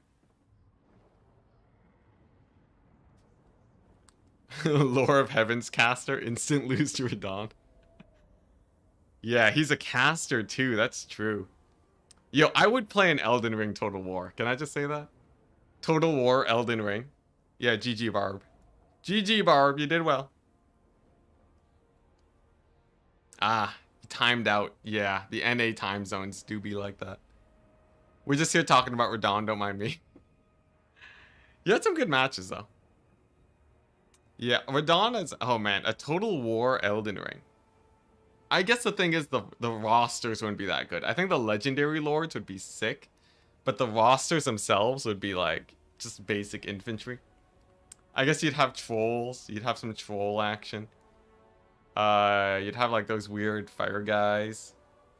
I don't know, fire giants. Albunerics. Albuneric Rush? Man, Albunerics, I don't know. I guess I have a few guys. Total War 40k next, obviously. Though, I don't know, with the pace that the Chaos Dwarves are coming out at, I feel like 40k is going to be just as slow. Tree Sentinel single entity? Yeah, actually, yeah, no, there's quite a bit. Oh, what's it? The Misbegotten? Misbegotten are the goblins of the Elden Ring universe. So like you have some Misbegotten armies. They're like your frontline chaff. And you have the Tree Sentinels, and then you have the dragon. What's its? The what are they called again? Crucible Knights. There we go. The Crucible Knights with their like weird AoE attacks and breath attacks. And to see who will win this cup, predictions. I'm gonna put my money on the Donkinson, or as I like to call him, the Doinks. I'm pretty sure he wins this.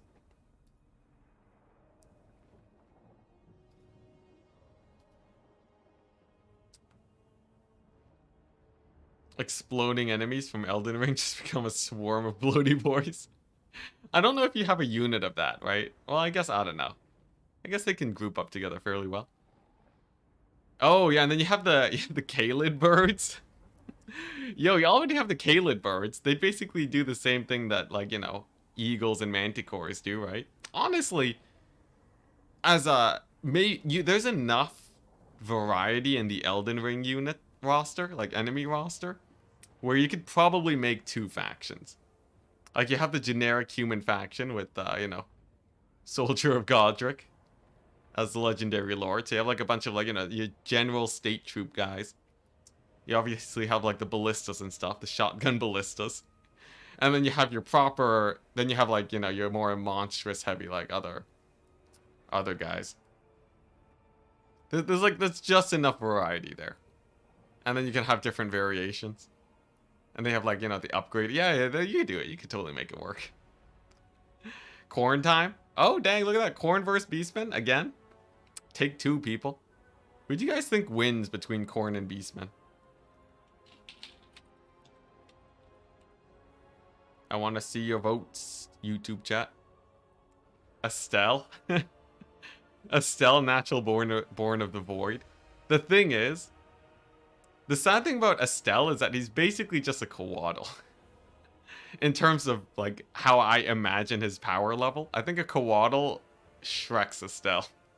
I think a Coatl annihilates Estelle. And a Coatl is weak by Warhammer standards. I guess he has, like, some fancy things, but I feel like he's no stronger than, like, a Coatl or, like, a Lord of Change. What's your favorite Elden Ring boss? I really liked, what's it? The last boss. To not get too much into spoilers, I liked the boss right before the last boss. Which can be counted as a phase, but yeah. Hammer time. I liked getting Smith. It was great. Alright. Beastmen with a 67% win rate. Apparently people feel like Beastmen win this. I'm skeptical. Just poison AoE everywhere. Beastmen seem really weak against demonic and undead. Beastmen are pretty weak in general right now. Just due to the nature of not being able to flank and needing good infantry to hold points. Beastmen would very often go for a hard rush playstyle or a kite playstyle back in the Warhammer 2 days. And you can't really do that in Domination. So they got nerfed due to how the playstyles changed. You enjoyed Moog the most? Oh yeah. Actually, I never fought Moog. I'm actually still trying to beat Melania. I haven't had the time to grind that out yet. Imagine seeing your legendary lord get hit with the one black flame projectile and losing a third of their max HP. Yeah. I guess, I don't know. It depends. It depends on if they go lore-wise or if they just, like, steal... Because you can't just steal the numbers, right? You can't just steal the Elden Ring numbers. Obviously, these characters got nerfed, otherwise you wouldn't be able to beat the game. Voting with the heart, not the milk. Ah. I see. You guys want to see Beastmen win. I guess the Donkinson is a beast. I would say the Donkinson has a pretty good chance against Bohemond. Though the Beastmen pick is definitely sort of off. Beastmen are... There's no way Beastmen are meta right now. If he wins with Beastmen and actually whips out some crazy build against like a strong Bohemond, you can color me surprised. Doing another battle tonight?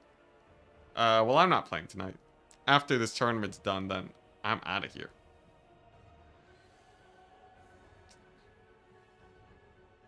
Here we go. What's it? How many Melania tries have you got so far? Honestly, not that many. I feel like I've had more Franz campaign starts than Melania tries. Though the Melania tries are gaining on the Franz campaigns rapidly. I'm in second phase though, I'm getting there. I think I got myself halfway through second phase. I'm like basically there. I'm on New Game Plus, but I also leveled up a ton, so I don't know if it's actually harder or easier. So though, really fun boss. Like, as a technical boss, because I'm like... Yeah, as a technical boss, I really enjoy it. Donkinson might have his own tactics against the corny boys. I feel like he would. I feel like people can see what units I choose and counter them. Louis, that means that you probably need to diversify your builds. Yeah, it's very hard to just get straight hard countered in Domination. Unless you're talking land battles, in which case, you know, you gotta watch out. But if you're worried about being countered, roll a die, man. Roll a die. Because here's the thing, if you're not just rolling a die to RNG your armies, it means that you might just be defaulting to what the vast majority of people tend to do. So like if you're playing as Khorne, most newer players to the multiplayer scene will spam a lot of heavy armor. And most newer players pick up on this and they're like, I will hard counter armor. And then you, showing up for the first time as Khorne, bring exactly what they expect. And then you get hard countered. So what you should really be doing is having like a mix of 3 different playstyles and then you swap between them. And if you are rolling your die and somehow they still can hard counter you, then you curse the gods of RNG. Jabber Scythe. I've seen twice now this talk about the Jabber Scythe. Jabber Scythe isn't that great because it can't duel single entities. It's only there to fight infantry. But fighting infantry is a reward for beating the single entities, so it's a little bit sketch. Now you might be wondering why there's a Doom Bull and not Taurox. It's because of this ability. This bad boy right here, why do the tooltips always glitch out? I swear. It's just... Dazed. Minus 10 melee defense. I don't need to know that this determines the chance of a successful hit on the enemy. It's like, I don't know what's going on. Anyways, the Dazed effect, it does, it's minus 10 melee defense. Very strong. And he's basically just as good of a fighter as Taurox, except he doesn't have the tankiness. So, slightly better offenses, slightly weaker defenses.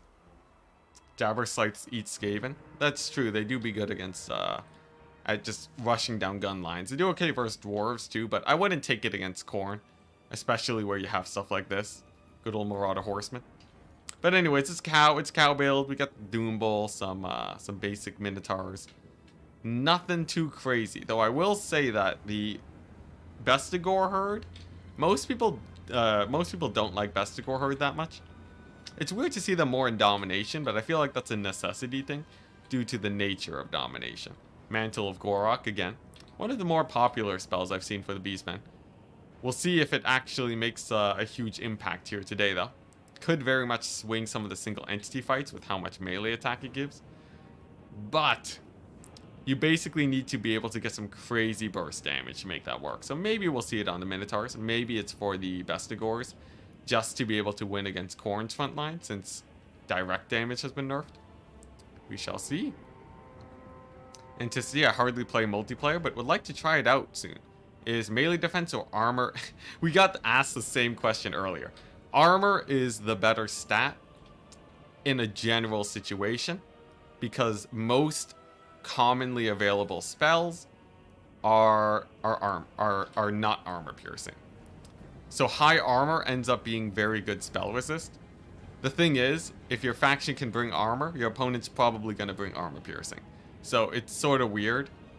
But like, if your faction doesn't have armor, it's like, it's weird. It's think of it like I don't know how to think of a good example here, but think about it this way, right?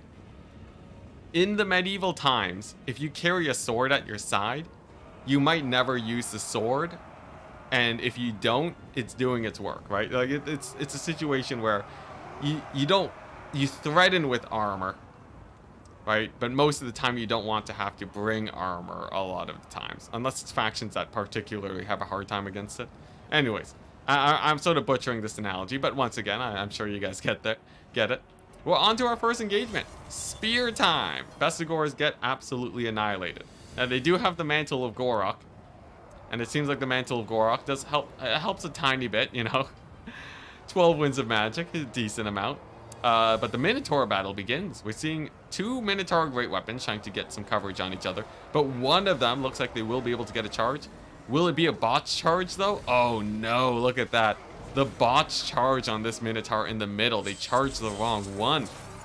And that is a massive amount of damage lost. Valkia decides to go on in, and oh, look at that. She's going to be fighting the Doom Bull. Now, these guys are going to be getting the debuff from the Doom Bull and his special attack there. Over here, the Skirmishers looks like they will be winning against most of the Beastmen warriors there. But how does this fight actually play out? Another unit of Minos means that Khorne will likely be able to win this. Look at that, just knocking that guy across the field. And there we go, just one more Minotaur unit left, taking massive, massive damage, all the way down to half HP. And it seems like Khorne has taken a decisive lead in the middle. On the flank, they've given up the points so that they can kite out a little bit better with the Skirmishers. So playing sort of for value here.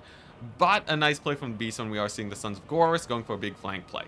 Now, one of the Minotaurs routes off, and this could potentially be a big charge in the back, but oh, okay, choosing to charge the Flesh Hounds instead. We'll see how well this fight goes. These guys do have magic damage, punching through the physical resist of the Flesh Hounds, and it seems like Pretty massive damage on both sides. I would have expected better from these guys. Fleshhounds are vastly cheaper though, and that's pretty painful. Over here, Valkyria has annihilated the Doom Bull. Actually almost routs him off with her anti-large, and it seems like the overwhelming Minotaur blob here early on just got a ton of damage.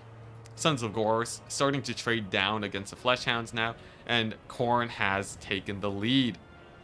The better Khorne. Crossbows are usually AP, so not against them. Fun fact, crossbows are not armor piercing. Crossbows have the same armor piercing ratio as sword infantry, unless you're talking about Dark Elf crossbows. Yeah, it's actually sort of crazy. Crossbows are as armor piercing as Marauders for Chaos. Isn't that crazy? It's crazy. They do have decent armor piercing, so they will get damage done still, but they're not actually heavy AP. Like, they won't do well versus like Khorne warriors. But anyways, the battle continues. Nice round on the Raiders. Countercharge from the Centaurs means that Beastmen will win this area.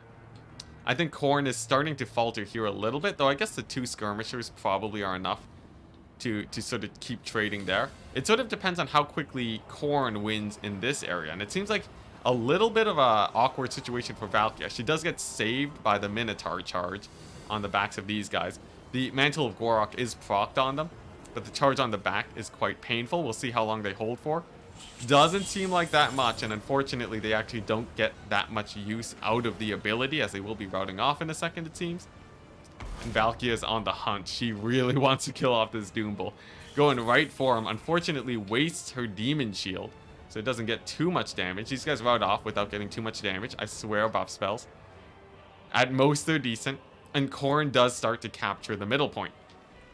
Now, being down 500 victory tickets is not game losing, but it does afford Beastmen a bit more time to scrape out some value. So Beastmen have a lot of freedom to play it safe, play on their back points, try and couch out Valkyria, like so. They're pretty happy about this situation, and oh no! Valkyria, with the football dive, gets dived in on by the Doom Bull. She does have the dazed effect, let's remember, which means that she is getting slowed by 25%. And that is actually punishing her speed a lot, but look at that sort of Khorne dropping down on the Ungors. They will be trying to evacuate, and it seems like they will, at least partially. Third, 30% HP damage, but Valkyria sort of getting beat up. Now, will she be able to beat the Doom Bull? Seems like instead she's just choosing to flee. This does expose her back, which means that her melee defense goes down by quite a bit. And this could be a devastating loss, losing Valkyria over there. Meanwhile, on the flank side, it seems like Khorne's warriors have done a great job. They're starting to push on over here. New Fleshhound summons will most definitely secure this location. But, oh boy, Valkyria, she gets routed off. And she's running in the wrong direction. Absolutely brutal. The dazed effect from the Doom Bull just a little bit too intense for her, as she gets killed off, jebaited by the low HP Doom Bull, and that is a massive loss. Too little, too late. The reinforcements trying to save her here. She's basically already dead at this point. Just trying to get a little bit of a punish here, or perhaps hoping that the Doom Bull keeps managing to miss her. She is at 54 HP, and she goes down to the spears. Maybe the Brave Shaman of Wild instead. And despite the Fleshhound showing up, these guys are going to be quite scary now. I believe that is another Mantle of Gorok. It is. Mantle of Gorok. That's 12 Winds of Magic on these Ungor Spearmen. And then they get clobbered by Minotaurs. Now, they could get a little bit of damage in here now, though, as they're not routing off.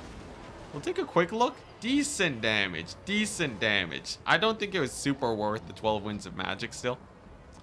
Like, I think there's other spells that'll do more, like a Traderkin probably would have done just as well. But, you know, pretty good. Pretty good. I'll still take it, you know. Actually, you know, they barely held, too. Okay. I give it decent out of 10. Meanwhile, on the flank side, it looks like Khorne doing pretty well with his warriors, but they are sort of getting out-capture weighted here. So they don't actually win this point. But it seems like Khorne will be stealing this area. And as long as this point gets captured quite quickly, I don't think Khorne is in too much of a worry here. I think what is much more scary is the fact that this Doom Bull simply refuses to die at 1000 HP. Just absolute beast moding it over here. And the Minotaurs go in again. Okay. Another big dive in here. A lot of resources have been committed to try and kill this guy. But he is in a bit of a bad position. Minotaurs have the surround. But, ooh, look at that. Goes for the sneaky pull-through on his own Ungors to barely escape. And now the Minotaurs are completely surrounded by Ungors. Looks like they will be routing. Fleshhounds try to pull through. This guy's basically safe. I don't see a world where he dies.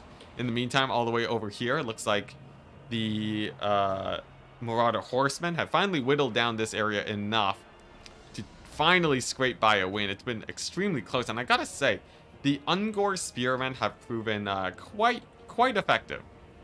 Quite effective so far at actually stopping all of these sort of large, low armor entities of Khorne. Not a lot of infantry today. And man, look at that. He routs. He routs at one leadership while trying to chase the Minotaurs to recover it. Oh, and the Minotaurs rally. Okay, this is huge. If this guy gets chased off by the Minotaurs, it could be huge. And the Minotaurs do. They aggro onto him. And they will be escorting him off the map. This is absolutely massive. Meanwhile, over here, the Beastmen have mismicroed a tiny bit. They overextended with the Minotaur Great Weapons. Potentially, we could see the Halberds capturing this point. I think they barely don't, though. Minotaur should be able to stall there, but the back point's looking good for Khorne. Barely with another Horseman summon. And look at that. He's really close to the edge of the map. 0 leadership. I don't know if that's enough to stabilize. And even if he does, he's going to get charged by these guys. 0 leadership. Oh my gosh. And he's gone. He's gone. The Doom Bull is off the map. That is a devastating loss for the Beastmen.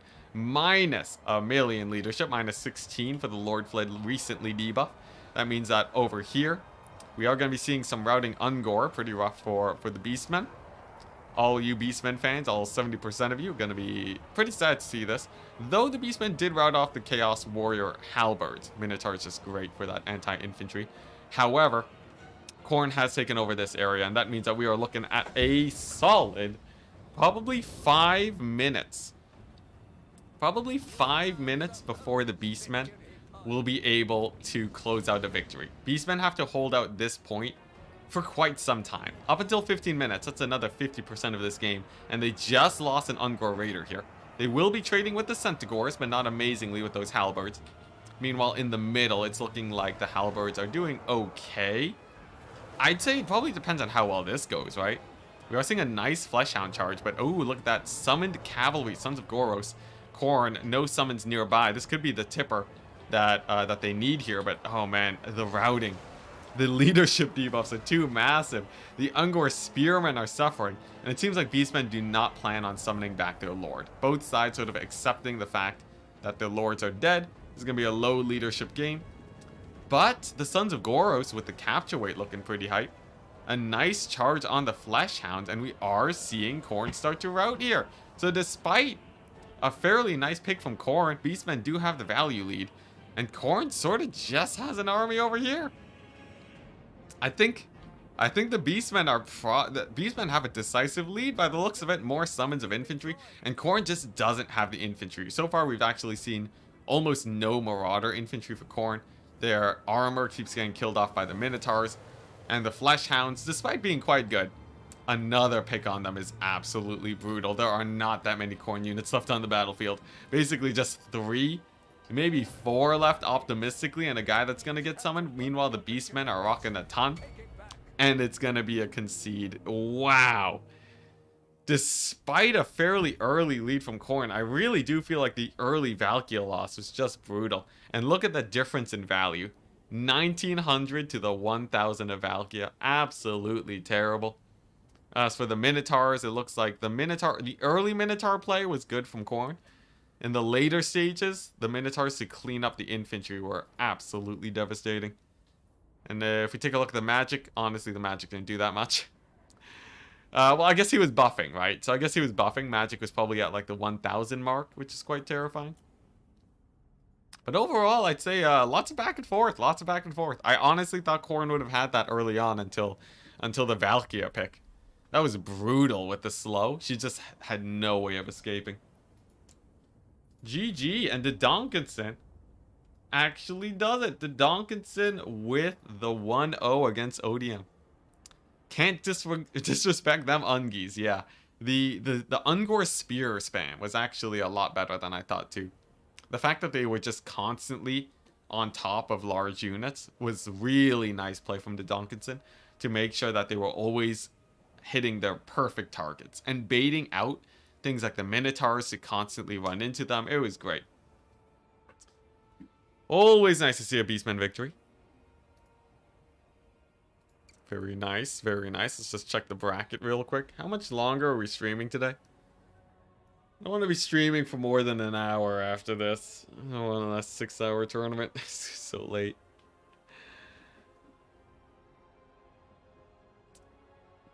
Yeah. Yeah, the other side of the bracket hasn't even started yet. Dang. They gotta be done soon, though, right? They gotta be done soon. Firefox and Voins versus, and Picamena versus Hitman Hippo. They gotta be done soon, right? The people love you, and I haven't done anything. I think Khorne loses because Beastmen have cheap infantry that can beat back Fleshhounds. I think Valkyria just got thrown away there. I'm pretty sure Valkyria just threw away her life for nothing. Anyone else catch that? I don't think this is a nuanced discussion on the ability of Ungor Spearmen being able to catch the Fleshhounds. Now, they did do a really good job screening, and they did find a lot of matches there that seemed difficult for Khorne to avoid. But the loss of Valkyria was a pretty big game changer there. Although, it does feel like Beastmen, they had some teeth there. The whole time they were trying to kill the Doom Bull, there was a huge value swing in the favor of the Beastmen. Exactly, yeah. He threw away Valkyria, and then he threw away 2 Minotaurs. One injured, one basically full HP. And then he threw away a Fleshhound. So he threw away like 3,500 gold trying to kill the Doom Bull, who ended up barely living and took like no damage. She's so strong in campaign, I was a little surprised. Yeah, Valkyria in multiplayer is quite a bit weaker, because you can't stack them ward save bonuses. Oh my gosh, is the Donkinson gonna go Ogre Kingdoms? Is the Mad Lad actually gonna go Ogre Kingdoms against Skaven? Wow. Is the Donkinson the reason that Ogre Kingdoms have been doing so well?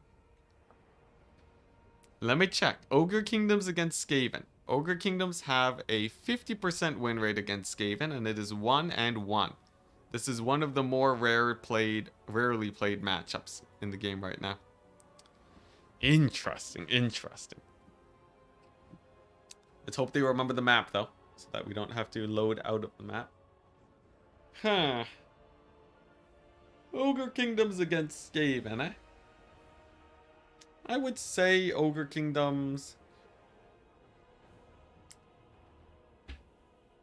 I've played Ogre Kingdoms into Skaven, and it feels okay. I think if you're using the leadership buff strats on Skaven, which is legal in this tournament, then what you see is this Clan Rat Spears will probably hold too well against the Ogres. They do take a lot of damage though from the charge.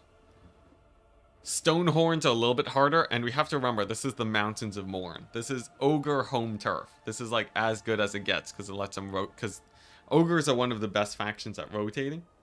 And this map is really bad for ranged styles of play. It's not terrible for it, but it's not the best. So we could potentially see an Ogre build just rolling over them. Of course, Skaven could spam Storm Vermin, but as I said, Ogres are really good at rotating.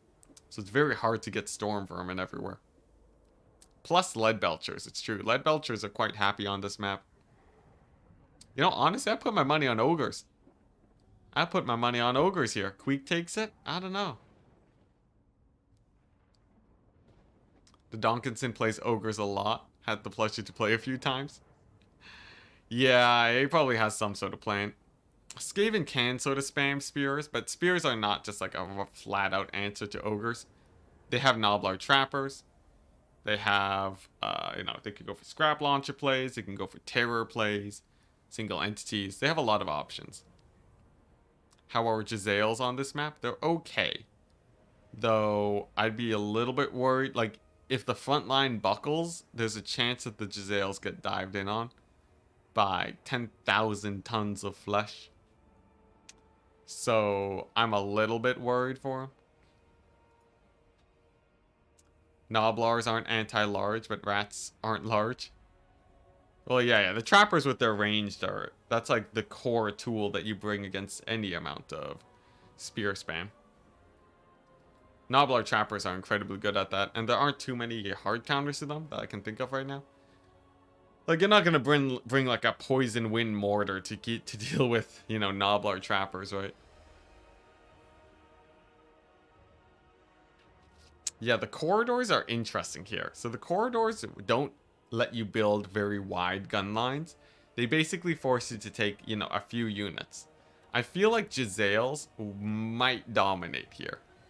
But the Donkinson could have an answer for that. He might just Stonehorn rush. Would Wolf Rats be good against Ogres? Not really, if they get countercharged. Wolf Rats are sort of asking to get countercharged, and Ogres are very fast. Ogres move at the same speed as Slaanesh infantry, so I don't think you really want, you can't, like, easily outmaneuver them with Wolf Rats, and on a choke point heavy map like this with so many walls, very hard to get the flank that you're looking for. So I'd say probably not, even though we might see a few just to help. Eshin Triads run into the problem of being too squishy. So glass cannon infantry against ogres is also pretty bad. What ends up happening is that even if you brace because of their ability, that lets some ogre charge through brace units. They still basically die on the charge. And if you're routing and dying, you're not actually poking back that much. I assume the solution is probably rat ogres. And you might be wondering, Enticity, but rat ogres don't have anti-large. And I tell you, the game is more about rock, paper, scissors on anti-large and anti-infantry. Mass plays a very important factor. And I think the rat ogre play and the dynamic between the ranged versus single entity styles is going to be the deciding factor here. Skaven and ogres, while their infantry is very different, their range is quite similar, and so are their single entities. I would say Skaven probably come out on top in the single entity battle, especially with things like brood horrors. But the ogres on this map, I think the ogre infantry is better, and their range is basically the same. Ogre farmer simply can't compete. Don't Cathay peasant spears destroy ogres? Just because they out-cultivate them, I see. Guns is the Skaven way. Oh, guns, mass guns would not work on this map. On this map, you basically get 2 range units and that's it. Any more and they suffer extreme line of sight issues. What about the Hell Pit Abomination? The Hell Pit Abomination is basically a fightier brood horror. Hellbit Abomination would be great. Just gonna get comfortable here. Hellbit Abomination would be great for if the ogres go for a melee build. It's extremely risky though, due to the fact that the ogre pistols would take you down real fast. So any Skaven build that does do that needs to either kill off the ranged or hope that the ogres don't have ranged. So they can charge the range with the Hell Pit, or they can shoot them with Jezzails. I think Jezzails would trade up into Lead Belchers, so there is that. Aren't rat ogres hard to fire through for the rat ranged? Not if you position them well. Not if you're good at the game. But yeah, rat ogres, they can get in the way. You just have to be really mindful of them. That's why I'm saying you only can take like 2 range units max on this map. We'll see. This is a very rare matchup. Makes sense that the players are sort of taking the time with their builds. How long have we been sitting here? I haven't been enforcing the build times, but I guess these guys are ahead in the bracket, so it doesn't matter very much. Wow, the other series is honestly still going. I guess the guy dropped out early, so there is that. Let's see here. We've been here for 4 hours. We've been here for 4 hours, and we haven't completed 3 rounds yet. Wow. Jeez. Alright, I guess the average time per round is more than 1 hour. I was too optimistic. Would gutter runners with poison be good for kiting ogres? Ogre kite is pretty difficult because of their speed, so I'd say not really, but they do okay due to their low armor. Death globes? No one runs death globes. I haven't seen death globes in over a year. I think, and the time I saw them was me memeing with them. Yeah, nobody takes death globes. Alright. Now, I guess I was wrong. Apparently, ogre kite is the thing. So we're seeing some gutter runners here on the side of Bohemond. He's brought with himself a Deathmaster Snicketch to presumably net some sort of ogre lord. He has a Plague Priest. Plague Priest of interesting Pestilent Breath. If you overcast this, it will basically rout off Nobblers. I believe it increases to 30 damage. I knew it. You need 2 overcasts to kill off a unit of Nobblers, but it would annihilate them. So it's an effective use of magic. Honestly, there aren't too many other good spells against the Ogre Kingdoms. And I do like the Wither, just to have a little bit of buff for the kite potential there. And a couple of Rat Ogres. Okay, so a pretty fighty build with some kite. And it looks like he's going to be going for these 2 points. And then kiting out the Ogres on this point. So either he wins it here, or he loses it, and then he captures these areas. Very nice play. As for the Ogres, we are seeing a triple split. Some Mournfang Cavalry.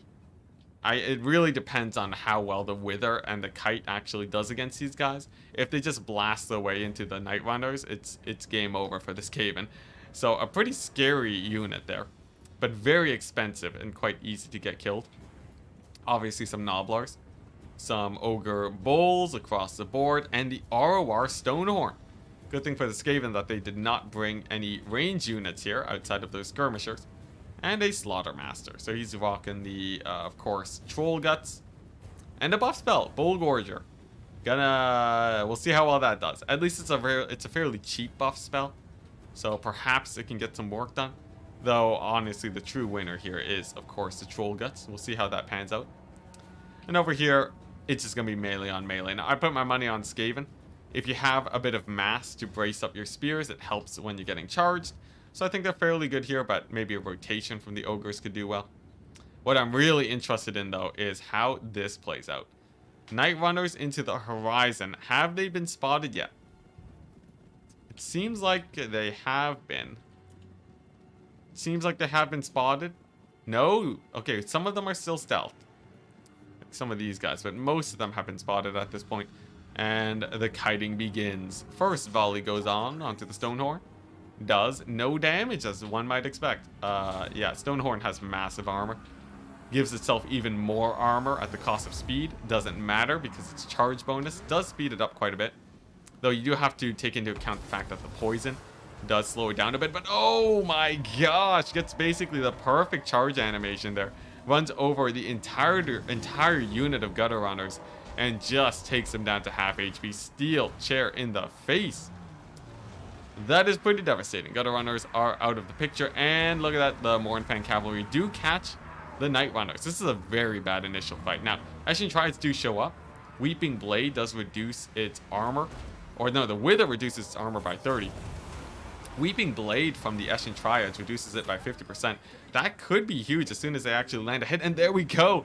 25 armor with the debuffs on the Stonehorn.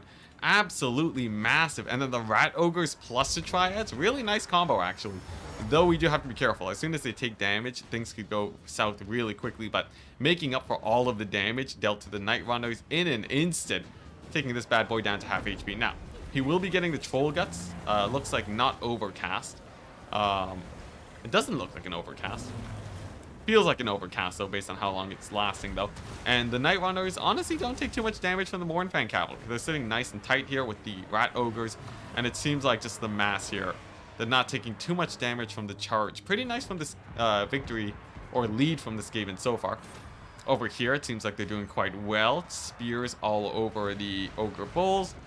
fairly nice. And man, oh man, did the Stonehorn take a lot of damage. Now, not entirely over just yet. We are seeing an out of position Snickage. And we have seen the effects of losing your Lord before. He's not an amazing versus Ogre Bulls, but he does reduce their melee defense. Their melee attack is quite low, so they won't be hitting him too much, but a scary situation nonetheless. It seems like the Rat Ogre Eshin Triad squad have actually done a lot better than I would have expected, but the Stonehorn does manage to make it out of there. Procs its Glacial Defense again. It still has fairly decent HP. Its healing is stopped, so it's down to about 50% HP. But overall, that is massive, massive damage on the Skaven front. Over here, the Triads, though, honestly still sort of getting beat up. They are glass cannons, so as long as if they don't have the support of the Rat Ogres, they do actually take quite a beating here. And against normal Ogre Bulls, too, means that they won't be trading especially well. I do like this, though. The Gutter Runners on the hill position to just get some shots in on the low ground. How's their value, though? 300, 147, nothing too crazy, but the real winners here, the Storm Vermin Halberds, are moving on in. We'll see how well they do, but man, look at that, another Lord Snipe. Bohemond getting his Lords out of position today, it seems. Gonna be pretty brutal, and you can see, just like I said, glass cannons getting routed off by some basic units. In an advantageous situation, they're great, but they're off the battlefield, and now it comes down to the Storm Vermin and a single capture from the Skaven. Now, this is still tremendous value from them. Eshin Triads moving up here. Let's see how well they do versus Stonehorn. Over here, it seems like the Ogres are falling, but Stonehorn moves on in. Gonna be charging the Eshin Triads. Will they brace? It looks like that's a no, and yeah, that's what I mean, Triads. They get a bit of damage on the Stonehorn, but they're not exactly happy to be in this position. Stonehorn does... okay, pulls away a little bit. We'll catch up on that fight in a bit as soon as we catch up with Snickage, who is getting massacred by a Stonehorn right now. Leadership barely stabilizing, though. It seems like on 8 leadership, 37 leadership, he barely holds. That is huge. That is huge, the fact that he managed to stay alive. And over here, yes indeed, Triads, not the solution to Stonehorns without support. They need their Rat Ogres, and it seems like the Ogres have taken the lead. With the early engagement going pretty well for the Skaven, it seems like the reinforcements have really just shreked this place, as no Skaven reinforcements have really helped. The Triads really just died extremely quickly too. And over here, the Storm Vermin, they're doing okay against the Ogre Bulls, but they are no match for the Stonehorn. Gets another heal over there, and the Skaven, they do get a capture. Here's the problem though. Without the right tools, these Gutter Runners don't really have that much damage potential. They basically are shooting at one of the highest armored units in the game right now, sitting at a solid 110, on top of the heal cap to max. Really does not care about these Gutter Runners. It does care about Snickage a little bit, so potentially it could snipe him. Rat Ogre's coming in to kill that thing. If it does die, that is a huge snipe from the Skaven, but man, just look at that value lead. Like, if we just take a look at this battlefield, it's like red across the board.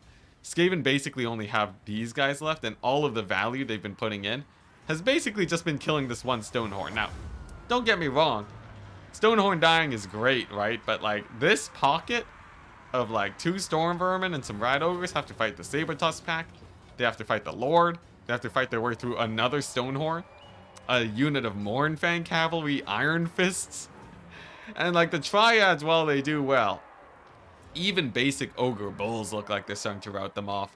Meanwhile, over here, some Rallying Triads. Maybe they get a pick on the Lead Belchers. Could be huge. But I'm really not seeing it.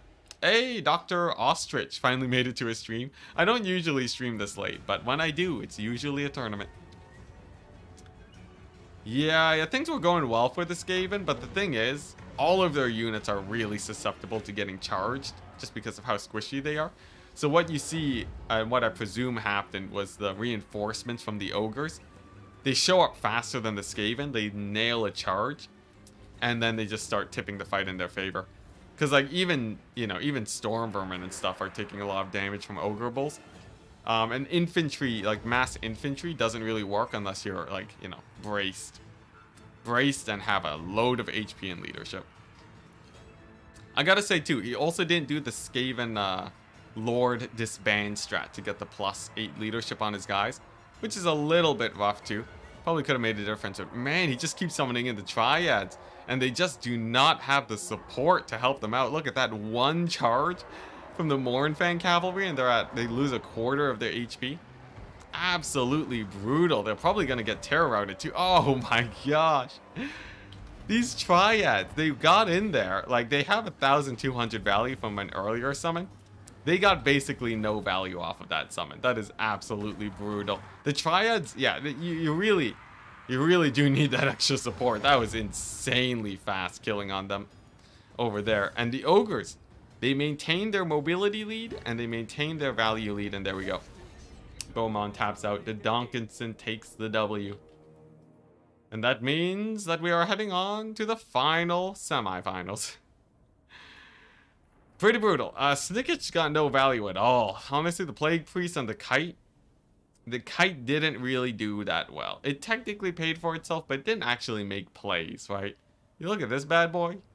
He took a lot of heals, but the amount of damage that he tanked, and he baited out the Rat Ogres and Triads to get them killed.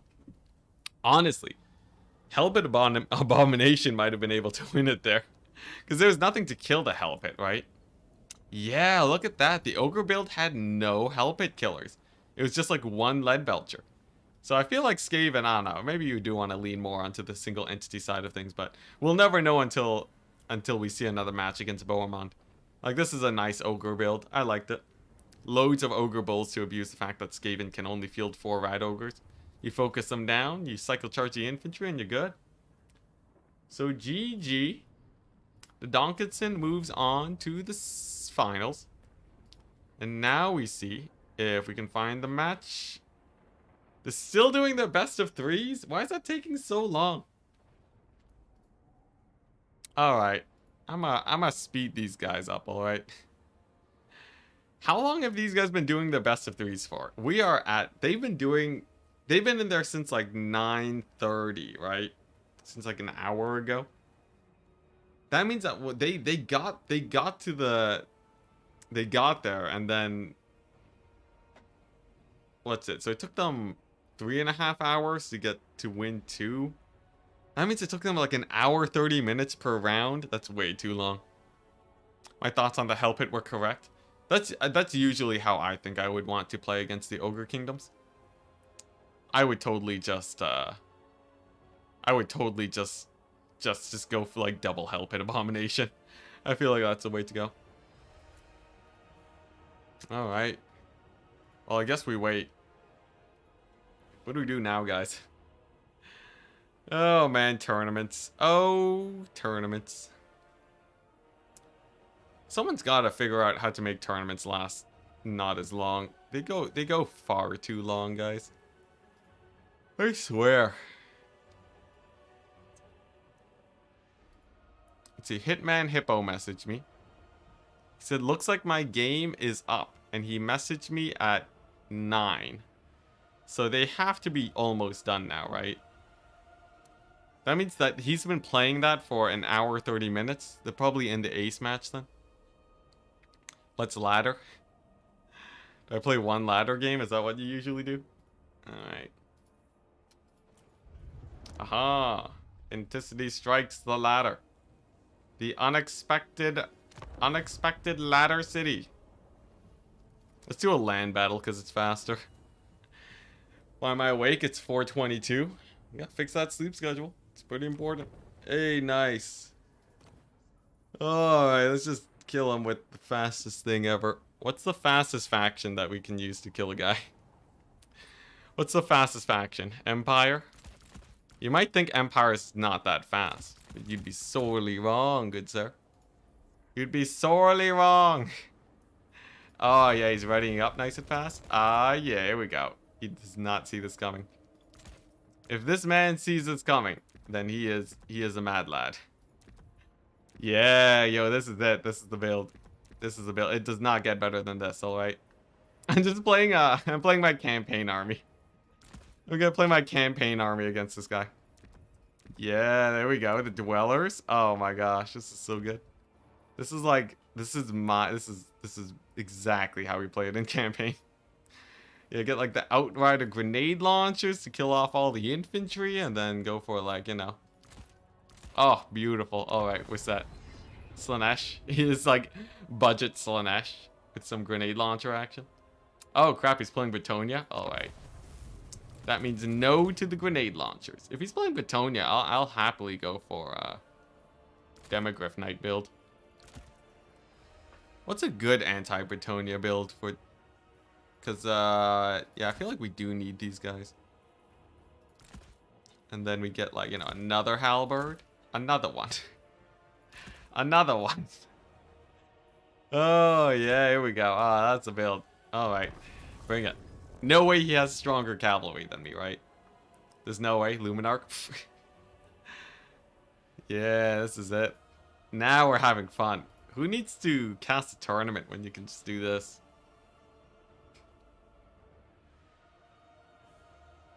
I read the Knights of the Blazing Sun book. It was pretty good. That's hype. The Lone Spearman. The Lone Spearman has nothing to do with this battle. This poor guy. What's he gonna do? My one Spearman. He's gonna find himself a nice little questing knight to maybe block up. I just took Scarbrand, Blood Brute, and ROR Bloodthirster. What's this? Is this your Corn build against Beastmen? I guess if you went to mass single entity build, I feel like you would just get shot to death, though, by skirmishers if you're not careful. Sounds like a fun build, though. Alright, we're on the clock, guys. Let's see if we can do this. The people that are playing their games right now are trying to get qualified, so that's probably why they're spending so much time making their builds and such. So, you know, I understand why they're taking a while, but it doesn't make me any happier about the situation. Alrighty, here we go. So we just park over here, and we just get the friends in there. We ready up, boom. And he has an army of 1,667. Oh wow, this guy has a large army. It's a good sign though. It's a good sign though, because it means that he definitely doesn't have enough cavalry to win a cavalry fight. Worst case scenario, he has 1,000,000 infantry. Just kidding. Infantry's great. Those single entity monsters don't care about infantry. They don't, yeah. But yeah, you die to skirmishers. Beastmen would be insane to not bring throwing axes. At least in reserve. The tournament's still going? The tournament's still going, Sotek. It's because a lot of things. It's a best of 3 tournament, and the pick ban system can take a long time.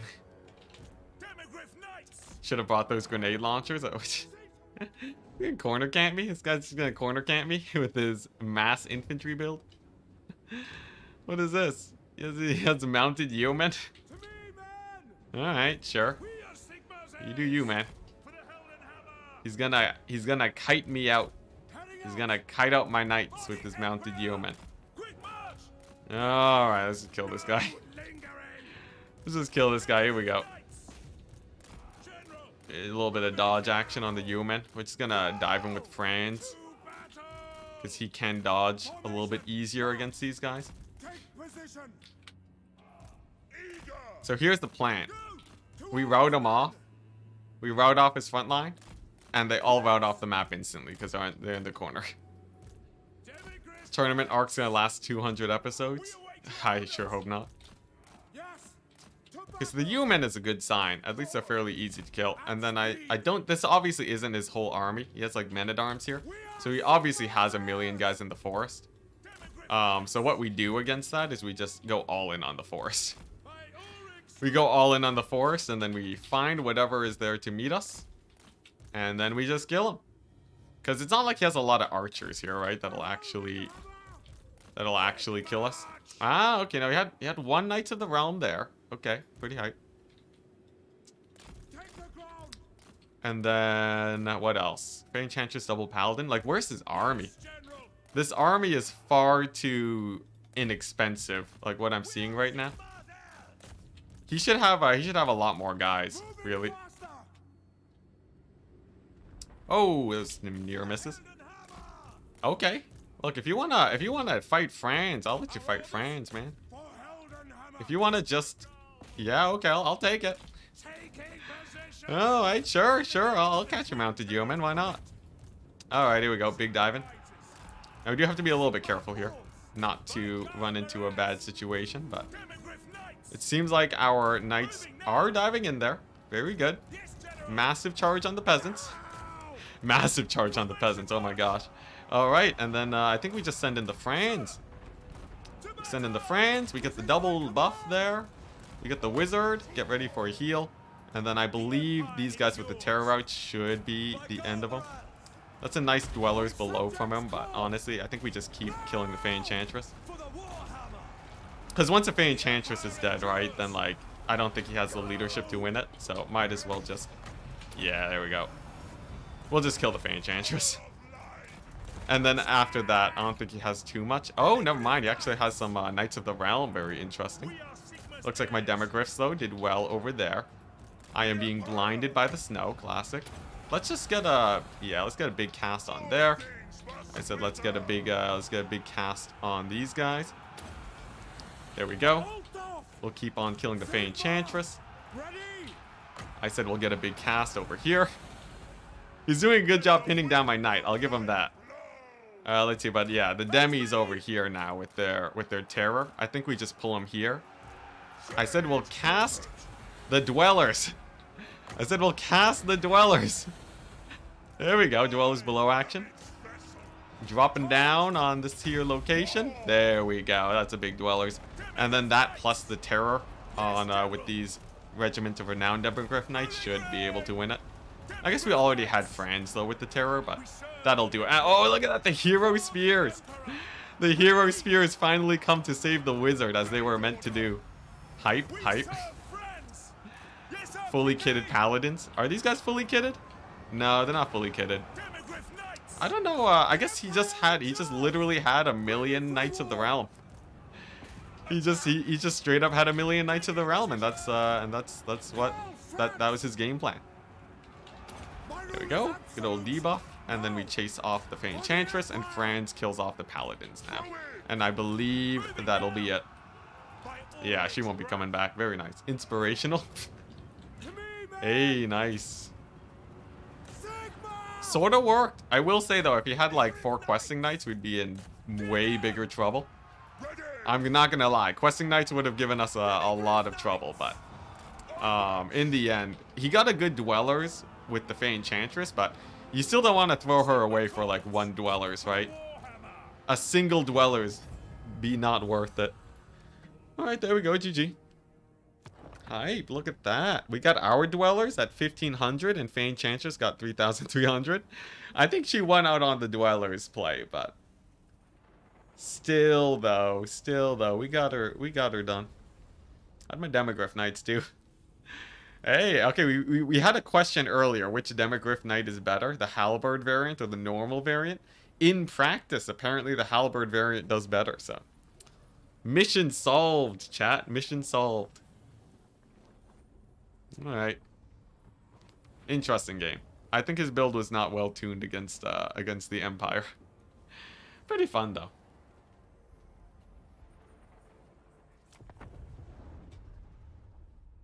Alright, nice.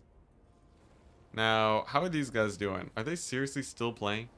Do they have a lobby up? One of them has to be done. Okay, Voin has finally won in the ace match against Firefox. He's done it.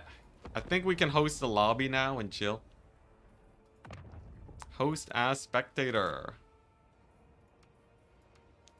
At Voin. Let's go and get him. Needs more wagon. Yo, a wagon build is just like OP though in multiplayer. That's just bullying. I don't want to wagon build some rando on quick battle. It's brutal. Alright, so what is this? It's supposed to be domination, and the fourth, what is this? Finals is Black Ark, then crossing the Sea of Claws. Alright. Where are those Grail Knights? Grail Knights don't actually have that much armor piercing, sadly. They do have the anti-large, so they're okay against Empire, but in general, I feel like Rail Knights aren't like super awesome.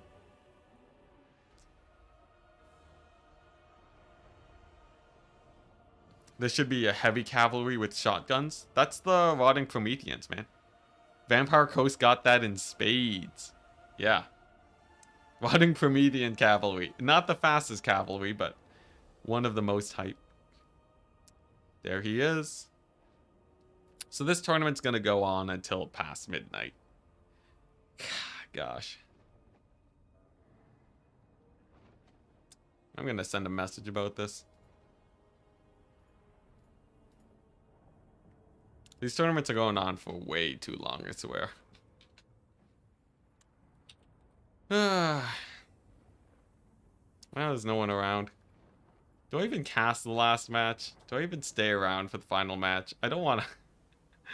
I'm so tired of these tournaments that last way too long. I'm honestly sort of tired of these tournaments that last way too long. Like, I'm happy to play France for 11 hours, but like casting tournaments just makes me want to play them. Because we have this best of 3 to do, and then the next one after. Oh my gosh. Do we just make the grand finals an ace match? If all the moderators are asleep now, can I overrule and just say, hey, ace match is blind 7, best of 1.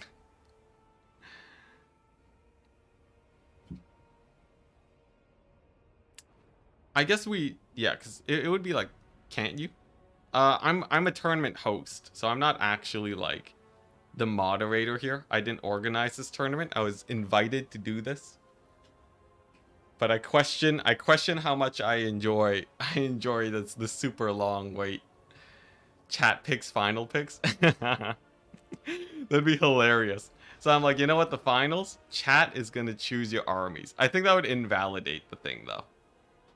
Enticity, what if you had people do their picks and bans early? I guess. The thing is, we're already here though. Both like there's no like people weren't ahead enough to do the picks and bans. Battle Royale free for all. Yo, I can be the 4th person. That's great.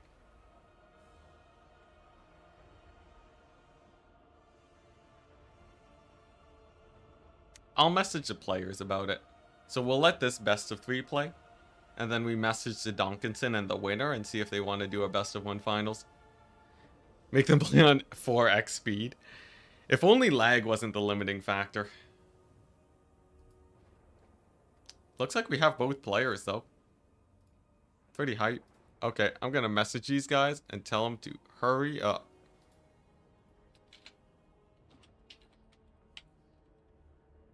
At Hitman. Running low. Keep army building and picking to a minimum. There we go. Keep it to a minimum. You're gonna have 7 minutes. I'm gonna make it 7 minutes. Eight minutes to make armies.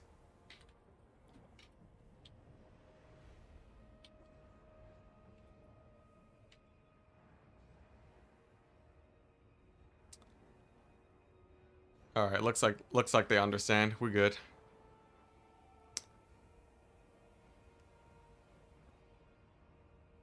The thing is, it's like it's the winner of this goes up against the guy in the finals, and then like, you know.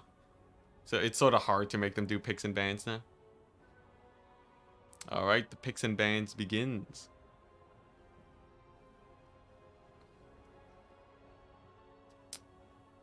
Free for all would be hilarious. So that'd be so good.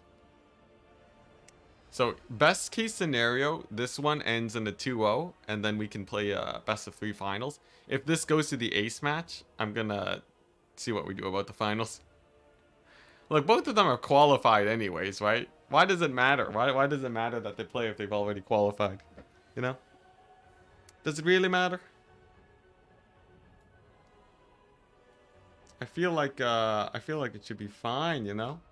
If you've already qualified now, then now is the time to relax. Now's the time for them to just meme it up. Meme it up and have some fun. Free for all finals. That'd be honestly so fun. But because it's not my own tournament, I can't just have them do a free for all finals, otherwise it'd invalidate their games or something.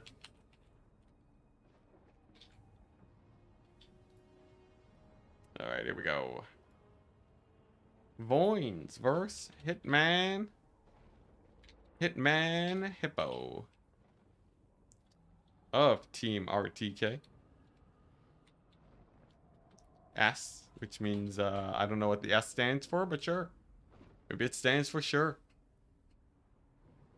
Chat picks the finals, doesn't matter anyways. No, because the tournament win counts as a progress towards Turin's grand finals, so it sort of matters for the players.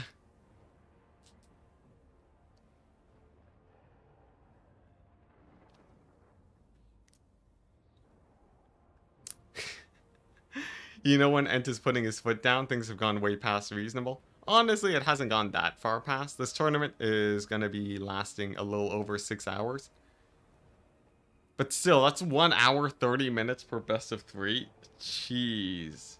Jeez. That's so slow for tournaments. One thing about domination mode, it does increase the length of tournaments by a lot.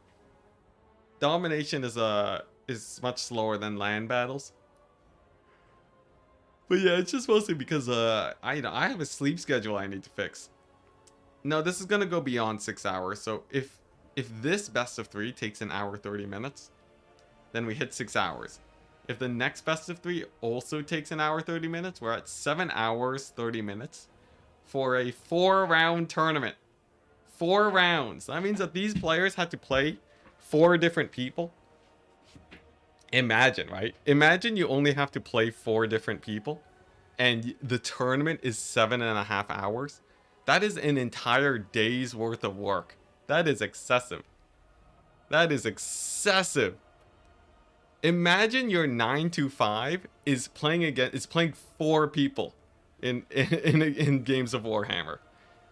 Jeez. Yeah, I know. We could have killed Vlad by now.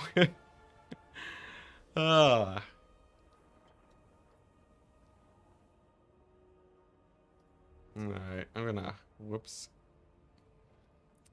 I'm gonna send a message. Alright.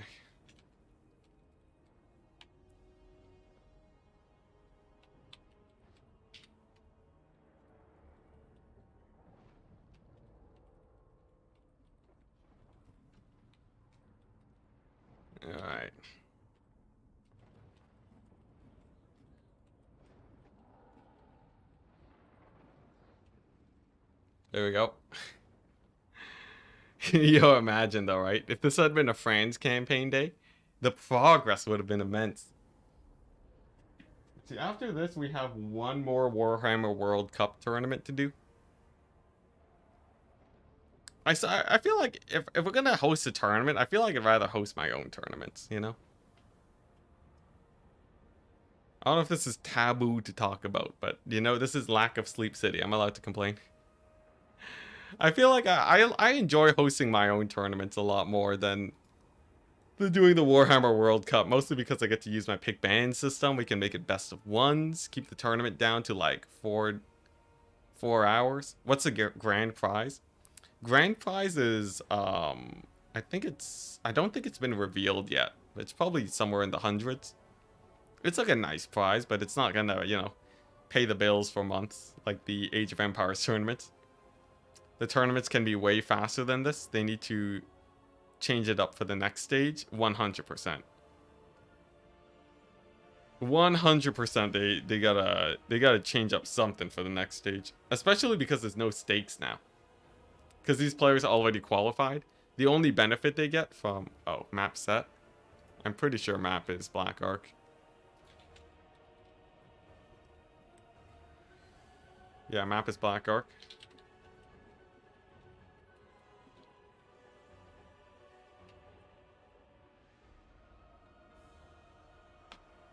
But this is one of the larger tournaments. The grand prize for the Warhammer World Cup tends to be pretty nice. I remember last time they did it, it was like in the 1,000 something. So like you could get like 1,500 for first place. Oh, my bad. It's semifinals. I thought we were in the finals. Jeez.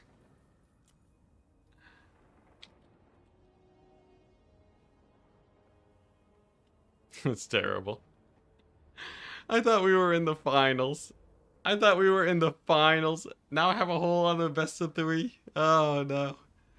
I have to cast a whole other best of 3 with players that have no interest in actually tryharding very much. That's terrible. Alright, here we go. Khorne versus Tzeentch, people. I put my money on Khorne here.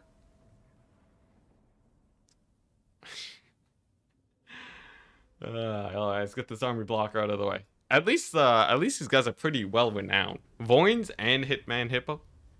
See them a lot.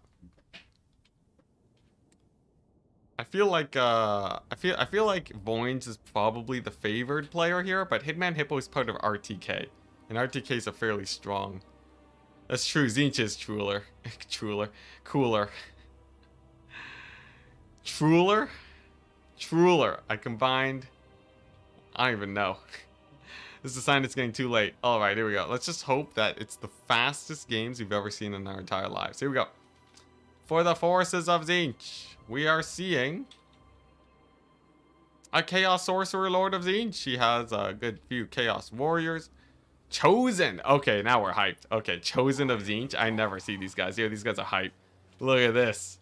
Look, stop moving on. Look at these shields, man. Got like the epic sort of Tzeentch symbols all over their shields. Hype. Some great armor. They got the little eyeball on top of their heads. Pretty good. Look at these guys. The 6 eyeballs. Oh wow, look at that. You can really actually... Oh, jeez. Alright, anyways. Pretty hype. We got the Marauder Horseman as usual. But it's a big old Tzeentch front line. Troll and Crueler.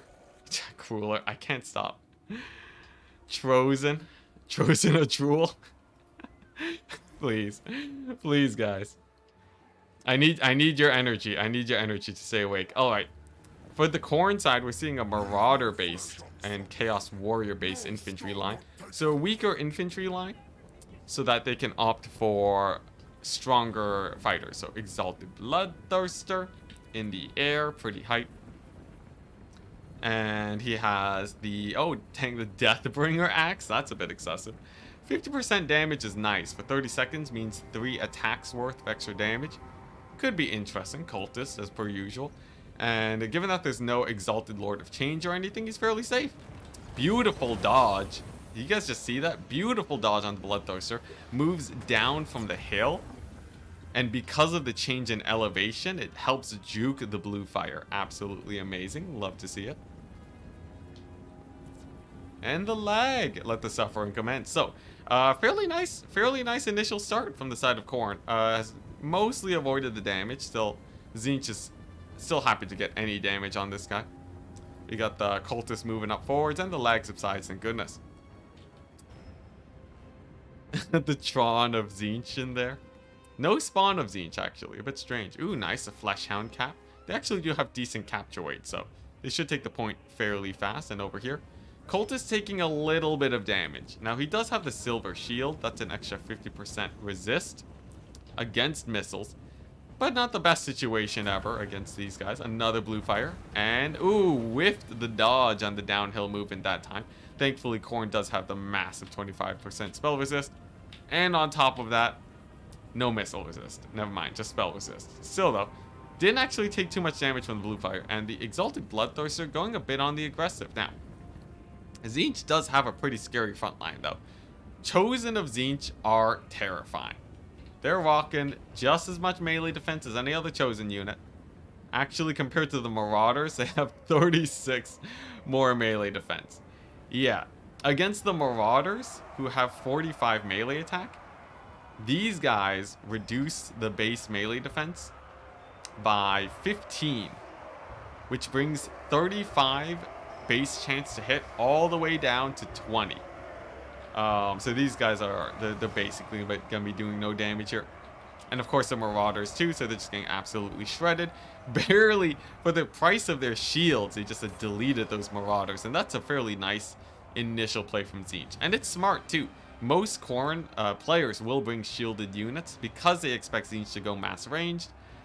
And because of that, nice punish over there. We are seeing a big flamer volley over here on the warriors too, roasting them up, softening them up for the charge of the Chosen. Reduces their armor to make them take a little bit more damage. Overall, nice play, though the cultist does continue to live. Over here on the high ground, it seems like the Chaos Warriors is grinding it up. Slowly losing it though, but of course Tzeentch does have better reinforcements. And oh my gosh, man after my own heart. RTK Hitman Hippo bringing all the cool Tzeentch units. The Chaos Knights of Tzeentch. A surprising pick, but actually not a terrible one. These guys are really good against Flesh Hounds, due to the fact that they have, Flesh Hounds don't have very much armor, and very high charge bonus is great. Oh, these are Chaos Warhounds. Explains why they're routing. Still though, we'll still do great against Flesh Hounds, and I would expect these guys to do well. Though much worse against the Warriors. And in the middle, looks like the Chosen are still grinding it up very nicely. But I question on whether or not Tzeentch actually wins this in the long term. Of course, the Skirmisher should do well. But I'm noticing that the high ground, with the help of the Bloodthirster, actually got the Marauders routed off pretty fast. Same with the Warriors. So that's not the most optimal situation. The Flamer sort of getting caught up here, but oh, and a whiff! Another missed blue fire. Very rarely do you see blue fires miss so often, as it is quite homing. But surprisingly enough, it does actually miss. The Flamers looks like they will go down, but once again, we're seeing another possible Lord Snipe. Exalted Bloodthirster sort of getting some sick animations, but regardless, sort of getting beat up. The Spawn getting summoned with the ability from the Sorcerer in the air. Gonna be doing a bit of damage, but still. Pretty big loss on the Flamers. I don't think they got that much value. Solid 300, definitely not worth it over there. And the high ground still faltering, despite the Chosen build. Seems like it's still a little bit scary for Tzeentch to be able to win this. Chaos Warriors catching the Bloodletter, so they're not too much of a problem. Seems like the Chosen, of course, are still holding very well, so they'll be able to hold the middle, but will the trading go really well? I do fear the Minotaurs too. Minotaurs of Khorne, generic versions, come rocking in with the anti-infantry. They're absolutely amazing at killing Chosen, or any source of infantry in general. But we'll see how well they do. Tzeentch does catch out the Bloodthirster, and it seems like he finally gets another unit of Flamers to show up to sort of melt down this guy, bringing in the Skirmishers too. Very nice play. And over here, the Minotaurs do get their charge in, and it's pretty good damage. Okay, yeah, it's pretty good damage. Fairly nice, though they do get sandwiched by the Chaos Knights of Tzeentch. They didn't get charged by them. We'll see how well they grind, especially with the Bloodletters routing off and another unit of Chosen. I honestly really like the Shielded Chosen pick from Tzeentch. Seems like they're doing really great in general. And the Bloodthirster getting sort of picked apart. I would say, you know what? Tzeentch looks like he's about to get a pretty massive value lead. The Spawn do die, but the Bloodthirster, massive volley goes right into him. Magic damage, punches right through that high physical resist too. And I don't really see these doggos doing too well. Not with the spears nearby. Looks like the Bloodthirster is most definitely going to die. Flamers even pulling out to safety. And over here, Chosen doing well enough versus the Minotaurs of Khorne. They already paid for themselves a decent amount because of killing the infantry. But looks like they're actually getting a little bit less value than I expected. And oh, look at that. An Exalted Hero to clear up the rest of the Chosen.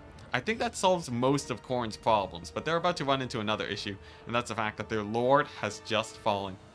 Massive play on the side of Tzeentch. Gonna be crumbling down the Flesh Hounds, and now all that has to be done is trying to take advantage of this as much as possible. Knights on this far point, it's an okay idea. We'll see, Khorne does have 700 gold, so I would expect maybe even a Flesh Hound summon. Maybe some infantry to be summoned in here. Khorne still not summoning. We'll see what actually shows up. Blue fire gonna be launched at, I believe that is the cultist over there. Gets decent damage, pretty good damage. Might get him into routing, but in general, it seems like the front line of Tzeentch is starting to crumble. Slanesh bots, calm down, Slanesh bots. Calm down, Slanesh bots. Now it's not the time. It feels a bit weird that Khorne is blue and Tzeentch is red. Oh, yeah. I'm not human boy, though. I don't have the guts to change the colors midstream. And yeah, there we go. Indeed, we do see the Fleshhound summon being brought up to counter the Chaos Knights of Tzeentch. Though, Chaos Knights, they do trade decently well into Fleshhounds on the charge.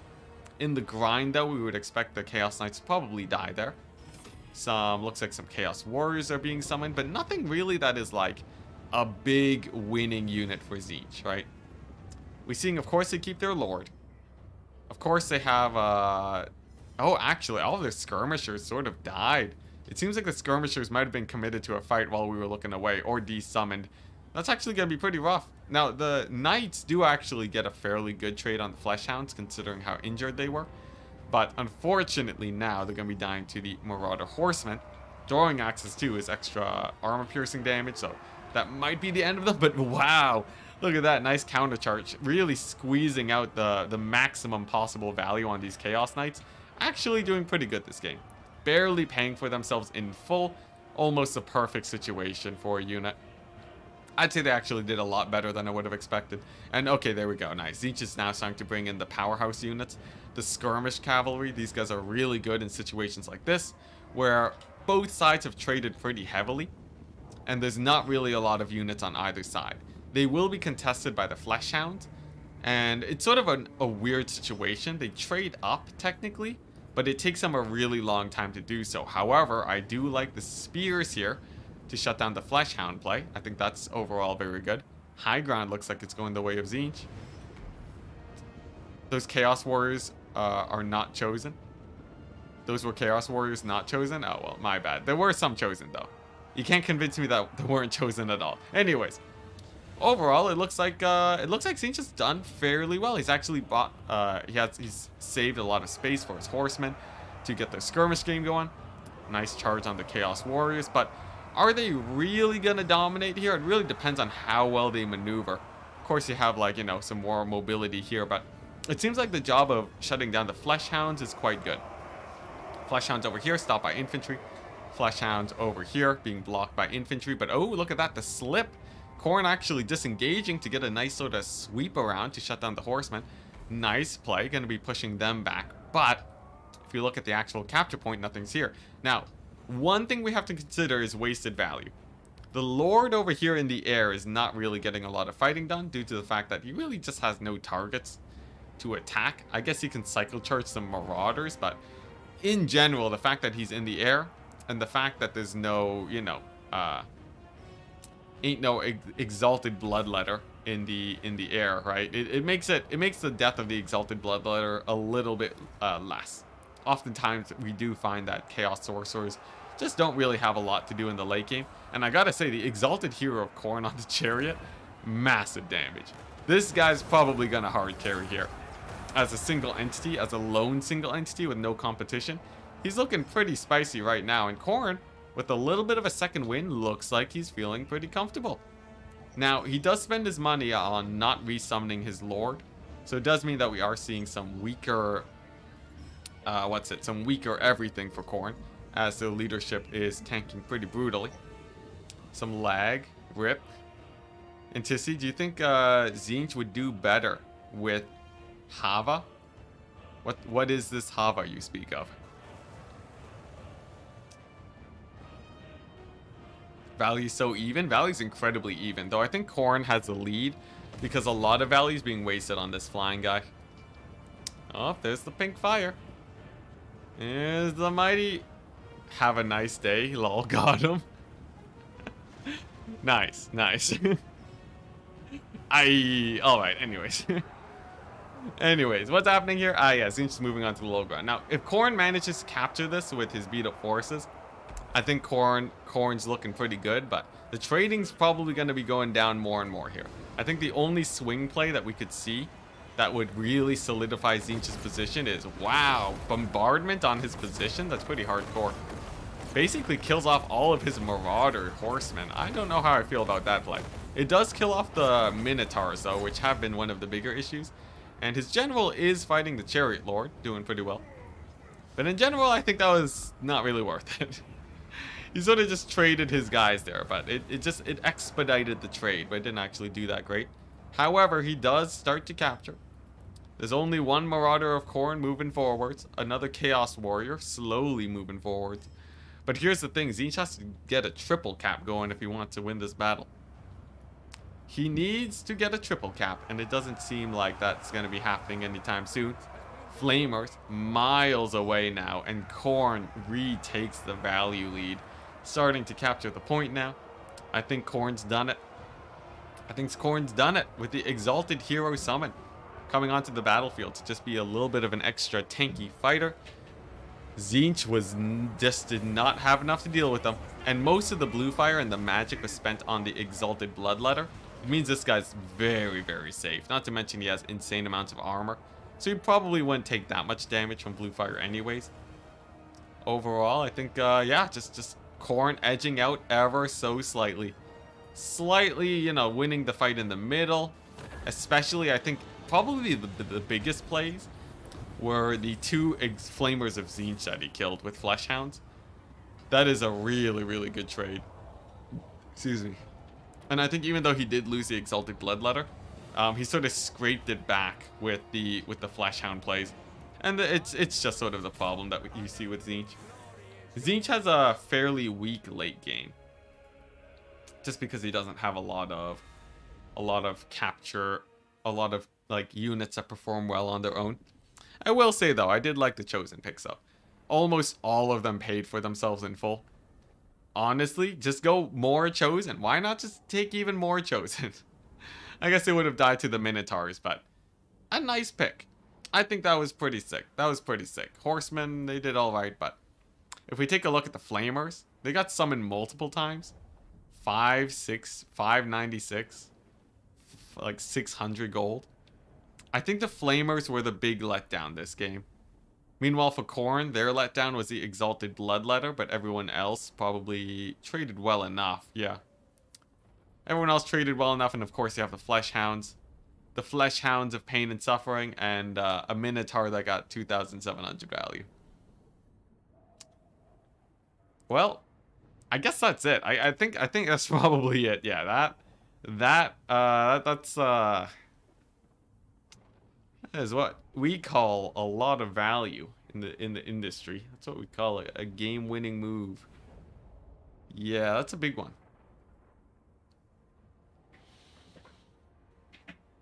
All right. Well, Void's got the win. Let's see what the next match has to bring to us. Just got here. Is Ent in the tourney, or are we just watching? We just watching. I already qualified, so I ain't playing.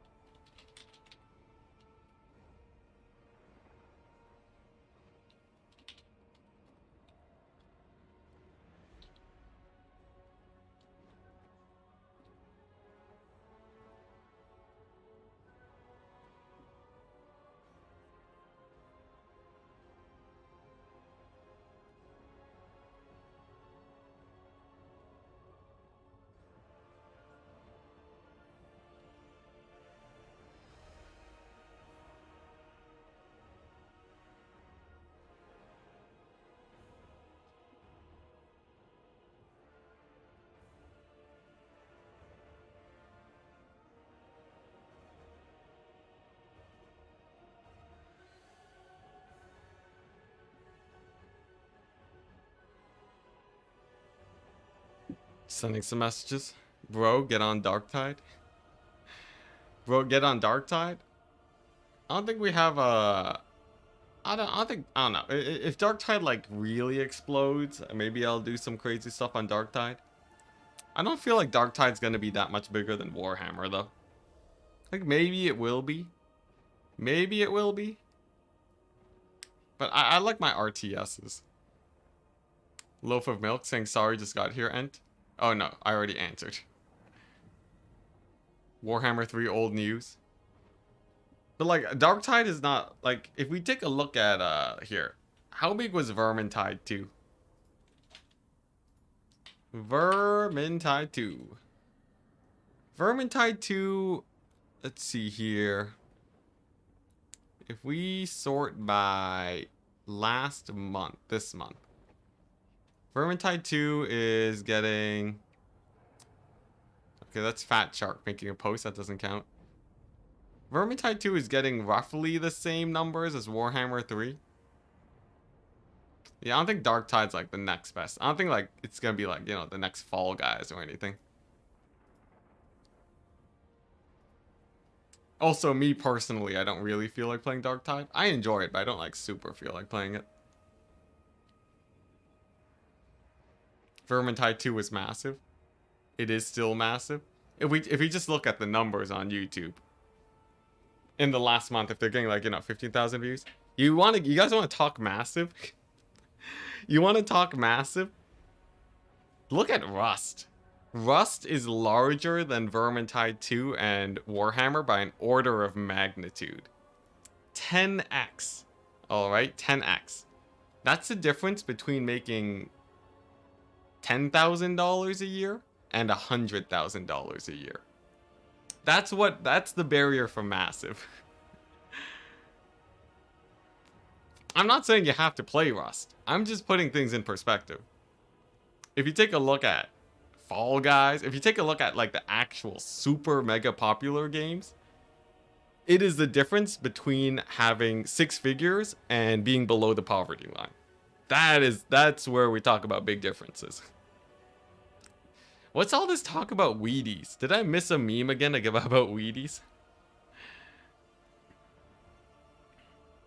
Want to talk about massive buff spells compared to damage spells? Apocalyptic. Yeah, there you go. You've been around for a while. Though, yeah. I think you got those mixed up, though, my dude.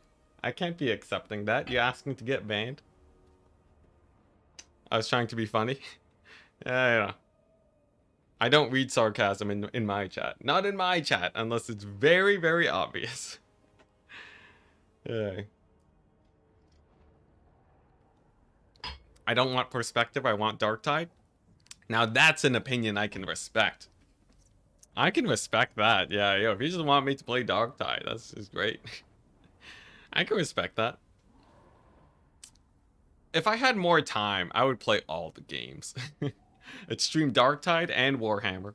And Rust, just cuz. Buff spells are the meta. Buff spells are the meta? Oh man, sad times. I wish. That'd be so sick. I don't think in a single time in Warhammer's entire history as a game, between Warhammer 1, 2, and 3, have we ever... Map is Mountains of Morn. I don't think we've ever seen buff spells be meta. I don't think so. I guess Plague of Rust has always been around though, so there is that. Get involved in a huge Warhammer match fixing scam? I already am. Did you see me, you know, giving tips to my clanmates while he was playing in the tournament earlier? Alright, here we go, map set. I forgot to change out the maps again. Mountains of Morn is... I prefer other maps. I prefer crossing the Sea of Claws more. I'm trying to get into multiplayer. Any tips? Copy some builds from players. And don't take too many spells or abilities on your characters. So if you take like a Lord or a caster, the rule of thumb is you remove everything and you only take abilities if you know absolutely for sure how much value it's going to give you. Oh, they readied up. You only do it if you know exactly how much value you're going to get off of a spell that you take. And especially for spells, if you're starting out, only take one spell. That is the like the bare bones of getting your army building done. He has 4 plague claw catapults. He has 4 artillery pieces. This is what I wanted. Here we go. Yo, the missile spam. Anyways, that's sort of the oh, I forgot to remove the army blocker. You guys didn't even see it. Yeah, that's the main thing that you want to get done.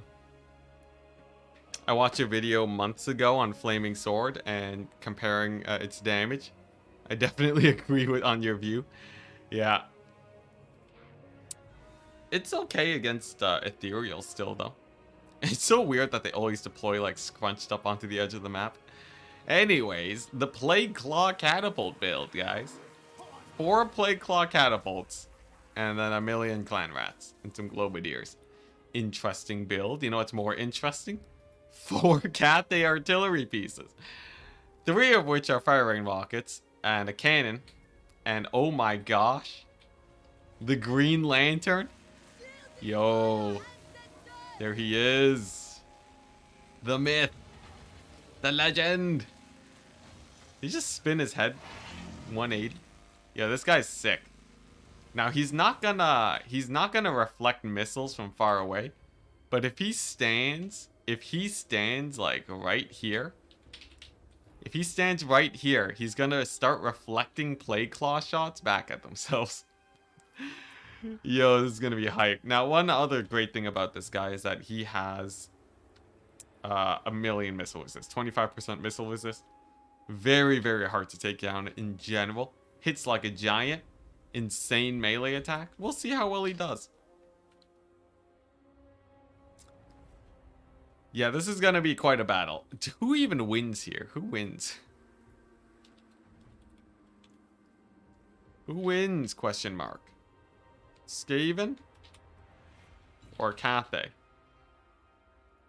Place your bets, people. We've seen the builds. It's 1,000,000 artillery versus 1,000,000 artillery. I feel like the Cathay artillery has the leg up here, though. Though Skaven have more options that they can bring onto the battlefield. 50-50. Start taking bets now, people. The Green Guardian. The Green Guardian plus the Green Knight. Green build. Yeah, I should do that. I should host a tournament that is like you're only allowed to pick green units. So you have some dryads maybe. You have like, you know, all the trees. You have the Green Knight, of course, Green Guardian. Is anything else green in this game? All the green skins, I guess. It'd just be only green skins.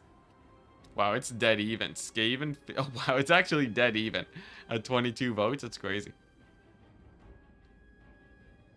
Oh, yeah, that's true. He's a really good option for the globes. Nurgle, that's true. Nurgle, Wood Elves in general, yeah. There's a few green factions. The Cathay artillery will be wildly inaccurate at times. Sometimes, but overall, I find them quite dependable. Especially if you're hitting, like, Skaven. Aurora Terracotta is green. That's what started this, man. Alright, seems like Skaven have a minor lead at 55%. Though it was sort of bouncing back and forth a lot. Seems like people have their votes on Skaven. Maybe it's because Boynes had just won his last battle. There we go. Artillery shots fire at the Natty Boobos.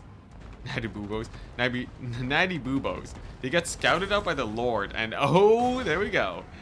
Favorite spell of the RTK folk. They do love their ancestral warriors. Gonna be summoning that right on top of the artillery pieces. Gets dismounted immediately. Gonna be keeping them safe. Now, she does still have talons with the knight, but look at this. There's basically nothing that can kill this general, and she's just annihilating the Natty Boobos. So they are getting wrecked. One artillery piece does find its position, though. Launches directly into those peasant spearmen. This is just a huge slugfest. Oh my gosh, look at just the cratered no man's land. But for both of the factions, terrifying.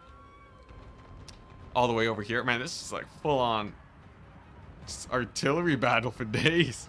But still, they gotta send troops onto the points to capture. And Cathay begins first, capturing their first point. Getting a minor point lead over here. We are seeing Cathay taking over this point. The Jade Warriors taking massive damage, but it's worth it if they steal the point. And for the Lord, it seems like she's just tanking. She does take a cannonball to the face. She's actually not in the best position ever, but look at that. Ancestral Warriors actually getting some work done. Still 20 seconds on their timer, and as expected, the blob into the talons of the knight. This guy knows how to play an artillery battle. This is not his first rodeo. Hitman Hippo knows exactly what he's doing. And the Skaven are falling directly into his traps. The huge AoE there annihilates the clan rats. I believe that was an overcast, but it seems like he might be losing his lord here. Getting surrounded by the rat ogres. Oh, and the jukes! Like the football player she was meant to be. the Blood Bowl player. She gets some jukes off, dodges the Rat Ogres, dodging the Giselle shots between the trees, weaving artillery, barely missing her across the board, and she manages to scuttle out. Barely though, barely. Incredibly low leadership, but the jukes are real. And Fire Rain Rockets, as you can see, despite having a wide area of attack, they still get their damage off. Artillery pieces are basically completely shut down. Giselles get summoned, but honestly, not the best unit against Fire Rain Rockets. And the mad lad himself, the Terracotta Sentinel, beelining it towards those Giselles. Doesn't give anything. He doesn't care at all. He's just gonna be rushing in. But oh, takes a quick breather on the hill. Seems like he's pathing through the hill right now, and I don't know what's up, but he decides to chill for a bit. A little bit anticlimactic, and the battle continues. Cathay has done a good job securing these 2 points. Skaven has actually committed a huge amount of resources here to hold a point that's not contested, which is a nice win for Cathay. Cathay is contesting this point with fairly minimal forces compared to the Skaven, and of course there is some fighting here and some targets to shoot at, but very important. A single unit of wolf rats hiding in the forest, ready to pounce. Will they dive in onto these artillery pieces? It seems like that's a nada. Waiting for maybe the cavalry to peel away. And in the middle, we are seeing the Skaven are barely capturing with the Lord and the Rat Ogres, though it is barely moving at all. But oh my gosh, I did not see that. The dreaded 13th spell, and right on cue the wolf rats come on in. A true Skaven ambush at its maximum potential. Instant routes all of these guys. What a slugfest. Wolf rats instantly rout off the Grand Cannons. Basically none of those guys left. The cavalry coming just in time to save the Fire Rain Rockets. But the Green Guardian stands. The green one stands, and he is looking pretty mighty. Doesn't care about this fight, doing just great. Globadiers, of course, amazing versus Jade Warriors. And overall, Skaven are pretty happy. They've retaken the middle, and the trading up. They've accrued more value with that huge play in the middle, especially the wolf rats routing off the artillery. It seems like some of them might come back though, so not a full kill. The question is though, is how much value Cathay can really get off of their artillery. In the end, they still need boots on the ground to capture the middle point, and it doesn't really look like that's gonna be going on. Middle point is still in full capture. Skaven have a ton of infantry there, and Cathay is honestly sort of starting to lack on the capture weight. I'd be a little bit worried if I were them. They need to make some pretty big plays, maybe make some huge picks with the artillery. That's just those guys getting disintegrating, but they're sort of on the back foot. Cathay's spending a lot of resources just to defend these pieces. They're still getting aggressed very hard. And the middle, though, the middle is still held. Potentially, maybe we see Terracotta transition here to get the middle point, but he would need some sort of defense to hold this point number one. It would just be too undefended without the Terracotta. Though I will say I do enjoy this. Dives in on the Globadiers. No more Globadier fire there. Some cavalry sweeping in to shut down the artillery. But over here, another loss for Cathay. Another artillery piece goes down, though the Rat Ogres will be dying in full, while the artillery pieces will be rallying. This is sort of one method where Cathay does have a chance of coming back on the value. She has healing. She has no healing. Yeah, the Lord doesn't have healing, so, you know. Still, though, she manages to survive. Very low on HP, but I believe she spent both of her Ancestral Warriors. Maybe she has one left. A lot of Winds of Magic was spent over here, so I don't know how well she'll do in the current state of battle.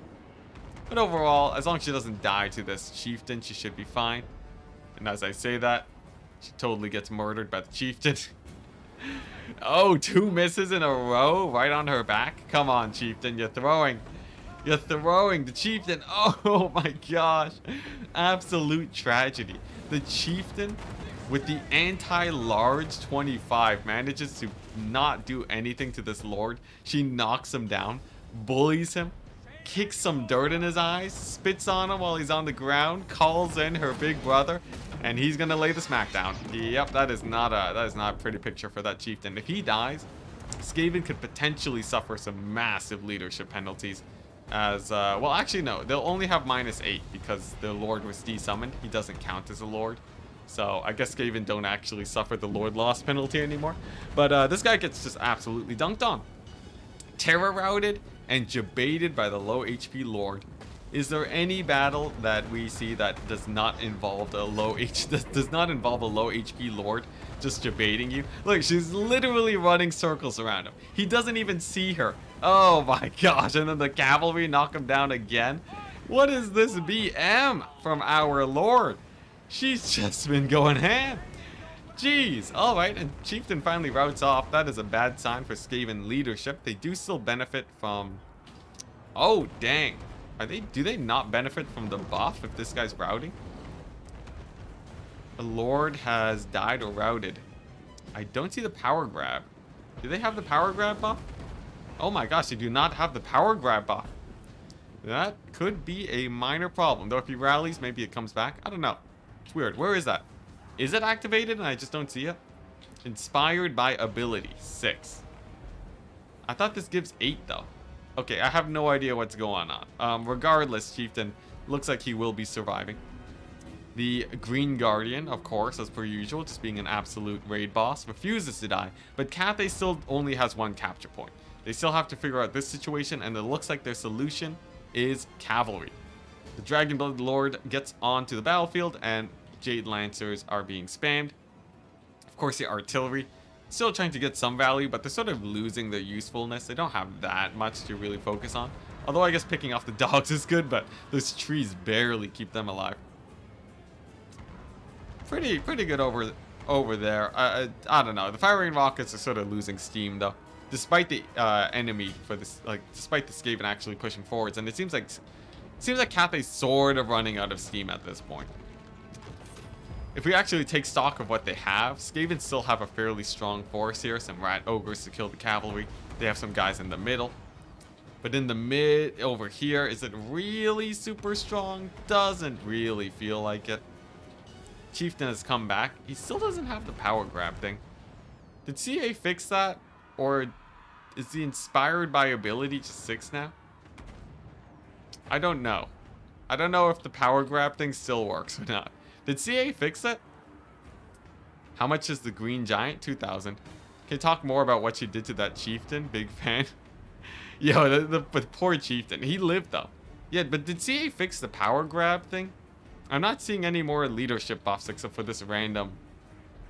Actually, no. These Wolfites don't even have the +6. Is this it? No. Why do these guys have random buffs? Inspired by ability. It's this ability. Yeah, okay, no. It's only strength in numbers that they have. Weird. Maybe they're uninspired by inflation -2. Yeah, it was just the strength in numbers, so I guess Skaven just... I guess the de-summoning your lord thing doesn't work anymore. Real talk, is the Terracotta Sentinel a viable option or just a meme? This one's a little bit overkill. The 1600 one probably would have been better. Enticity, the Lord is in the corner of the map. Oh my gosh, Clisson. Oh, you didn't have to tell me that. Oh, that is brutal. Are you kidding me? The Skaven are gonna win this battle without the power grab ability? Oh, the BM. The BM. He brought the Lord. So, for those of you that don't know, because this game is basically over at this point, unless Cathay pulls out a miracle, this ability triggers when your Lord has died or routed, or has left the battlefield in any way. So, the meta right now, which is a bit of an exploit, but it's allowed in tournaments, is to bring a Skaven Slave Lord and de-summon them immediately to get the massive leadership buff. Because this guy is over here, you know, just rocking the... because the Lord hasn't actually been de-summoned yet, he hasn't been given this massive 8 leadership to the entire Skaven army this whole battle. If Skaven lose the battle, it's probably because of that. Yeah, that's pretty rough. Although I will say this Lord is getting beat up pretty hard. Terracotta's just been walloping him. And Cathay does take the 2 points, but it's not over yet. Cathay actually needs a triple cap to win this, so we'll see. Skaven win in 4 minutes if they just hold this point long enough. So we'll see, we'll see. Voince is BMing. The massive BM. It might have just, it's probably just, he just forgot the unit there. There's no reason to have kept that there when the battle was so close earlier. And look at this. Cathay's trying to make the transition. Now, the big downside of this guy is that he's insanely expensive, and he takes forever to transition between points. Yes, he does have 48 speed, but for a single entity, that's pretty slow, especially considering the costs. Skaven won't be able to hold this point, though, and potentially an overcommit here might have saved Cathay.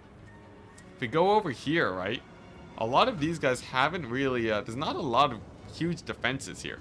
It's like one Globadier that's getting charged, 2 Wolf Rats, a random Clan Rat Spears. Not the best defenses. Terracotta gets over here, but it seems like Skaven are deciding to make another play. Instead, it seems like they're going for... It seems like that, but he looks awesome. It is true. It is true. He does look pretty dope, but... Over here, it looks like point number 1 is going to be getting captured by the forces of the Skaven, and Cathay doesn't really have anything to deal with it. So, sort of this is a nice strategy that you often see in domination. You actually stop defending points, and you go on the aggressive. As per usual, the best offense is a good offense. The best defense is a good offense. And that's going to be coming into play right here as the Skaven use their numbers to sort of try and split up Cathay, as most of their guys, most of their value is still stuck in this guy. The middle, though, looks like he's going for a trade play with the Poison Wind Globadiers. Fairly nice volley over here on the Peasant Spearman. Chunks him down a tiny bit, but actually a little bit less damage than I'm used to for the Globadiers, probably because they're moving. It seems like that's fairly good. It looks like the caster, unfortunately, getting beat up, and there we go.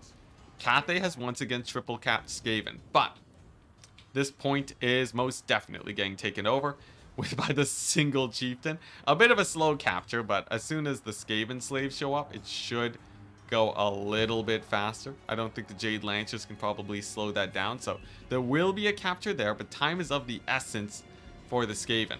On a single point, if this point gets stalled up long enough by the Jade Lancers, I would expect Skaven to still be able to pull out a win, as long as the Terracotta doesn't just waltz in and ruin the whole place. But if you actually take a look at the numbers here, right?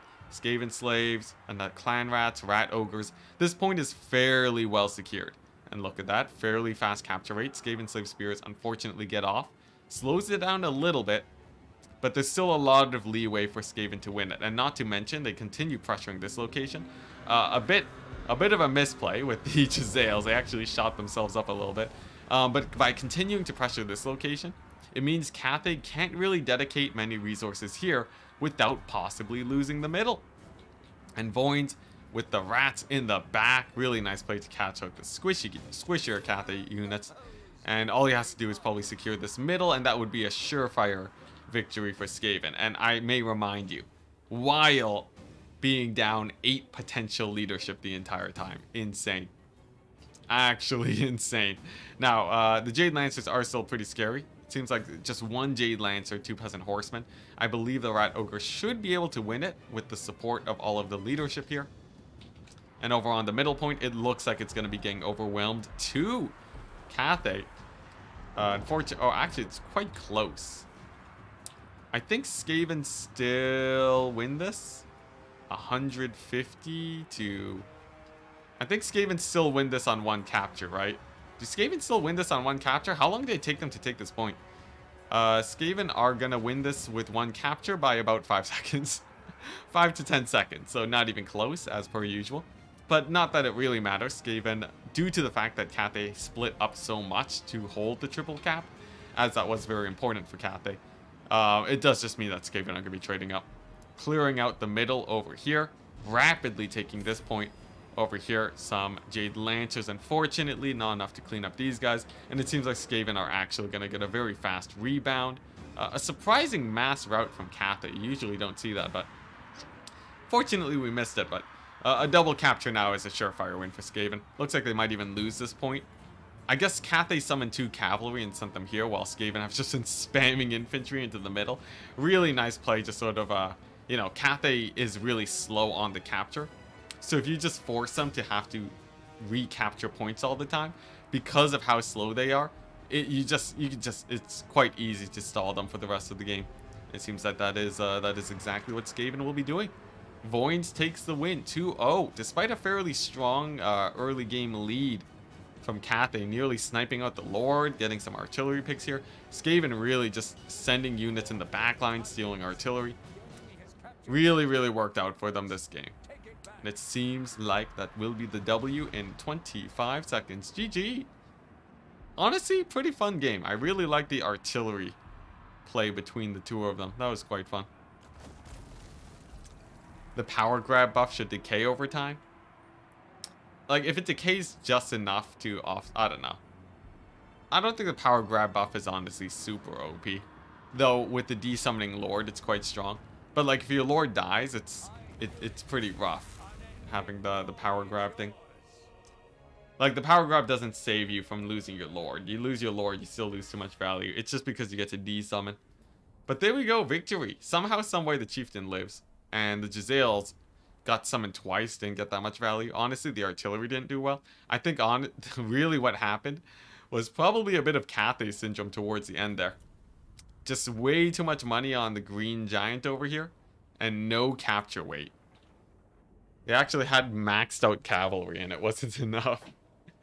It wasn't enough capture weight. The Skaven just kept flooding in with the wolf rats, with the Skaven slaves, the clan rats. GG. Well played, though. Well played, Devoins. Alright, let's go ahead and ask the player. So it's Voins, and Voins versus the Donkinson. So it's getting pretty late.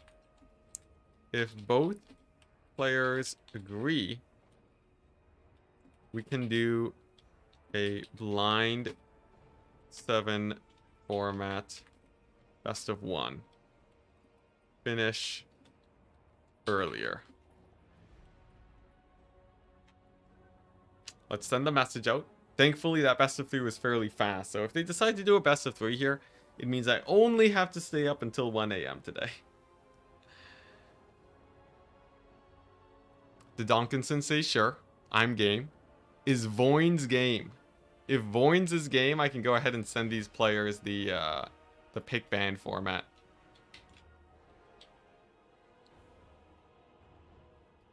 That'd be great. I'd be down. Line 7. Yeah.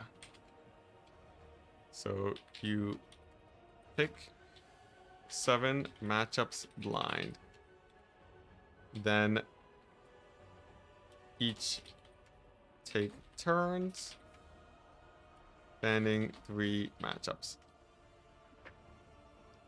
And play the last one. Come on, come on. I don't blame Voins if he wants to play the best of 3. Hey, nice. Looks like he's game. Hype. Okay, do global bans first. And then you guys can pick on the site. And send me the spectator code. Hype. We've done it, chat. We've convinced them to play in a best of 1 to make sure that the tournament ends at 6 hours instead of 7.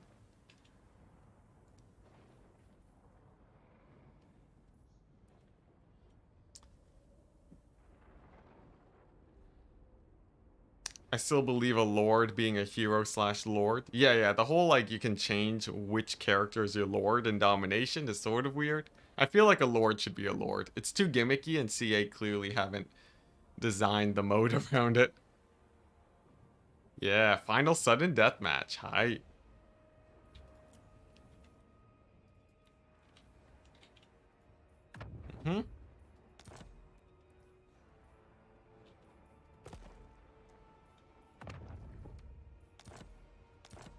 Okay, nice.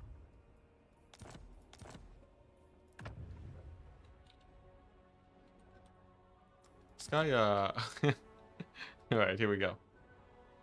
Nice. Oh, yes, here we go. So it's gonna be Voins. Voins against the Donkinson. Probably the two most likely players I would have imagined to reach this point. We'll see how this goes. It seems like Voins is going to be banning out Dark Elves and Slaanesh.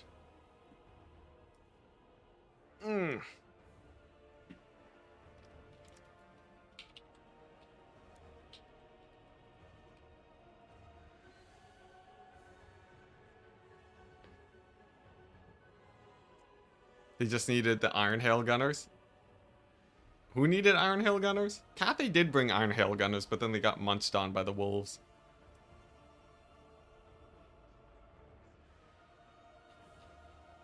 Okay, nice. And it looks like the Donkinson gives the lobby code. Here we go. Let's see here. How do I do this? If I do this, browser. 1600 by 1200. Yeah, here we go. We get to see the players pick live. Hype. Get hype, chat. They're using my pick ban system. We did it. Because all the admins are asleep, I get to do this, so. Yeah. Yeah, this is great. This is great. Oh my gosh. Oh man, I love this pick ban system so much. I hope it doesn't. I hope they. Oh, I'm covering my face. I hope this doesn't result in like some crazy bad matchup. Hey, Big Zarge, hello. I've convinced the players to do a best of one to finish the tournament at 6 hours today. And they're using Blind 7, my patented pick ban system, where they blind pick 7 matchups, and then they take turns, banning, and then they play the last one. Okay, let's see it. It seems like the matchups are gonna be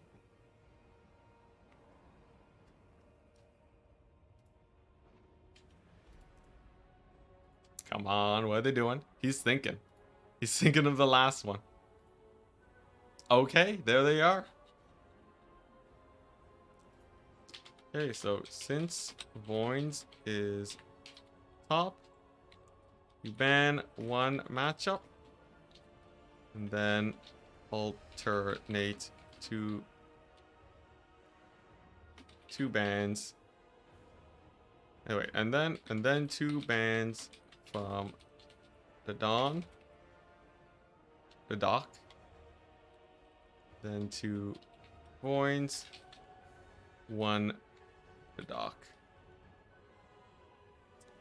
All right, here we go. So Voins bans Grand Cathay versus Vampire counts. Wait, that's not even oh wait, I think he's doing it wrong. Oh wait, no. Vampire Coast into Grand Cathay? Oh, I see. Okay, so he banned Vampire Coast into Grand Cathay. Oh, actually, we can do this. Look at this. I can interact with it. So he bans Vampire Coast and Grand Cathay. Yo, isn't this sick? Isn't this sick? Look at that. Sick. Needs game show music. You guys hear this? Do you guys hear this? You hear this music? Let's see here. Why is this not playing music?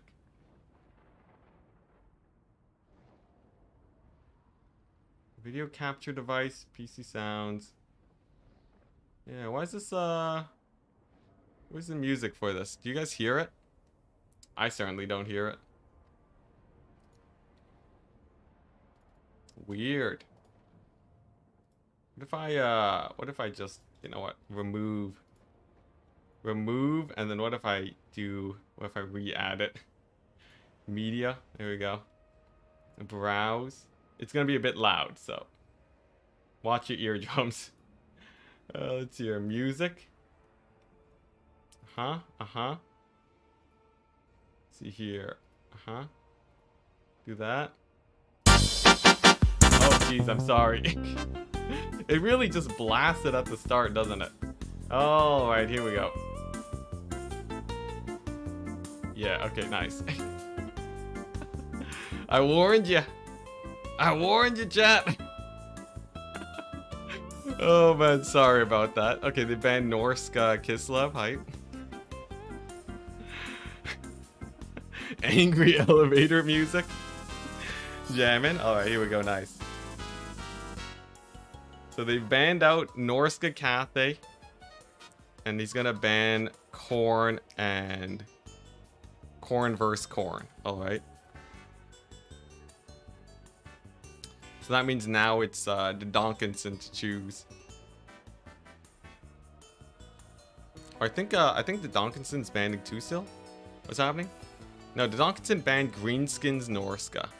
Okay, so there's no Greenskins or Norska. And they also banned Counts and High Elves. Okay, nice.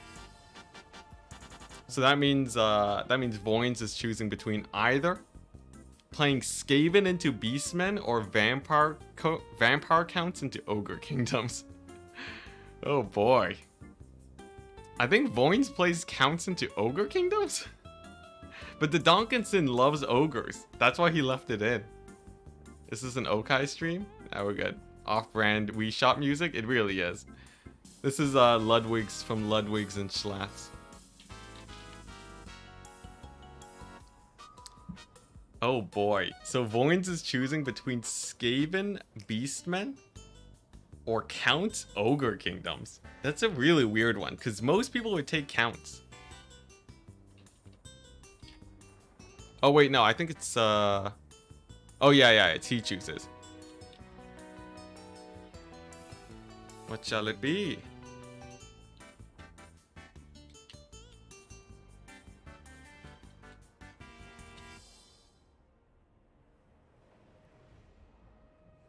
This looks like a good matchup for Voynes.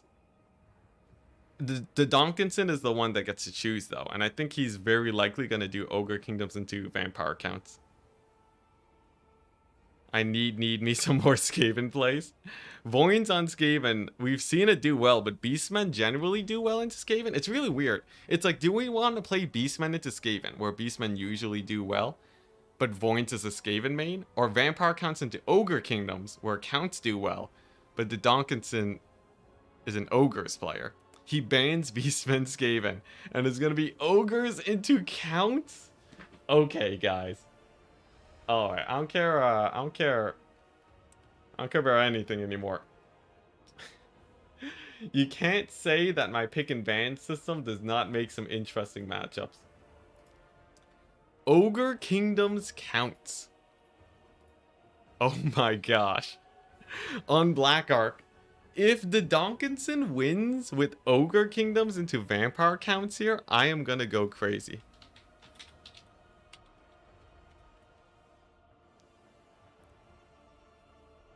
Yeah, map is Black Ark. I think I stated that before they did their picks and bans.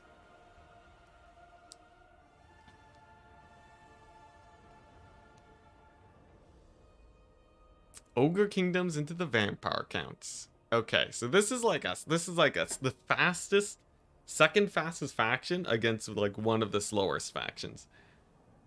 I feel like, yeah, it's a best of one, so I can actually go to sleep before 12 today, and the players can go to sleep, so it doesn't go to like a 7-hour tournament. So we're doing best of one. I'm pretty sure I said it was Black Ark earlier. Oh, I didn't say it was Black Ark. Well, regardless, I think it's fine. Could have been an Ogre High Elves ending. Ogre High Elves would have been interesting. Then we could have seen why the High Elves lose against every single Ogres. Yeah, on Black Ark, I think it might actually work. I've seen it before from him on Itza, and that wasn't so great. Interesting. Wasn't so great for who, though? It's a mean matchup for the Ogres. Vampire Counts taste really bad. That's the thing. By all metrics of what we think the meta is, Vampire Counts should dominate the Ogres. Up until recently, people have been calling Ogre Kingdoms the meme faction. Though the changes to capture weight do make a fairly big difference. It's like a DPS issue though, right? If they go for mass ranged, will they have the DPS to... Will they have the DPS to win it if Vampire Counts just start spamming skeletons? This is a really interesting matchup. But it's the Donkinson playing his one of his mains. For the Donkinson's ogres, not so great on Itza. Crusher's crushed, but not versus the infantry horde. Yeah. I think that's sort of what that's the terrifying part. If the infantry are just too hard to kill, the Donkinson gets screwed. But the thing is, if he gets anywhere close to army wiping the vampire counts, he starts going ham for the capture weight.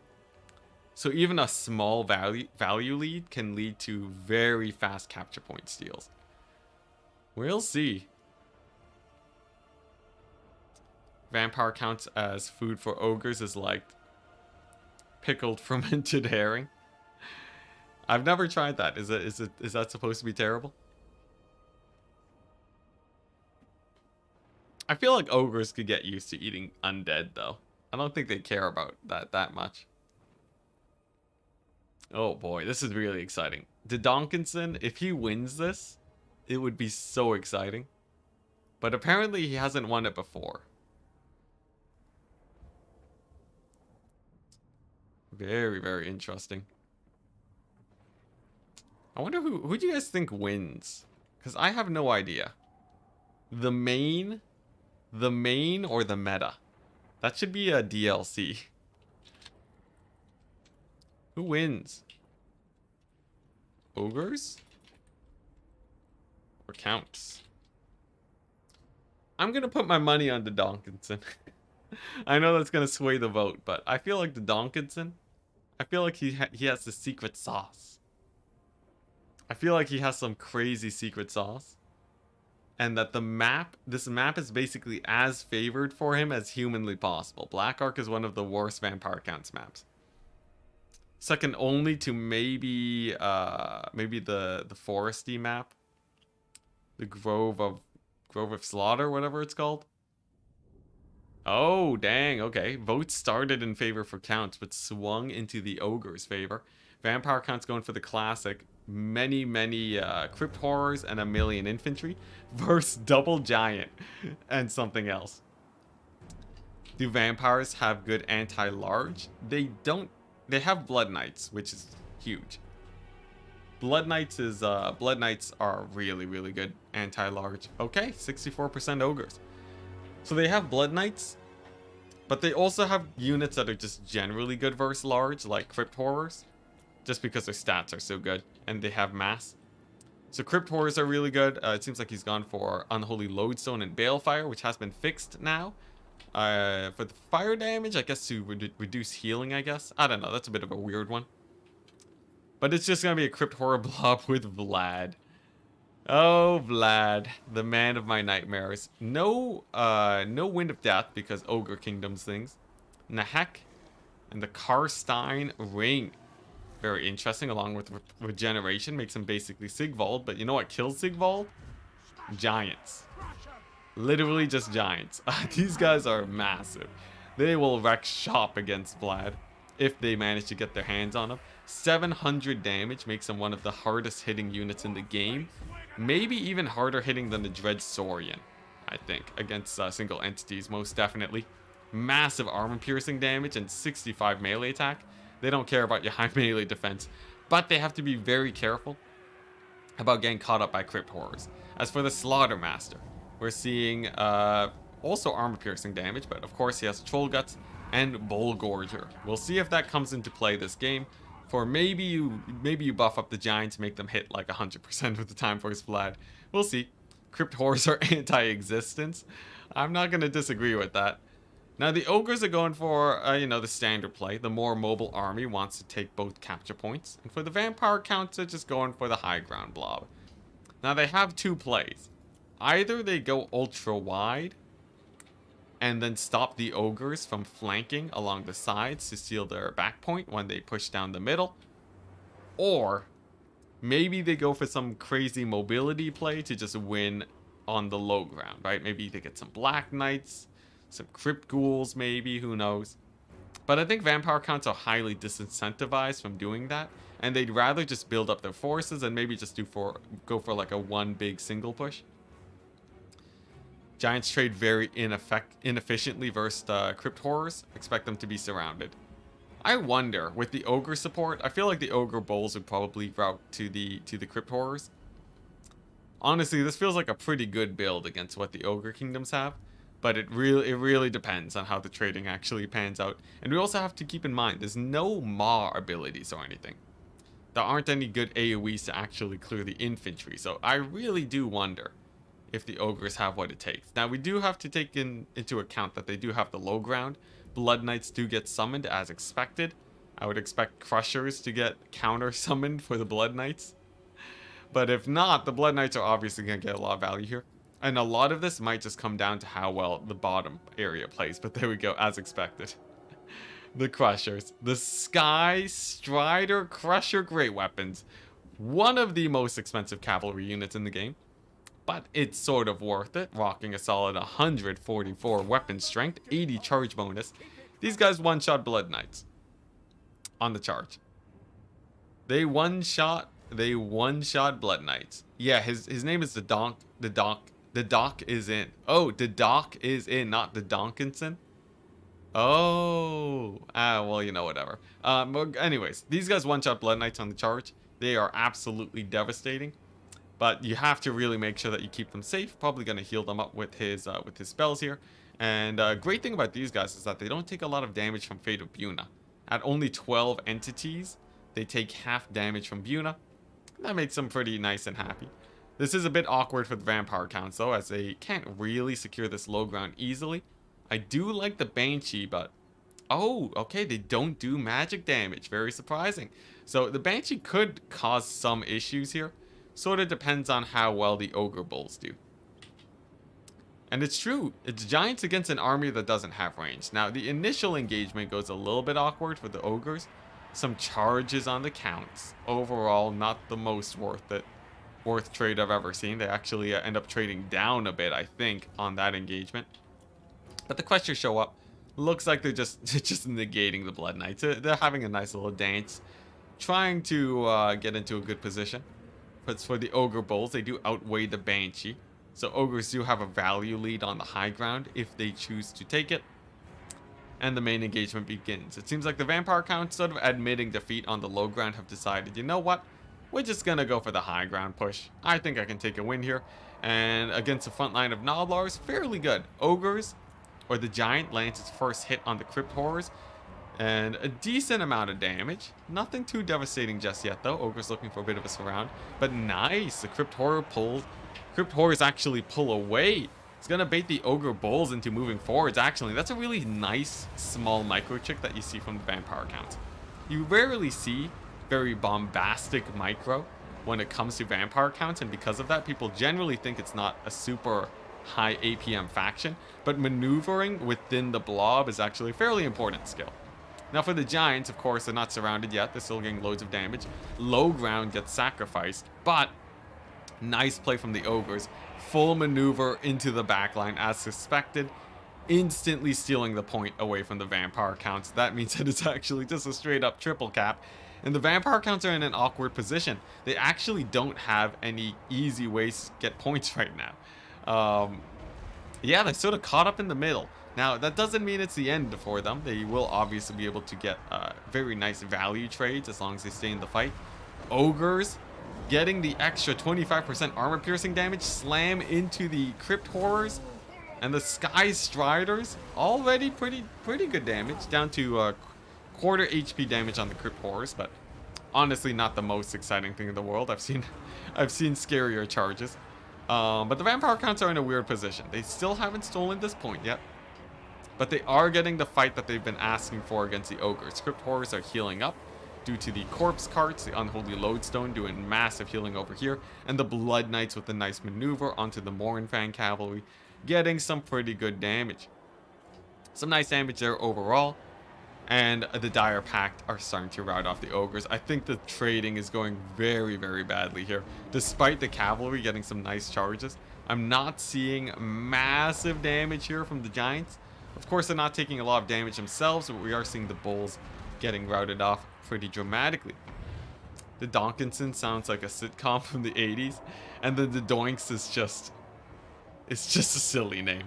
Now, the Crushers do a lot better versus the Blood Knights. They got a very nice clean downhill charge. That's a very nice pick. And that's going to be changing the tide of the battle a little bit here. Blood Knights seem like they will be dying, especially with that Frostbite. Very hard to disengage.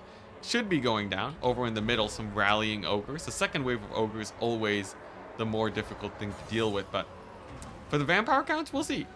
Most of their infantry is starting to fall, which means that the Crypt Horrors are a little bit more prone to damage. The left flank has gone very well for them, but the Giants continue to stand. They still haven't killed the Crypt Horrors though. Both major threats for both sides are still doing well, and the Vampire counts have recaptured their point quite swiftly, as the Ogres are committed to melee. So it seems like Vampire counts are fairly comfortable on the capture point side of things, even starting to capture the back point of the Ogres, and in the backfield, Blood Knights do completely crumble down. And oh, look at that, the distraction. Distracting the Crypt Ghouls over here so that the Ogre Bulls can seal the low ground could still lead to an Ogre capture point win if they can keep the trading in check. Up on the high ground, it seems like overall, let's see, Slaughtermaster getting sort of caught up by the Vlad. He's gonna be getting beat up pretty hard and actually routes off. That's pretty brutal. He might be able to escape though. And if he does, it's a good sign for him. Looks like he'll barely escape, but I don't know. With the Crypt Horrors nearby, it's a little bit sketch. If we look over here, we are seeing, let's see, Giants are doing okay against the Blob. A little pocket here, but the right flank gets completely collapsed. And now we have a fully surrounded Giant. Now, they did get buffed recently. They were made cheaper. Higher weapon strength. I think even a little bit of extra armor. Even further ago, they got an extra missile resist buff. Basically, all the buffs in the book. But despite that, against Crypt Horrors, who got a very nasty buff early on, I don't know how well the Ogres will do. I will say, though, Lead Belchers is a really interesting pick to try and steal back the value. And he is, the dock is in. Splitting up the Vampire counts fairly well is getting him some fairly strong trades. You know, the Crushers on the Crypt Horrors, the lone Crypt Horrors, is doing quite well with their anti-large, keeping the Lead Belchers alive, but Vlad is just such a beast. Vlad the Dad annihilating the first Giant. First Giant completely surrounded by Crypt Horrors. Vlad completely fine in that fight over here. And the Crypt Horrors continue to hold. Their regeneration is insane. Look at that, 100 HP. They're actually healing despite being in combat right now. Despite fighting up against a Giant and 3 units of Ogre Bulls, they still manage to find a way to heal up. Absolutely insane. And the Ogres, despite the value trading looking even, you have to take into account the healing of the Vampire counts. Though I wouldn't count them, I wouldn't count the Ogres out just yet. If you take a look here, the middle point, the close point, home point for the Ogres is getting captured. Looks like over here they have captured the low ground point. So it seems like the Ogres are still in a lead for victory ticket, though it's not nearly as massive as it was before. Definitely no hunkering down just yet to get the capture points. Nice charge on the Blood Knights. I will say these Crushers are actually insane against Blood Knights. Fairly good damage, though they are starting to get whittled down now. And if you look at the Ogre Lord, he does die to the Banshee. The Frostbite on the Banshee, absolutely devastating. Gonna be helping rout off the Crushers. Routs off the Giant immediately. And I think that Banshee might have done it. The Banshee might have done it. With the snipe on the Lord, Ogre Kingdoms are sort of starting to rout off everywhere. Back point for the Ogre, for the Vampire counts, even manages to hold 2. So only a 2 cap against the Vampire counts, and I think that might be it. A strong play for the Ogres, but it seems like the 62% voting for them. Unfortunately, it seems like the Ogres are starting to crumble apart now. Just very, very nice trades overall from the Vampire counts. Of course, a very high leadership helping them up too. But also just not really being able to pull them apart. I think the low ground fighting sort of really went the way of the Vampire counts. And that big fight in the middle really, really did not go super well for them. Like, you know, they do got some Mournfang cavalry here fighting here. The Giant sort of, you know, kills off a couple Crypt Horrors, but it's going to be pretty rough, especially with the triple cap coming in from the Vampire counts. Ogres might be able to finally split up the Vampire counts into a more easily fightable situation. But then they have to start capturing points on top of a million spears and Crypt Horrors getting summoned. Looking pretty rough, and of course Vlad with his massive amount of regeneration. Doesn't care in the slightest. He is doing just dandy fighting against these giants. You know, if he was in a vacuum, Vlad does lose against double giants. But in here, it's a little bit more rough. And it looks like that's gonna be it. Vlad gonna be getting another kill against this giant. Rocking the solid 1200 gold value. Vampire counts triple cap. And I think that's it. Seems like giants need another buff, guys. Oh, there was a heal on this guy, though. He does rally to move on to this point, but there's not even enough ogre capture weight to seal the points. Vampire counts have taken a dramatic lead now. And that shall be it. The dock is in. Fairly good. It was a good scrap. It was a good scrap. But yeah, I was really hoping he had some sort of secret tech against the vampire counts. Yeah, rip giants, man. Rip giants. How much value did they actually get, though? You know, 1300 value, this one. I feel like the giants weren't actually what let down the ogre kingdoms in this game. The giants actually paid for themselves. They did good. But the meta, yeah, the meta has not been shaken. GG. GG. Well played. Was a good shot. The giants actually did pay for themselves. I think sort of the bigger problem is that ogre bulls don't trade well into monstrous units. They really value their charge bonus against infantry, and without that, they don't really do super well.